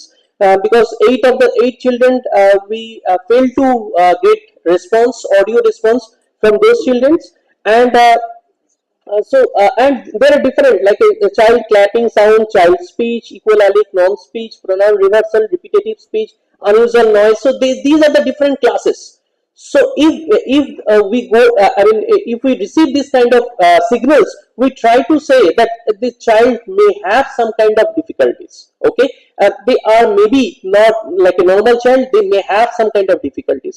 So and these are the different parameters. Whatever the parameters we analysis automatically. This AI/ML with response I already mentioned. So we try to model this point using different machine learning algorithms. So this is my last slide in the conclusion. So we can say that this is only we spent like the last 2 years or more than 2 years we spent in this area. So we need to go long run because we need to collect little more data, and it's not like it's a completely different subject, because initially we worked on the data with the normal populations. We will say it's little easy, but when we are going to collect special child data, it's completely different story. We need to give more time. So like 144 or 154 data, whatever the amount of data we have collected, I will say it will take huge time. So we need to have the patient to collect those data. We need to bear with their timing, because the child is coming and saying, I'm not interested. I'm not interested to say. And we need to get the consent from the parents. So it will take huge time. It's not like only 154. It's a huge number for us. We need to increase those number because the current machine learning algorithm, we are expecting a little more data. So anyway, I'd like to acknowledge our ministry for the funding. Obviously, without the support of NIPIT, it's not possible for us to carry out our activity from the initial day one. So NIPIT officials with us, and we worked, and we also thanks our special educators, those who are with us for the entire tenure. And obviously, we need to thanks Sharojaria ma'am and Mallika ma'am, because their input is very much very important during this tenure. So that's for my side. Kitty Sudha ma'am is here. If you give me just 1 minute, I request Kitty ma'am to share the experience of the field, because Kitty ma'am was there at that time in Kolkata. They have collected most of the data. So I request Kitty ma'am to just speak 1-2 minutes. Thank you. Thank you, sir. So when we were initially designing the stimuli and all, This all was a very new exercise for us because we as rehabilitation psychologists, we interact with the child personally, and this interaction physically, it is not only verbal, it is gestural interaction, physical interaction. We share the toys, we share the material. So a lot of brainstorming we had to do, like how this will be converted into a digital component. Initially, we felt limitations and we were realizing that only verbal interactions we are being able to put. So, usually in actual practice, we give manipulatives to the child, we give them instructions, we see that they are actually manipulating the toys and all, which was very critical for us to do. And because our system initially we did not realize that we should have had screen touch. So, our system that we used for this initial data collection was not screen touch. So, again, that was another limitation where we did not have that, or we could not include that manipulative screen based. So that was a lot of exercise that we did, and I'm very thankful to our experts to give us feedback. Even Professor Uttama Lahiri from IIT Gandhinagar, she has also helped us with that.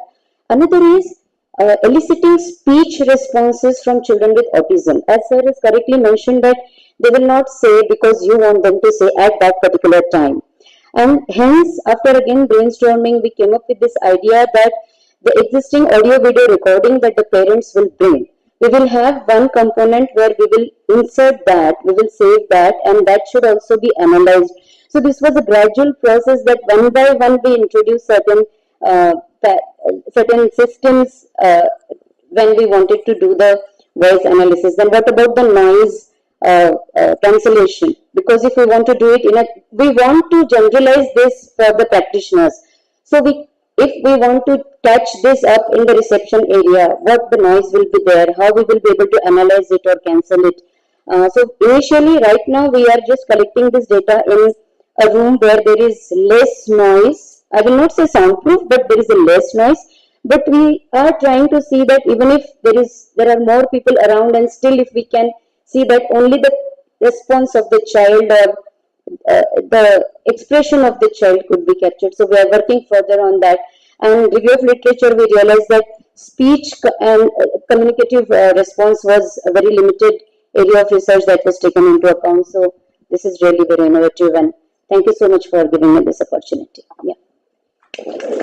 Thank you, Mr. Basu. I would like you to be here on the stage. Thank you, Mrs. Kirti Sudha.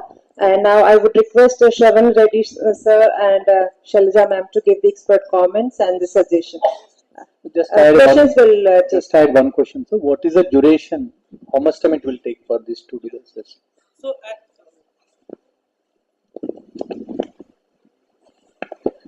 duration for the audio and visual part, it will take around 45 minutes. For the audio, it will take like a 15 minutes, but there is also like a visual part is also there. So both that, if we merge both, it will take around 45 minutes. So you are not using this data for the clinical diagnosis. What I understood from your presentation, it's only for the speech part, okay? It's only for the intervention part. Yeah, this is only for the RD diagnosis intervention. I mean, so for already clinical diagnosis, we are having very easier tools than this. Yes, I know. Because it's a new till, and when the child is coming, it will take a little more time to convince their parents, get some consent. After that only we need to collect the data. Any follow-up, sir, regarding the reduction in the scores, severity of autism, or improvement in the communication? So today when they are coming and in the next visit, so you are having any grading? Yes. Right now, whatever we are showing, is there any kind of autistic behavior is present or not? The system is providing. We are not grading like a mild, moderate, severe, like as ESA mostly do. So we can do inherently the system is doing, but we are not showcasing in front of the to the children or to the parents. We are showing that is there any kind of autistic behavior present or not, and how much it's improving when they are coming after some kind of therapy session. We can do the same session again, and we try to measure is there any improvement is there or not. Last question, sir. And only autism you are taking or other comorbid condition? By means in many time autism, nearly 40-50% you are like ID, ADHD, and some genetic disorders. Only like a child with autism. Okay, thank you. I may have a lot of questions. Bear with me. First of all, I want to know, Did you visualize that this will be helpful for the child's communication skills? Is that the vision that you had when you developed this model? Actually, ma'am, when the child come and sit in front of desktop, some child they are more interactive, okay, because some new things they are saying. The system is asking like a heart to thou, heart roll karo, what's your name, and it's kind of stimulus and like a human being, okay. So they are interacting in nature. Sometimes the child is interacting with the system. So in short, what you're trying to say is if you stimulate sounds, right, they will respond, right, and probably that is the initial stage of reciprocal communication, right, is what your vision is. Right. Okay. Kirti Sudha, I want to ask you, because you are from the psychology background, we do use behavioral approaches for communication improvement in many other conditions of disabilities. But for specifically for autism, we know that any learning in context based, if you do the stimulation in the context where the need arises, the association builds up much faster. Yes, And that is the basis for reciprocal communication. Yes, Have you incorporated that component into this effort? Ma'am, right now no, because right now we were only focusing No, major on the. if you are removing the context and just nonsensical sound or unmeaningful sound, that we did not introduce in this assessment. No. When you said you introduce a sound, how do you determine the sound has to be given to him? What is your basis for selecting that stimuli?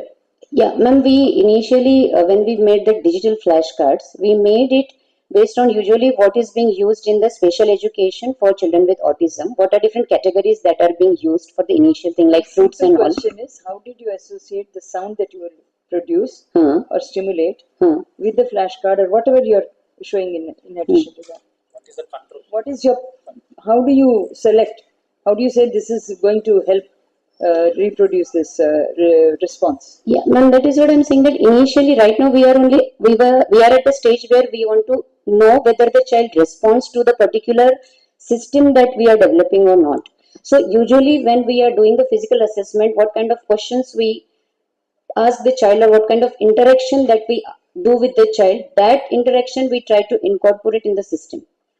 So, do you know that autism has restricted attention? Yes, ma'am. So, isn't that going to interfere? It has interfered. So, how will you think this stimulation will help?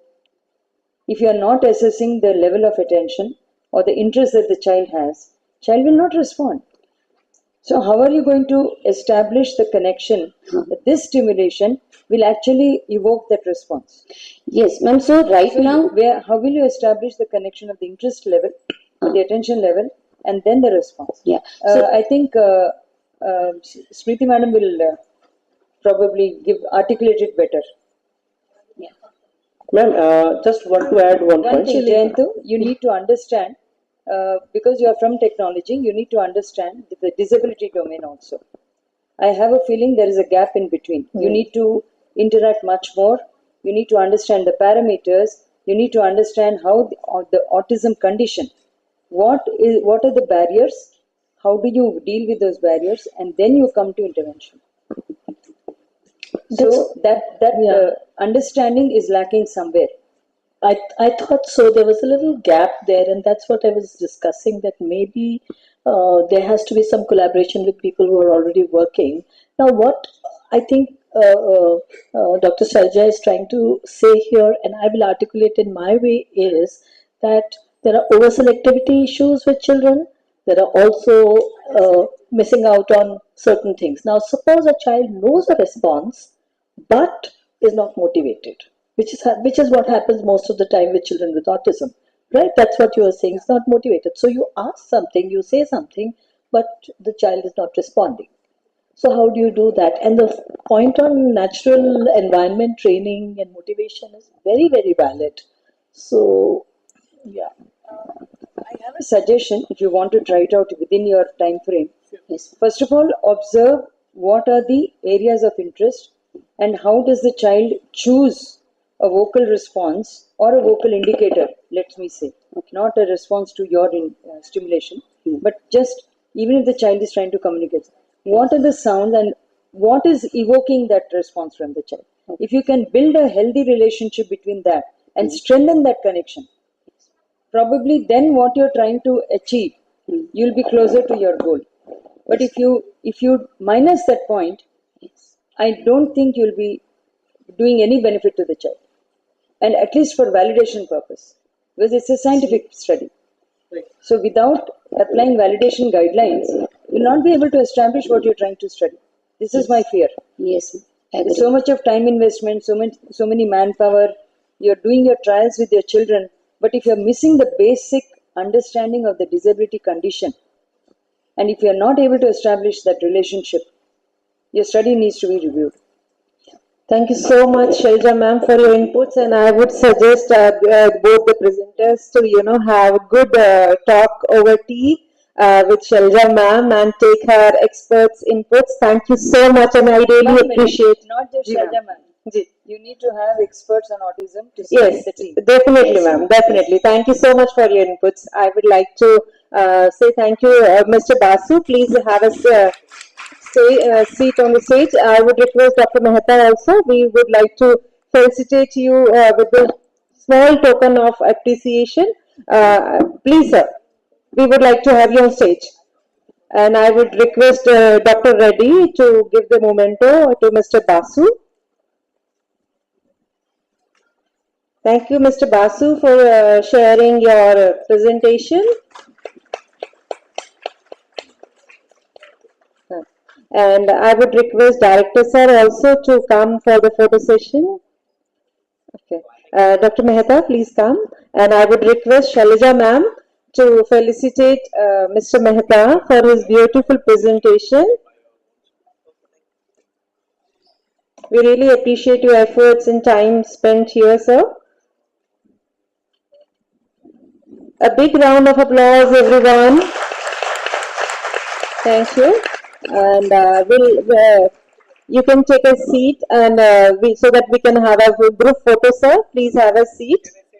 Yeah, please, please. One word. One word, don't. This I'm not going to say one. One thing I just. Oh, one more. Okay, let me just first. Oh. Along with technology, we want to be, nature to be with you.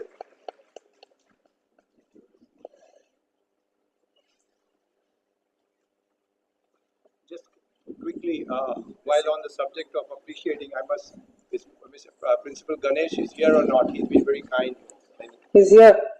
Ganesh sir, please acknowledge sir's appreciation. Ganesh sir has been the one who has really been helping me out and guiding me on this. So I really appreciate that. I'm sorry I didn't mention that. And one last thing, what I learned from the last presentation, we are working on recording the sound of a child because the speech plays a very important role. So we have a module where the mother would speak something and how the child would repeat that, and we intend to store that. But today what I learned from the discussion that we should also store the video in that. So once it is ready, I'll come back to you and maybe it can be Sure, sir, sure. We would love to do that. And I just take this opportunity to share that time is a limited commodity and request to all the presenters to stick to the time limit and share your views crisply, clearly within the time limit. That is also a skill. Thank you so much. And you all have these pamphlets in your kit which you have got. And now we will have the parallel session after the tea break. We will have session. One session is in auditorium. The presenters are Dr. Sunita Devi, Ms. Sushmita KS, Ms. Vinita Gupta, Ms. Smriti Shankar. So please stay back here in after the tea, and we stick to the 15 minutes. Please limit your time for the presentation. Second parallel session we would be having in conference hall 1, which will be near the reception in the first building, academic building. And then we have parallel session 3, which is near library on the first floor, where you have academic building, in academic building. Right now we will break for the tea. Okay, so the participants for the group photos, okay, all the presenters. All the presenters, please come. I would request Director sir, I would request Dr. Smita Avasthi ma'am, I would request Dr. Deshpande ma'am, I would request Basu sir and all be here. It's a beautiful memories. I would really request ma'am, you please join us and yes, yes. Kirti Sudha ma'am, please. Thank you so much.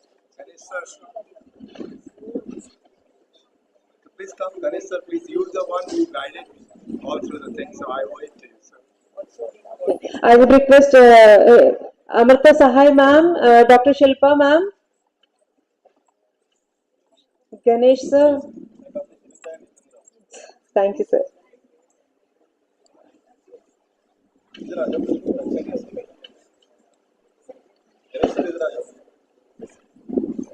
Make a balance of the voice and You're trying to.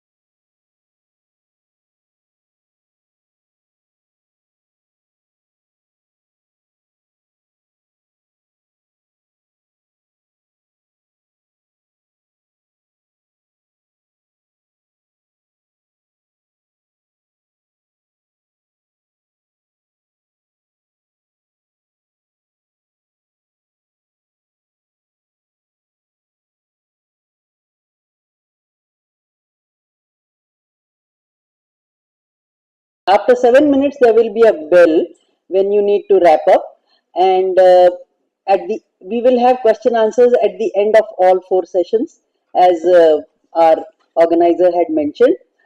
Please keep to time.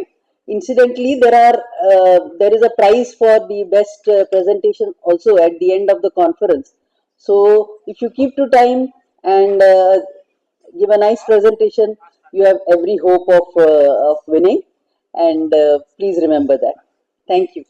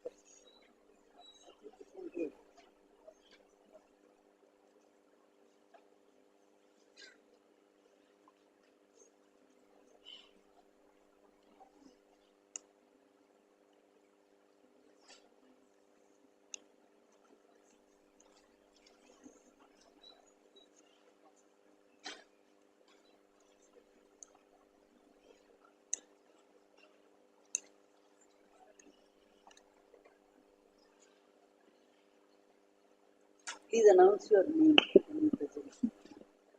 Good evening, everyone. I welcome our chairperson and our moderator on the stage. I request all the paper presenters, Dr. Sunita Devi ma'am, Ms. Sushmita KS, Vinita Gupta ma'am, Smriti Shankar ma'am to be on stage so that we can commence our program.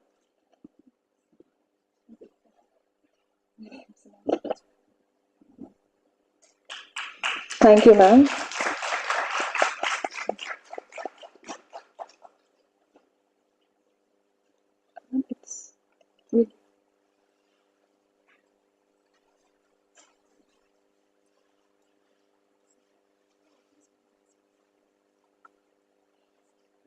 I thank all our presenters. We are graced by your presence.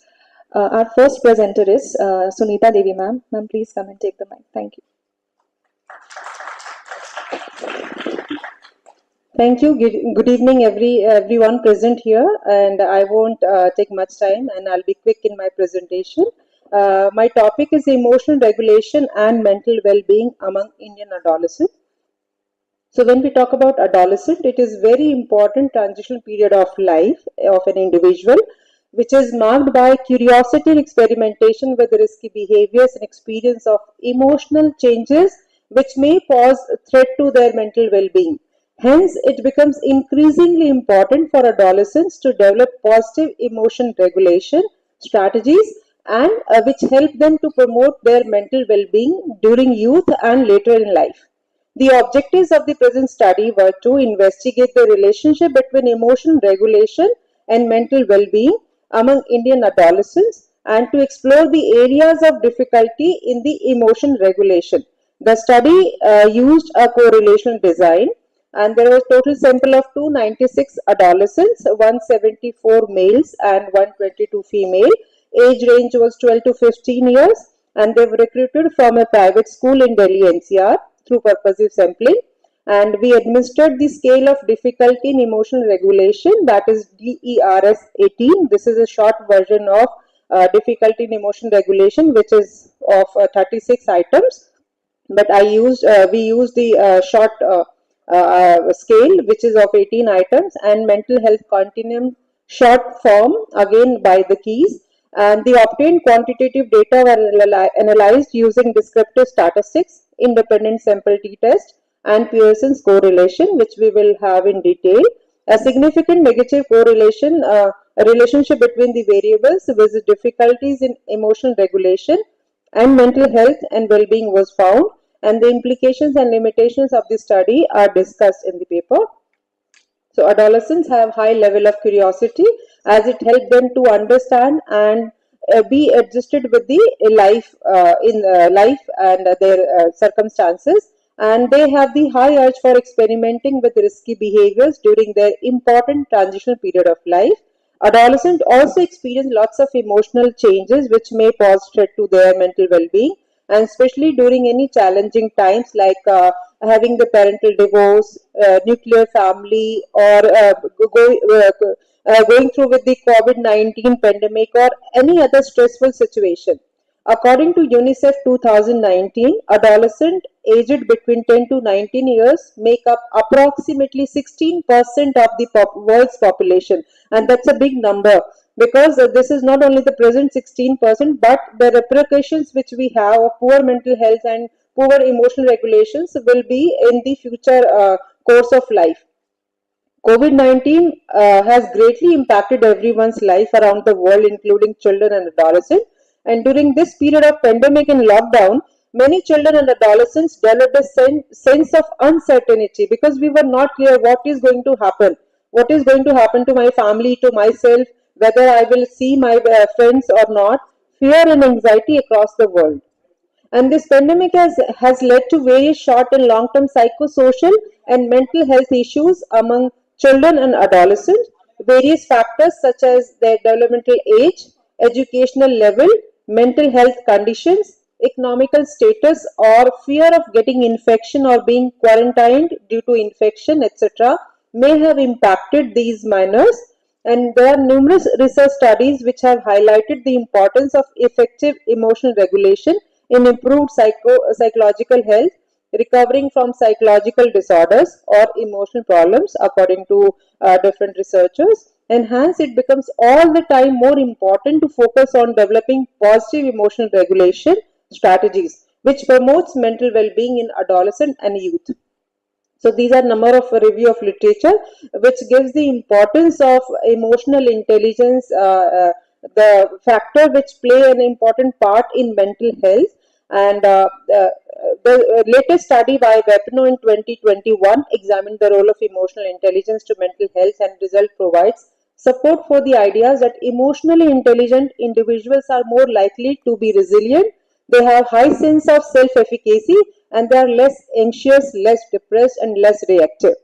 Then Singh and others in 2020 also support these ideas that mental health aspect of children and adolescents during COVID-19 pandemic and lockdown found out that there is an urgent need for planning longitudinal and developmental studies to implement evidence-based elaborative plan of action to provide the psychosocial and mental health needs of the vulnerable children and adolescents during pandemic as well as post-pandemic. So these are number of researches which is giving and which is talking about in favor of building the emotional regulation among adolescents. So the research objectives were to investigate the relationship between emotional regulation and mental well-being among Indian adolescents, and also another objective was to explore the areas of difficulties in emotion regulation. So we have total sample of 296 adolescents, where 174 boys, 122 was girls, and the age range was 12 to 15. And these were the two tools which were used. And mental health continuum short form was having 14 items, and the age range which we can apply is 12 to 18 years. The difficulty in emotional regulation scale was also for short version by Victor and Klonsky. This have 18 items because during adolescent and all, again the interest area and the attention, because they don't want to sit and spend long time, more time on filling up the form. So we have to use the shorter forms. These were the research methodology which I used in my study. Quantitative data were analyzed using descriptive statistics, independent sample t-test, and Pearson's correlation. And this is the descriptive statistics.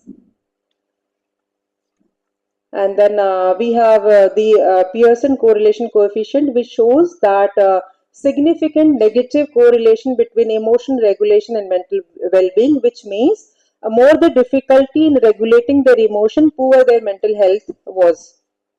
And the current study was designed to see the relationship, and the findings of this study, as hypothesized, revealed that adolescents who experience low level of difficulties have higher level of mental health and well-being, whereas more difficulty in emotional regulation were having poor or less mental well-being. And the result findings supported by previous researches, where results show that emotional regulation use, strategy use, mental health and social outcomes all play important and interrelated roles in adolescents' well-being. And there is also a consistent body of evidence from self-report studies that disruptions to emotion regulation capacities are associated with greater likelihood of experiencing anxiety and depression in adolescent. So it's very, very important to build on the skill of the adolescent so that we can reduce the burden on the mental health of the already limited resources of developing countries such as India and other developing countries. And there is also evidence suggesting that these disruptions to emotion regulations are predictive rather than sequelae of future psychopathology. Understanding difficulties faced by emotion regulation in adolescents is critical for developing and improving the existing programs for emotional regulation or developing emotional intelligence or competence interventions for adolescents' mental health and well-being. In schools nowadays, we have many life skills given by WHO. There are total 10 life skills which we give the training on to adolescents, how to regulate their emotions, their anger management and different emotions. Unfortunately, in the school system, the focus is more on the academic part and the numbers and like how much score they have got, what subjects they have taken, rather than what emotions or how is their mental health. So we have to really shift the focus from only numbers to also taking care of their mental health.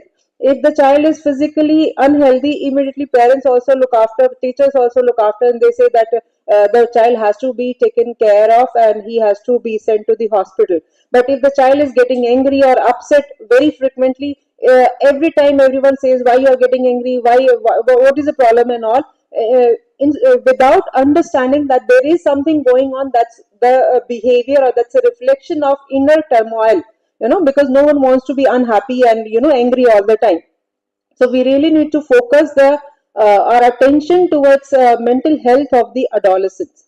So these are some of the references which I have used, and thank you so much for your kind attention. And I hope we can work and we can plan some intervention strategies where we can develop our emotion regulation strategies in adolescent, who is the wealth of the future and the nation. Thank you so much, ma'am. Thank you, everyone. I hope I was to the point. Thank you for keeping to the time. And in fact, I would request the moderators to let the presenter know the time. Thank you so much. We'll have a question answer session at the end. Thank you, everyone. Thank you, ma'am, for enlightening us. Our next presenter for the day is Sushmita, ma'am. Ma'am, please come and take the mic. Please give me a minute while I set up your PPT.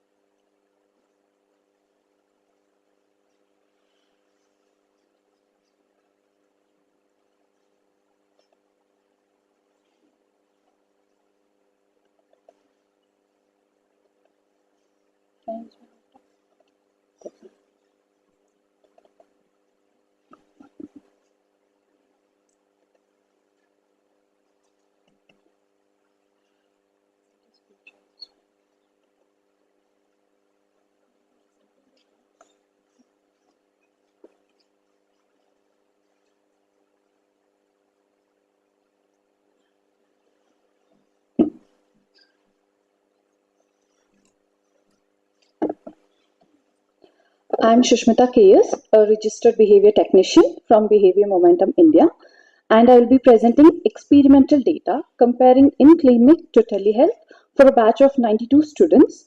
There are 8 colleagues who are authors in the study.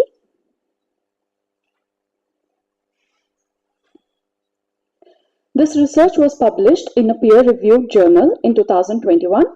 My colleague Papia will be presenting the decision model in another place. So I'll not go deep into it. So historically, behavior analysts have shown that you can use telehealth to deliver services to rural areas with low concentrations of service providers.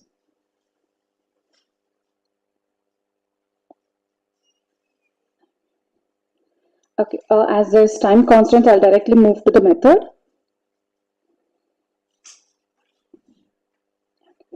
In this study, we had 92 participants who received ABA-based interventions in clinic prior to the lockdown. The mean age was 8 years 11 months. They had been receiving services for at least 6 months prior. The organization and personnel were described in the previous presentation. Essentially, 50 therapists and 9 behavior supervisors and a clinical director were involved in the transition. So materials used was mostly smartphones, some tablets or laptops. Therapists used pictures from the sites like images mostly from pixabay.com.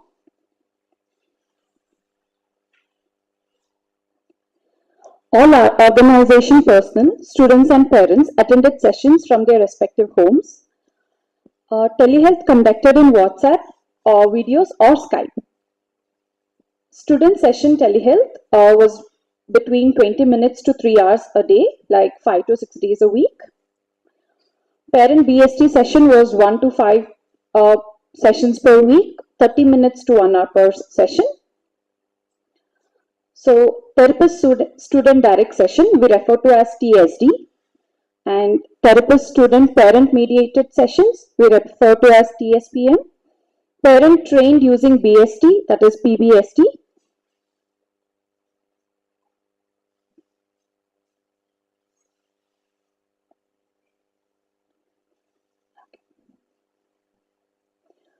We continued whatever targets the child had in clinic and in telehealth program when the lockdown started for TSD students, where the treatment was direct. The therapist skipped training and the child to request for edibles. For BST students, we restricted the targets based on the protocol the parents were trained on. So 2 parents were trained on implementation across all skill domains, while other parents were trained on select protocols. The first session duration measured on the last 3 days of week for 26 students by the therapist, and the second trial per hour was measured on week 2, 9 and 20 and on 28 week for each session by therapist. New skills acquired based on the code probes and master criteria per 2 months period. There are 10 students in the PBST category. The dependent variables here were the number of protocols mastered by parents and the number of skills acquired by the students. The inter-observer agreement throughout the study was over 80% for the dependent variables studied. With TSD students, we used vocals or text prompts. We even used virtual tokens with backup reinforcers such as walk breaks or play breaks, access to iPad or fun videos.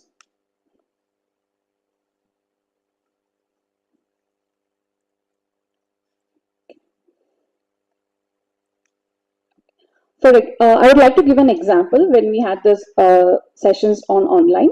Like therapist used to hold a cup in front of the camera and used to give an example like, okay, this is a cup, it has a handle, a base and a rim, and the child was expected to echo back. Once the child echoes back, either the child was reinforced or the next trial was conducted.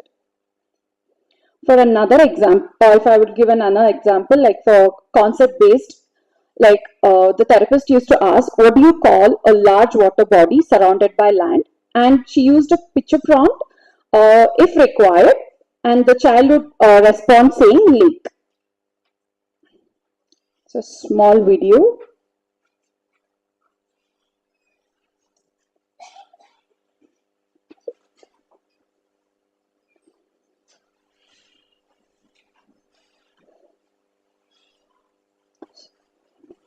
Sorry, I'm unable to play it. So in parent-mediated sessions, the parents provided gestural prompts based on prior agreement with the therapist for specific targets, and they delivered reinforcers after receiving a cue from the therapist. If the therapist is not able to view student responses, for example, if the child points at stimulus appearing on the screen, the parent gave a thumbs up sign if it was correct and named the response selected if it was incorrect. So, for example, if you are teaching a child using which trial, the student has several pens. The therapist says, show me a pen. So there are several pens on the table. So the therapist holds a text prompt saying which one. You have 3 minutes. Okay.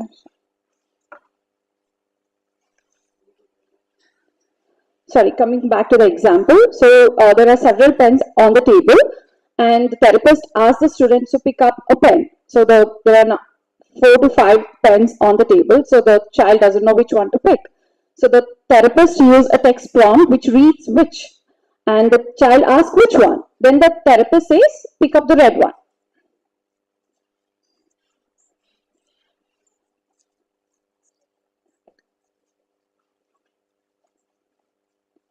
So there's a small video. So the parent training behavior supervisors provided written steps for every protocol and explained the steps to the parent.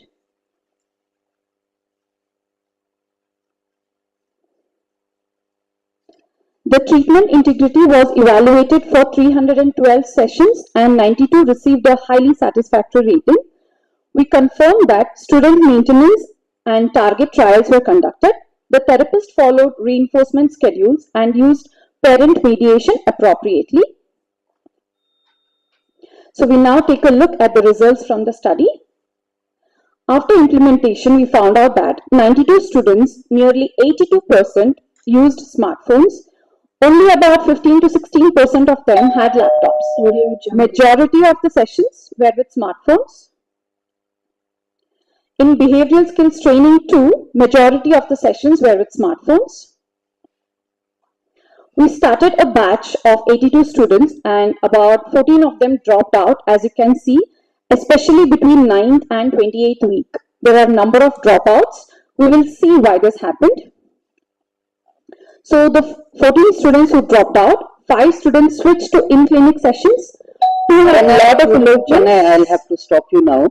In any case, I'd like to inform the audience that since the paper has already been published, it cannot really be considered for any kind of a prize in a presentation. So I'm sorry, your presentation will not, I appreciate your work and it's very hard work and it's beautifully done. And I'm so happy that you've been so particular about methodology. But I'm afraid you will not be eligible for the prize because this has already been published. Right? Yeah. No, I'm not worried about the prize. Okay. So how much time will you require? Because you are eating into the other people's time. Yeah, just give me 2 minutes. Yeah. Because we were told that it will be 15 minutes and the last moment was 10 minutes. Take your time. Finish your thing quickly. Thank you. So out of 14 students who dropped out, we can see 5 students switched to in-clinic sessions. 2 students had a lot of elopements and challenging behaviors, like they wouldn't sit at the table. And 2 people had poor connectivity, and 5 of the parents had time constraints.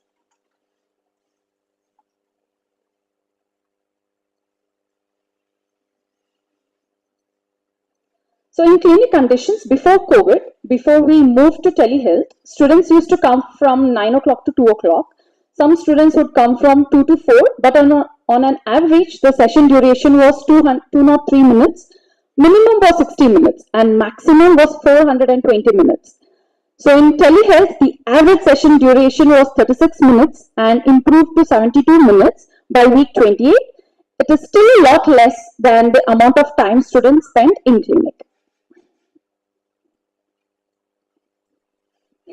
Each student is plotted in this chart on the basis of the number of skills acquired during 2 months in clinic on x-axis versus skills acquired telehealth on y-axis. All students continue to acquire more skills. Almost equal number of students acquired similar number of skills in telehealth compared to in clinic.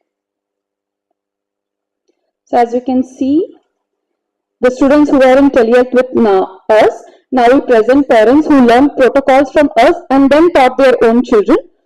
So look at the shaded parts. So parents mastered on an average 8 skills in the first month and then 2 protocols each in next 2 months. So we sent out a Google form survey to the parents and 32 parents responded to our survey. Majority of them rated the organization's telehealth initiative and therapist enthusiasm as excellent or very satisfactory. They gave these ratings. Even though almost 66% of the parents felt that children had acquired fewer targets, 72% of the parents said that their awareness, familiarity, and confidence with the science of ABA had increased.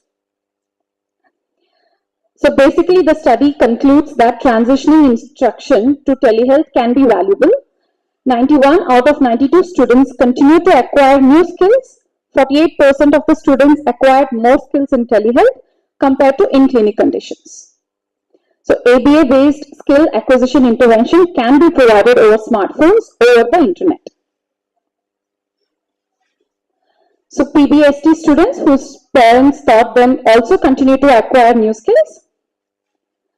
More thoughts need to be applied to secure the video meeting platform. So conclusions, despite the limitations outlined given the uncertain times and the possibility of limited clinic attendance, it can be stated that distance support using telehealth, technology and parent training is a tool for behavior analysts to deploy, monitor effectiveness and improve. Thank you.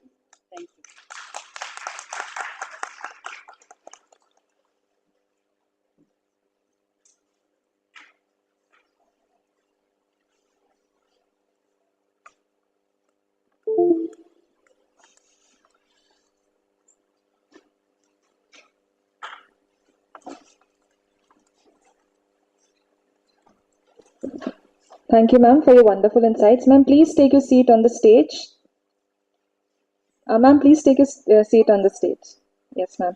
I will now like to invite Ms. Vinita Gupta, ma'am, to the stage. Ma'am, please come and start your presentation. Thank you, ma'am.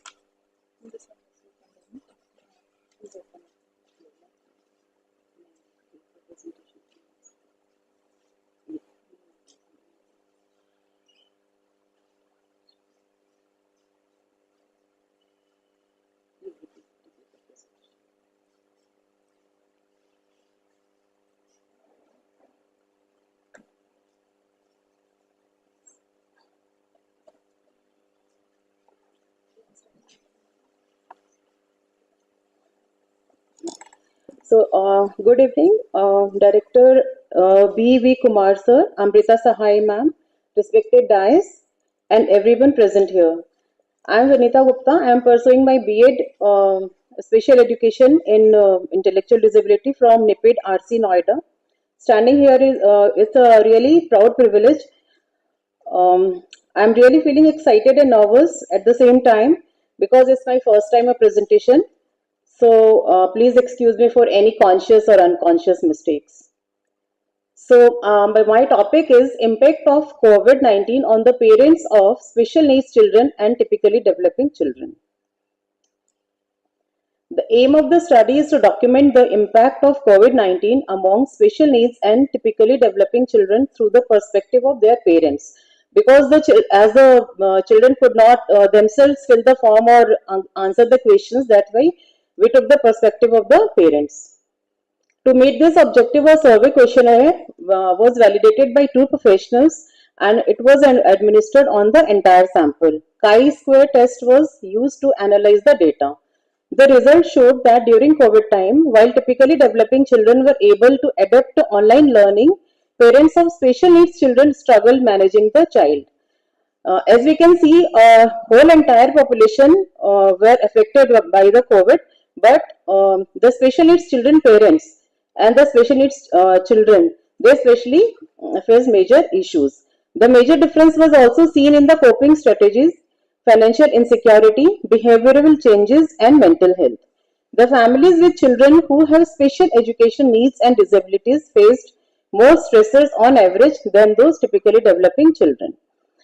Although a positive change was seen in the form of family dynamics and interconnectedness in all the parents as they got more time with each other and they could spend more time.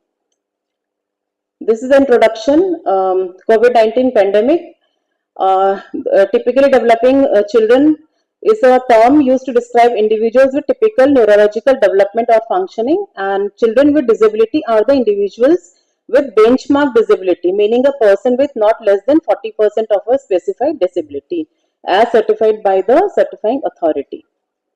So I'm skipping little introduction part. These are the several literature reviews.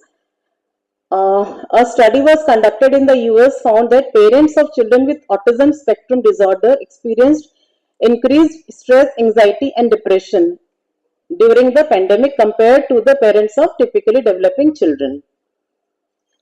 Another study also highlighted the impact of pandemic on the children's mental health. Now the objective. The objective of the study is to study the impact of pandemic on children's learning through the perspective of their parents. Hypothesis. The hypothesis of the study is as follows. Null hypothesis, the variables are independent and there is no relationship between the categorical variables, which are the parents of special needs children and the parents of typically developing children. So the methodology procedure, a questionnaire was developed for the control group study and was validated by two professionals. The questionnaire was developed both in Hindi and English. Informed consent was taken from the parents, ensuring confidentiality of responses. The data used in the study were pulled from an entire online survey of parents of special needs and typically developing children, and it was analyzed by chi-square test. Now the samples. It was taken, an online survey targeted the parents of special needs children at NIPID RC Noida. Participants were selected through the special school, namely NIPID MSCC, Model Special School Center, where the children come for the school, and the parents coming for the OPD services at NIPID RC Noida. So these are the three sources from where I got the sample for the special needs children. And the parents of typically developing children living in Delhi NCR. So there were total 60 parents, which consisted of 30 parents each of children with mild and moderate intellectual disability. The severe children were not a part of this study. And also the typically developing children, the age range was 4 to 10 years. The sample of the parents of special needs consisted of both fathers and mothers. Fathers were 53.3% and mother were 46.7%. And typically developing children also, father were 43.3% and mother were 56.7%. Purposive sampling technique was used to collect the sample. The data collection was done in the month of March 2023. The inclusion criteria was children with mild moderate intellectual disability age 4 to 10 years, typically developing children age 4 to 10 years, and intellectual disabled children with typically developing siblings. Those children those who have the siblings with intellectual disabled or any other disabled were excluded from the study. Parents of typically developing children age 4 to 10 years, parent of children with intellectual disability 4 to 10 years. All these were the included. Description of the tool, online survey questionnaire. It was used and created both in Hindi and English. The tool has 11 items related to the areas of life that were affected due to COVID-19. like health, education, employment, behavioral changes, family dynamics, coping mechanism. All were a multiple choice question type. Now the first question, during COVID-19, what was the major area of concern for the child? Yeah. Like there are 10 questions more. What was the impact of loss of job on finances on your well-being? What changes do you see in the child's pattern of learning? What coping strategies parents are using? And what was the most difficult area in handling the child? What behavioral changes do you see in the child? What major changes do you see in the family dynamics?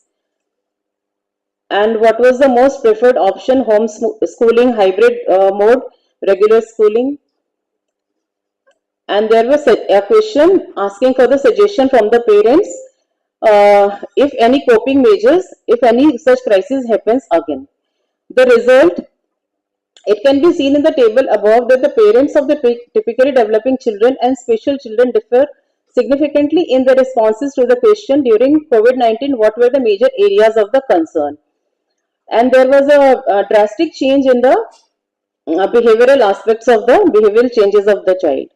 And most of the questions there was significant difference between both the children, both the parents' responses. Now the discussion part. The epidemic caused by COVID-19 has made child care providers face a number of difficulty issues. Families in which at least one kid has a typically developing disorder like ADHD or ASD are a demographic that has received relatively little research despite the fact that they may be more susceptible to the effects of changes. The consequence of COVID-19 has been and will continue to be felt for a very long time as parents acquire the skills necessary to work from home and children are more likely to develop assimilated to utilizing online learning. The special needs children, they are facing difficulty to adapt to the online learning in comparison to the typically developing children. Hypothesis H1, which stated that there will be a significant relationship between two categorical variables, both type of parents, it has been supported by the study. Conclusion, from the above result and discussion, it can be seen that the responses of the parents of two groups of children are very distinct. Out of 11 questions asked, the maximum number of questions elicited significantly different responses from the two groups. This clearly indicates the experience of the parents of typically developing children and the experience of the parents of special children was quite different during COVID. Their priorities were actually different in rearing up the child. Recommendations and implications. Our study has some limitations. The study design was cross-sectional due to its being impossible to collect pre and post-COVID data. Accordingly, we designed the questions related to the change. Therefore, we cannot interpret causality. Second, it was conducted on a limited sample size. It was 60 because of the limited time period we got for the paper presentation preparation. Thirdly, the data were collected from the Delhi NCR region. Fourth, data were collected through parent self-reports which may affect the data. There is no validated scale for focusing on factors possibly related to COVID-19. So, future research should take a larger sample size and should be representing different regions as we have included only Delhi NCR parents.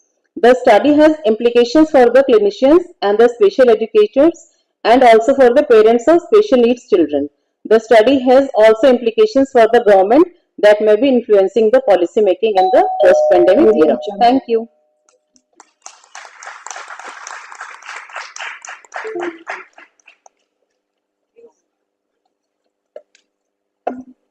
Thank you, ma'am, for sharing your findings. Our next presenter is Ms. Smriti Shankar, ma'am. Ma'am, please take the mic.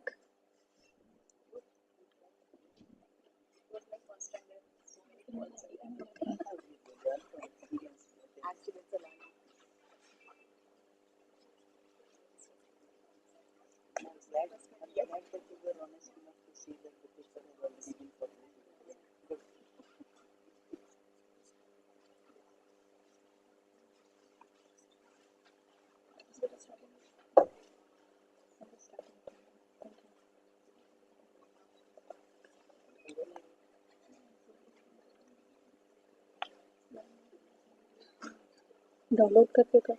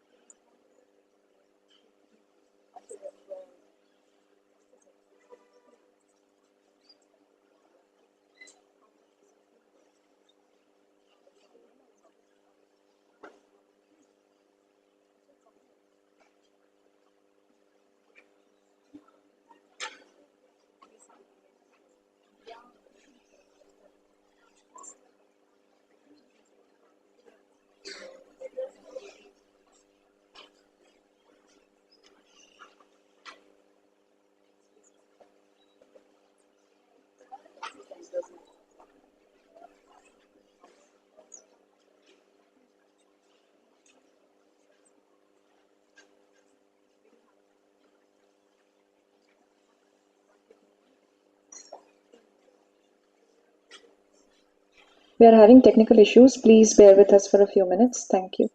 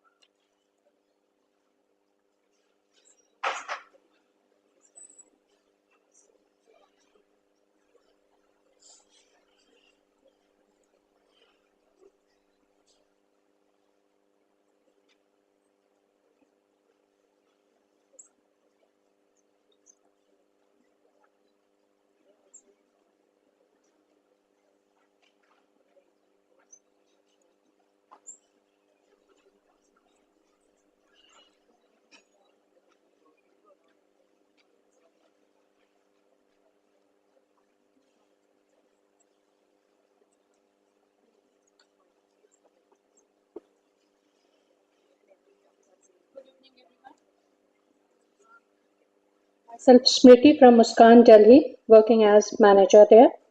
My paper is Leave No One Behind. Uh, it's about disability awareness and community involvement, some initiative towards an inclusive society.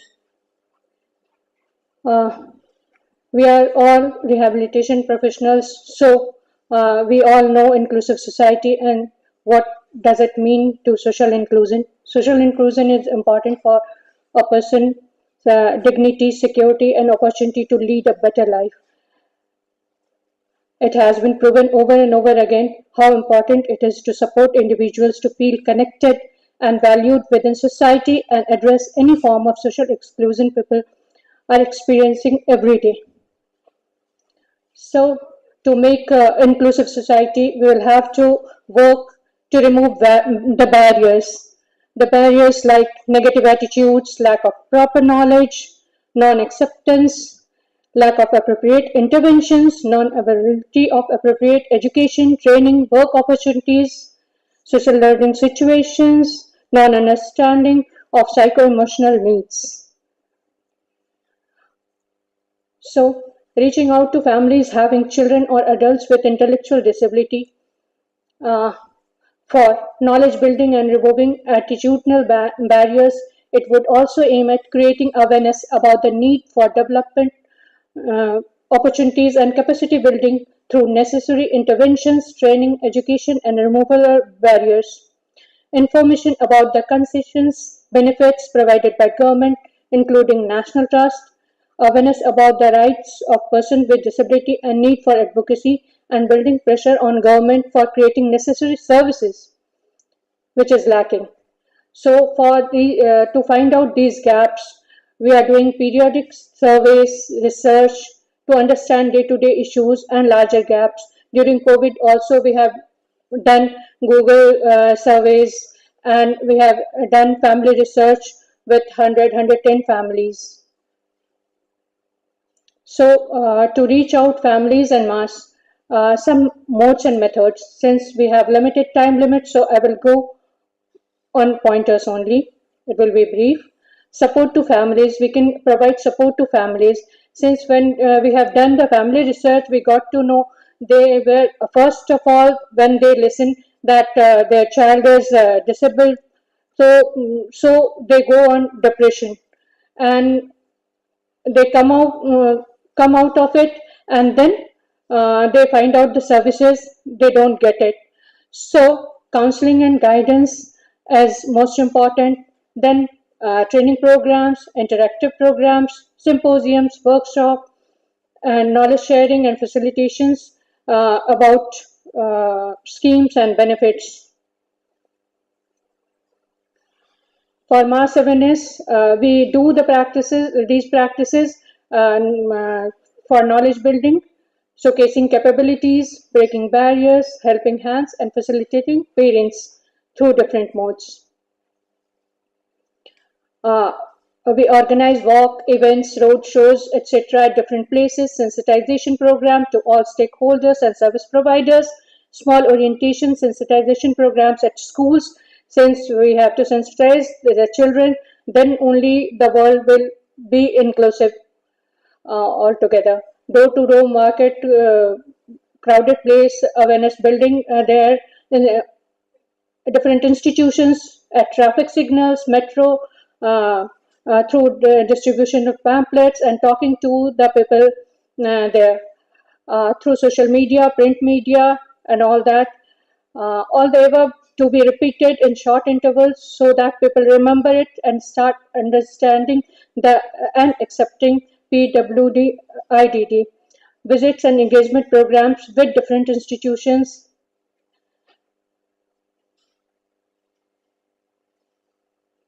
And we are also working towards advocacy for the rights with government, with other institutions, empowering PWIDD for self-advocacy.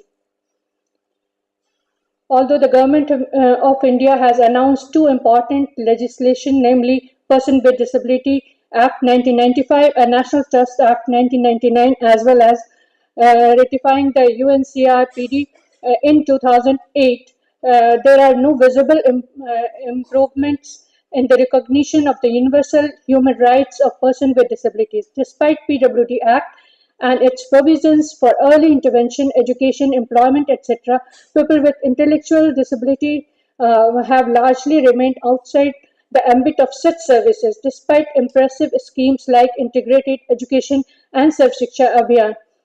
Children, adults with ID, and other developmental disabilities have largely remained outside the ambit of the special provisions required and largely focus on the generalities. The World Bank report on people with disabilities in India, status, challenges, and prospects, November 2007, covers extensively the issues of concern for people with disabilities, but effective implementation and monitoring mechanism are yet to be streamlined.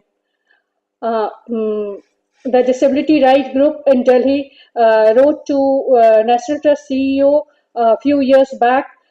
Needs identified for change and improvement, like mass awareness program needs to be taken up, that disseminates appropriate information and build healthy attitude. A national campaign like Pulse Polio needs to be undertaken to bring awareness among the citizens. And likewise, there are uh, 14 recommendations. Meeting seminars happens where NGOs share their achievements and challenges and also their ideas for scaling up the required services. But the question is the situation is changing towards an inclusive society? Disability awareness and community involvement helps in subsidizing the stereotypical mindset of society, hence providing vast opportunities for everyone to get involved in creating a positive, inclusive society for all. Working with diverse groups is not only a deeply humanizing experience but also expands horizons of our thinking. So, coming together is the beginning, keeping together is progress, working together is success. Thank you. That's all.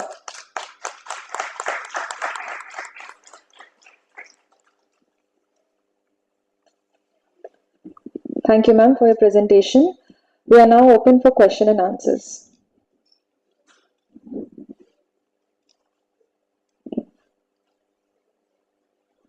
So there are no questions. Please ask your questions. We had four very interesting papers, and they improved our knowledge certainly. Please ask questions.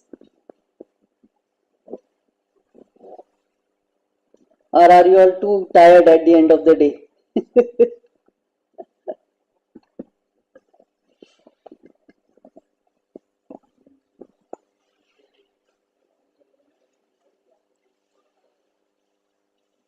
Please ask your questions if you have any.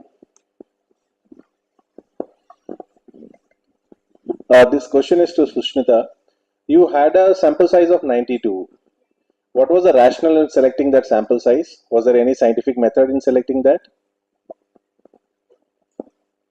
Sorry, can you please You repeat had the a sample question? size of 92 students, right, Yes, for your yes. study? Yes. Was there any rationale or there is a scientific reason for that? No, there is no rationally we took the parents who agreed to switch to telehealth sessions. So based on that, we selected the students. Like all the students we included in the study, and who remained with us.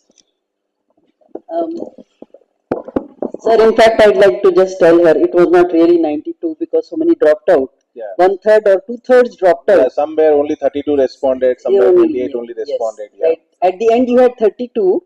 Now, if you had carried forward the last observation of the people who dropped out, maybe the differences would have been neutralized. Only 14 students dropped out. 14 students dropped out. 32 were the parents who gave the satisfactory or the good responses from the online form which we submitted. So 14 students dropped out of 92 students we selected for the study.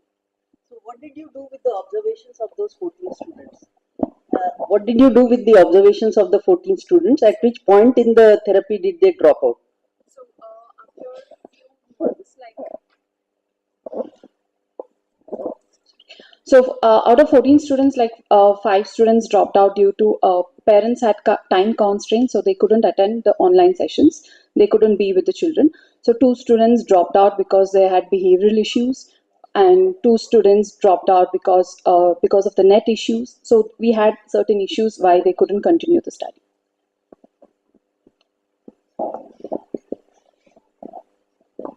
I just wanted to know that you said that your study was conducted pre-pandemic time.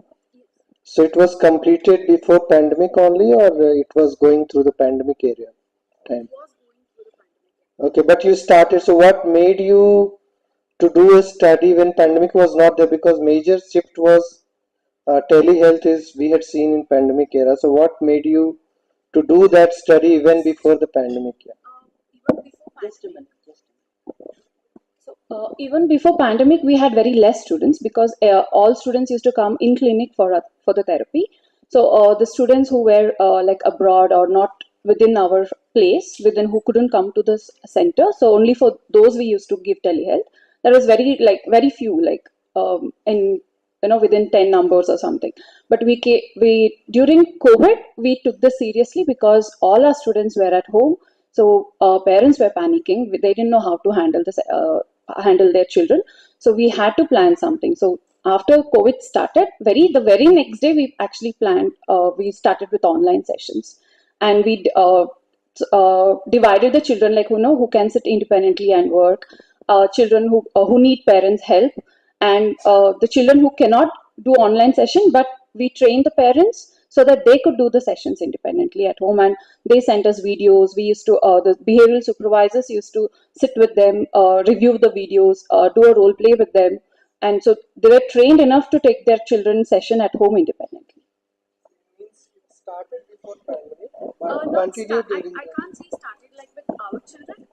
Started only I said the student who Few were of them. abroad, with those children we had 1 or 2 sessions we had started.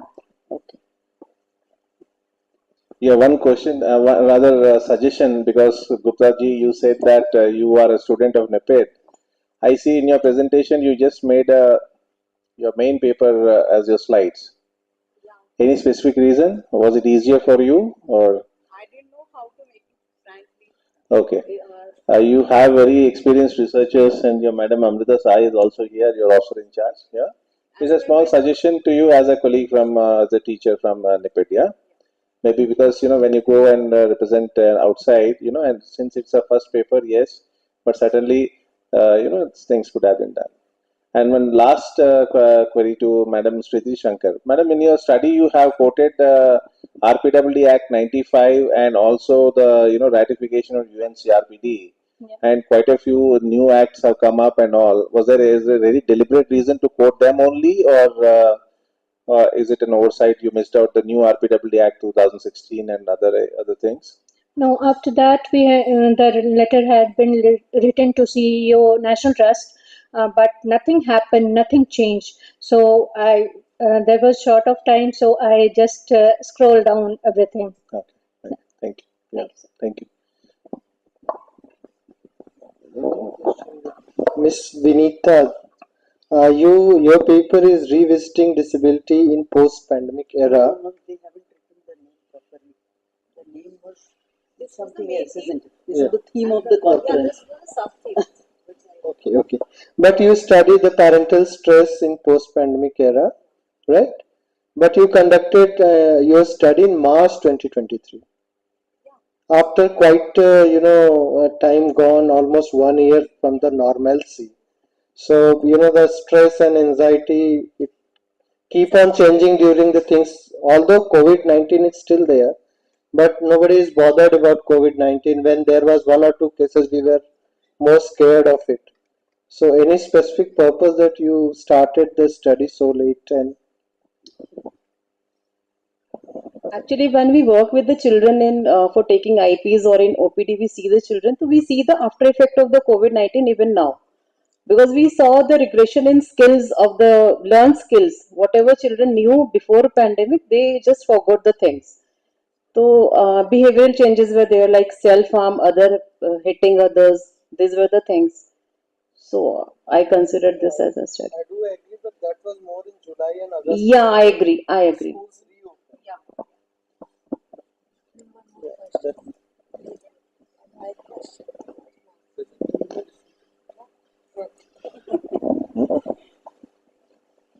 Any other questions from the audience? Yeah.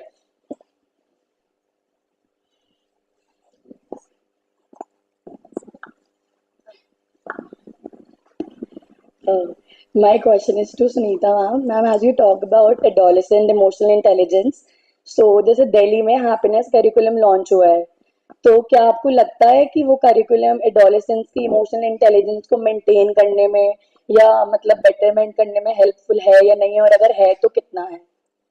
Thank you for asking this question. I have published one research on happiness curriculum which was launched by Delhi, and it is published by NCRT, so you can just go through with that also. And my research, my findings suggest that yes, that happiness curriculum is making a difference, because in that happiness curriculum they have different parts where they are mentioning about the emotion regulation, the meditation, attention, and the way with the sharing of experiences. So if it also matters that attitude of the teachers. So if the teachers are well equipped, it is making a difference. But if the teachers are taking it just casually, then it is not making much difference. So again, how we are training the teachers and how they are doing it in the classroom, that is impacting the effects of happiness curriculum. But when I used this study and I did interventions with the happiness curriculum, I found it very effective. So more references and studies, please you can just see this my paper. It was a short study in 2018 published by NCRT. It is available online. Thank you. Thank you, ma'am. Can I ask you a question? So similar to the question asked to the other speaker. So what was the reason for getting 296 children? Did you do any sample size calculations or power calculations, etc.? Ma'am, no, actually, I was consultant to one school, and there were two sections of 8th class and 9th class. So whoever were available, I included all the students who were there in those two classes. Yeah, purposive sampling. So whoever was available, to total number of the students in these two sections were 296. So that was the reason, ma'am. Thank you, ma'am. Okay, so there are four presentations we gone through during this session, and very diverse range of topics were covered. So all the presentations were discussed in a very elaborative manner. So I congratulate all the presenter and over to you, ma'am. Thank you all the presenters. You did a very good job, and all of you tried. That is the most important thing. Uh, of course, the last paper was an outlier. It was complete. It was more like a commentary than an experimental study. One of the papers had been published already, and I'm really I appreciate that you had let us know in the beginning. One was a first time presenter, which is also very appreciable. And of course, one had a big sample size so that each paper has its own special points. And I'm happy, I congratulate all the speakers and presenters and hope you go ahead still further in your journey. Ma'am, excuse me, ma'am. Can we take one last question? There's one last question from the audience. No, I'm afraid not. They can ask after this. Thank you. We've asked several times, many times. Thank you, ma'am. Thank you, ma'am. Thank you to all the presenters. Thank you for sharing your knowledge as well as time. I request Smita Deshpande, ma'am, to present present the mementos to our presenters. Sunita, ma'am, please.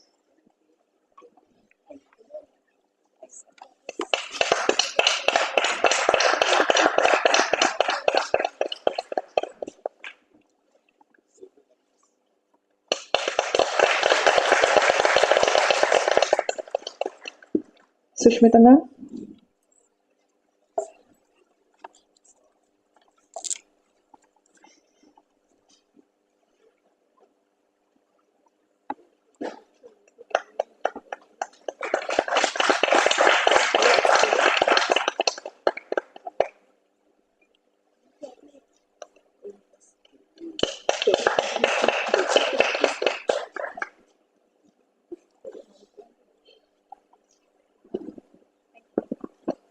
Vinita, ma'am. Such an honor to get you.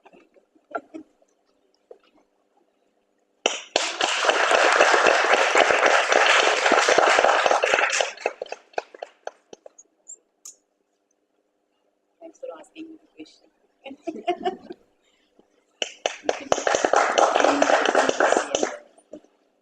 And our last presenter for the day, Smriti Shankar, ma'am.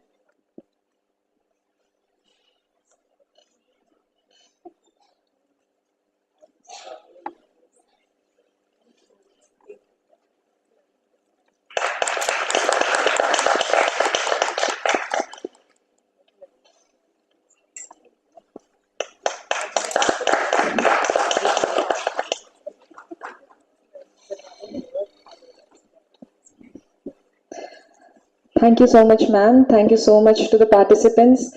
And now we are ready for the group photo. I request all of you, all the presenters to come together with Director Sir for the group photo.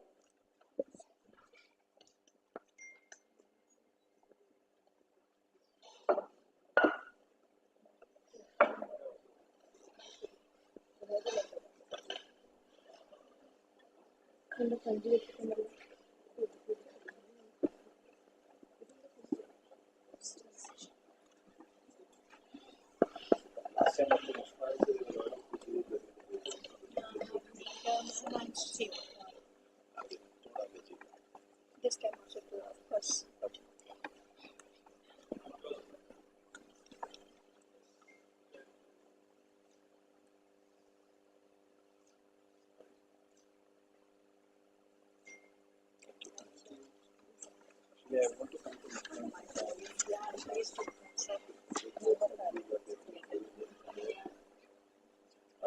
We have kept it some. Currently, we have posters outside the auditorium. Please go and make a visit there. With this, we conclude our day and presentation. I request Sunita ma'am to take the mic and conclude the day.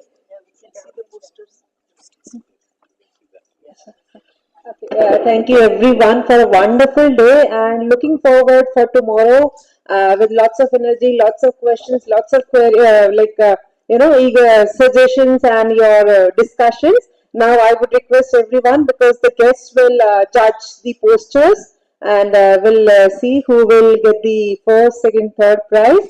Everyone, you can just visit the gallery in the foyer.